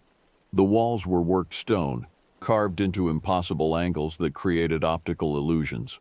The floor sloped down to a pool of water that glowed faintly red in my flashlight beam. And standing at the water's edge, their backs to me, were 3 figures. 2 I recognized from missing persons reports, hikers who'd vanished over the summer. The third was Marcus Weatherby. They were naked, skin pale as cave fish, bodies elongated in ways that spoke of ongoing transformation. They stood perfectly still, facing the pool, whispering in that alien harmony. "Weatherby?" My voice cracked. He turned slowly, and I bit back a scream. His face was still recognizably human, but stretched, features rearranged to accommodate eyes that had grown too large, a mouth that opened too wide. When he smiled, I saw rows of teeth like a shark's. "You came," he said, his voice a discordant blend of human speech and something else. "Good. The record must be complete. Someone must witness." "Witness what?" "The awakening, the return, the correction of a very old mistake." He gestured to the pool. "They sleep down there, in the deep places, the first children of this continent. We imprisoned them with water and stone, but water recedes and stone cracks. They're waking up. The giants, the Steyaha, names given by those who feared them. They are the opposite of monsters. They are what we were meant to become. What some of us are becoming again." He touched his transformed face with fingers that had grown webbed and clawed. Evolution interrupted, now resuming. The other 2 figures turned. Their transformation was further along, barely human anymore. All angles and impossible proportions. One opened its mouth and spoke in that clicking language. Weatherby nodded. She says you're not ready. Your genetics are incompatible. You would not survive the change. A pity, but you can still serve a purpose. What purpose? Documentation. Truth. An end to the lies that keep humanity small and frightened. He moved closer, his gait a disturbing blend of human walking and something quadrupedal. We tried to warn them, you know, tried to document what we found. But they silenced us, transferred us, discredited us, so we went deeper, found the source. He gestured to the pool again. In its red depths, I glimpsed movement, massive forms stirring in flooded caverns far below. The water table drops 2 inches every year, Weatherby continued. In 5 years, maybe 10, the deep chambers will drain.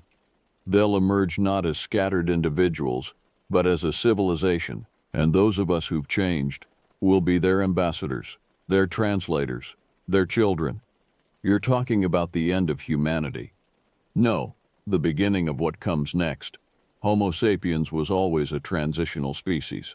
We just forgot what we were transitioning to. I backed toward the entrance, weapon drawn but knowing it was useless. Weatherby and the others watched with those 2 large eyes, making no move to stop me. Run, Weatherby said. Tell them what you've seen. Add your voice to the warnings they won't heed. Document the truth they'll deny. And when the waters recede and the earth opens and the first giants walk under the sun again, remember that you were offered a choice. I ran, through the tunnels, past the petroglyphs that seemed to writhe on the walls, out into the blessed cold of winter. I didn't stop until I reached my truck, didn't feel safe until I was back in the illusory security of Cabin 4. That night, I uploaded everything. Photos, videos, audio recordings. I wrote a report that laid out the truth in stark, undeniable terms. The transformation wasn't random, it was purposeful. And what lay beneath the mountains wasn't a species but a civilization waiting to reclaim its world. The response came within hours. Not from Dr. Tanaka or the network, but from numbers I didn't recognize. Cease and desist orders, threats of prosecution under the Espionage Act, warnings about the consequences of spreading panic. Then Rebecca called. Her voice was tired, defeated. They're transferring you. Effective immediately. Report to Yellowstone for reassignment. Someone will be by tomorrow to collect your files. All of them? A pause. All the official ones. The message was clear. I had 12 hours to hide what mattered. To ensure the truth survived even if I didn't. I worked through the night, creating caches, uploading to servers that didn't officially exist, encoding coordinates in seemingly innocent trail reports. Dawn came red over Misquah Lake. As I packed, I saw them on the far shore, 3 figures tall and wrong, watching, waiting. They raised their hands in what might have been farewell or warning. I left Cabin 4 as the recovery team arrived. Black SUVs with government plates and men who didn't give names. They searched the cabin thoroughly, found nothing but standard reports and equipment. The real documentation was already dispersed, carried by other voices in the wilderness, other witnesses to the impossible. My new posting was in the gift shop at Old Faithful, about as far from real wilderness as you could get while still wearing a ranger uniform. But even there I heard the whispers. Rangers talking about strange sightings in the backcountry. Tourists reporting sounds in the night that didn't match any known wildlife. The transformation was spreading beyond the northern Rockies, following cave systems that connected in ways our maps didn't show. I write this from a motel room in Bozeman, having finally left the Forest Service after 18 months of enforced silence. Others from the network have gone underground, continuing the documentation, preparing for what's coming. Some, like Roy and Martina, have disappeared. Whether silenced or transformed, I don't know. The water continues to drop. The whispers grow louder, and somewhere in the deep places, giants stir in their sleep, dreaming of the sun they haven't seen in millennia. Weatherby was right about one thing. Someone must witness. Someone must record the truth, even if that truth is the end of one world and the beginning of another. So I write, and I remember, and I wait. Because the Steyahe are coming. Not as monsters or myths, but as the inheritors of a world we only borrowed. And those of us who remain human can only watch and document and hope that somewhere in the transition something of what we were survives. The transformation has begun.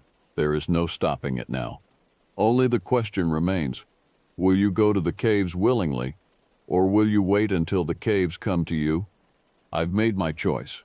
I'm heading back north, back to the mountains, back to where it all started. Not to fight or investigate or document anymore, just to witness, to be present at the end and the beginning. If you find this account, you'll know what's coming. Look for the red water, listen for the whispers, and remember we had our time in the sun. Now it's their turn.